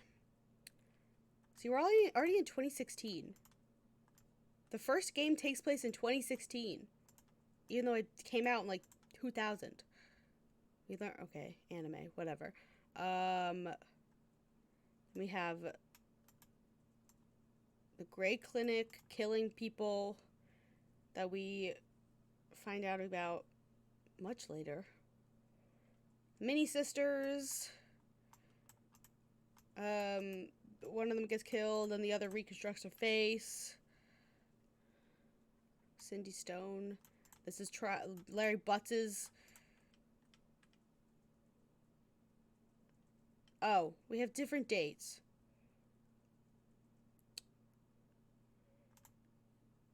Larry, in the anime, it happens March 26, 2016, the day before my birthday. And in the game, August 3rd. I'm inclined to go with the games. Then Mia's murdered, blah, blah, blah, blah, blah. Okay, the events of the first game. On to Light. 2018. We have Godot, wakes up. Turnabout, Mask. This is when Grammary gets hospitalized. Viola, the scary lady with the Mafia Phoenix lookalike husband, boyfriend.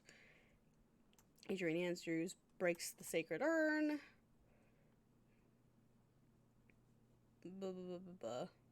Glenelg is murdered. Maggie Bird goes on trial. Then we have Dahlia Hawthorne is executed in 2019. Not that long ago. Then Misty Faye is murdered. We have Iris's trial and all of that. Miles goes overseas for 1 month after the trial. His boyfriend falls off a bridge. Miles comes back. Colin Deveray gets killed. I don't remember who Buddy Faith is. Manny Cochin. Shelley DeKiller. Oh, we're here. We've made it. Today, March 23rd, 2019, Shelley DeKiller attempts to assassinate the president, but it's overpowered. We are not going to look at any of the rest of those really quick. Scroll past them, because that seems all like spoilers for the game. Then we have April 2019. Magnifique Mary dies. Christoph Gavin requests the forged letter. Grammary rejects Gavin's services.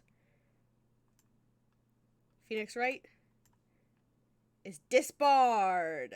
April 19th, 2019. He's only 4 years into his 7-year disbarment. As of right now. It was literally 2 days ago. His anniversary. I missed it. I need to put it in my phone so I remember it.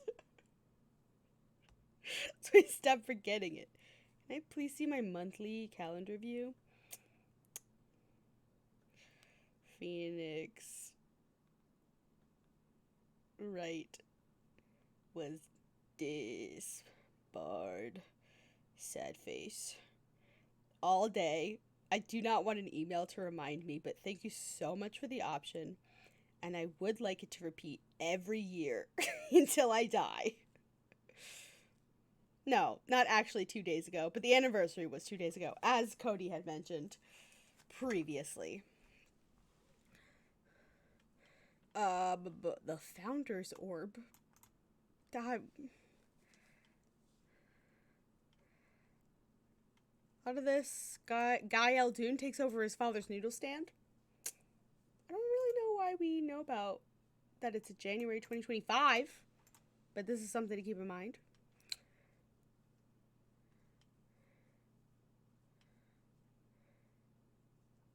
All right, the beginning of Phoenix Wright or Apollo Justice takes place in 2026. So 3 years from now.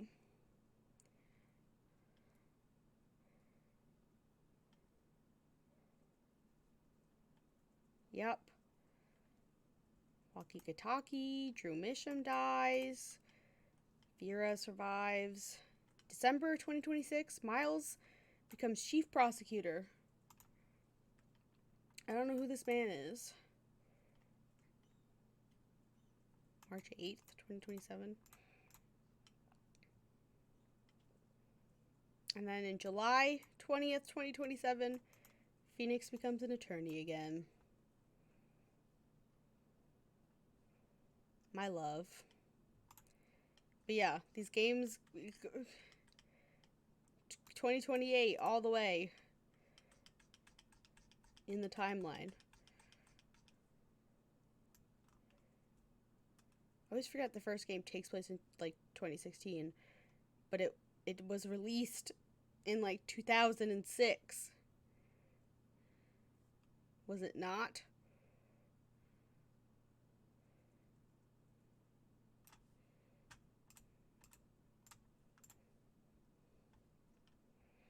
They really were in and on the future. I just want the game that this is in. This was an unhelpful. I really thought I was onto something with that. KG8 incident. I need trial of Maya Fey.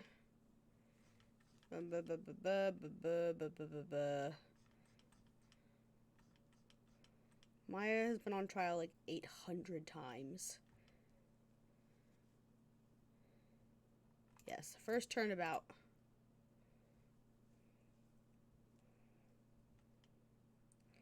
Yes.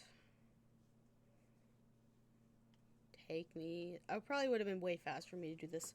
2001 on the Game Boy Advanced in Japan, and then in the US 2005 for the DS. It's crazy to me that this game came out originally in 2001. Holy crap. WiiWare, iOS. That is a bonkers. Game Boy Advanced.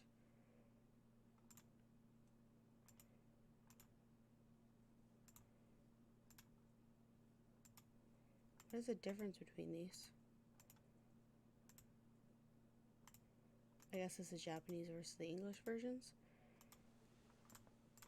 Anyway. See, this is why I need to play all the games, so I can look at this timeline and not have any spoilers.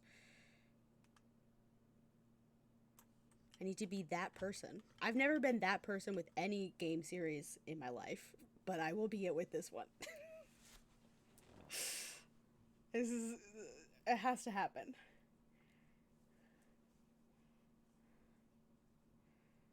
The numbers on his internet handle. this somebody we know already? Nope. Don't know that man.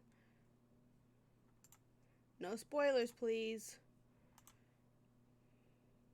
You do know this one, I think. Yes. Oh, yeah, it's Maggie Bird's boyfriend. I'm excited for me too. Thank you, Carly. I'm gonna be insufferable until these are done. And there's so many games left still. It's gonna take me probably into next year. Almost certainly. Not probably. Almost certainly. Another year. Because, oh, I'm sweating. I got this game. Then 2 more main series games. And then Great Ace Attorney is another 2 games. And they take me forever. Apparently, Great Ace Attorney's 2 games is the same length as the original trilogy, which took me so fucking long to finish. I believe I played from February to June originally, if I have the dates correct in my head. So, like, yeah. And I gotta take breaks in the middle, because I'll lose my fucking mind if I don't. And then Halloween happens, and I gotta play probably The Evil Within 2.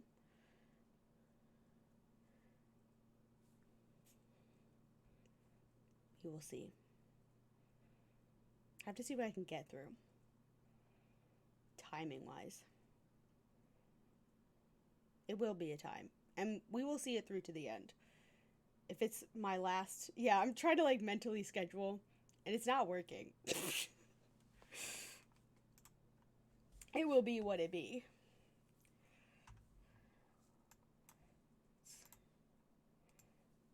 I think we got everything we needed from that. Oh, God.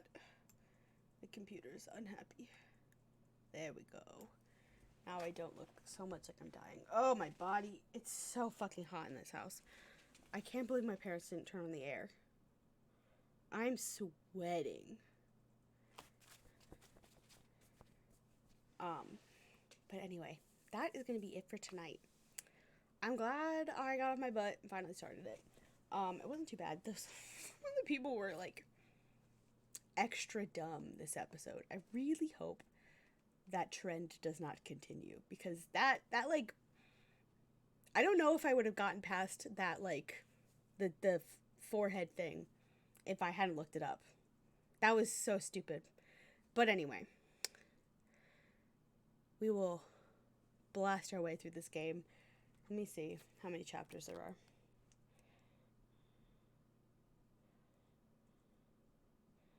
There's 1, 2, 3, 4, 5. Okay, there's 5 chapters, including the first one. Holy crap. Is this the... One of them is 9 parts. I don't think this game's gonna be really long, guys. I think it's gonna be really long. Oh God, he's texting me. I hope they're really short. Is that the next one? Hold on. I can't tell from the way that this website is laid out if it's the next one. No, it's episode 3.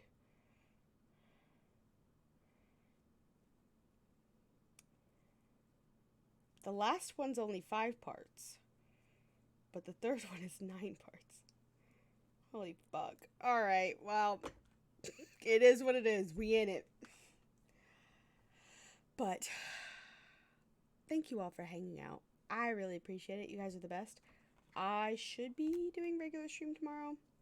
We're getting closer to the time when I will have more irregular streaming. I have like a wedding coming up. I'm going to be on vacation 1 week. So I'll have to see what disruptions happen. I'm a little sad about the disruptions because I have like a week buffer for my YouTube uploads and I will be losing that very quick. But that's fine. Yeah, thank you all for hanging out. I love you guys very much. Thank you for hanging out and watching and chatting. You're the best. I love you guys so, so, so much.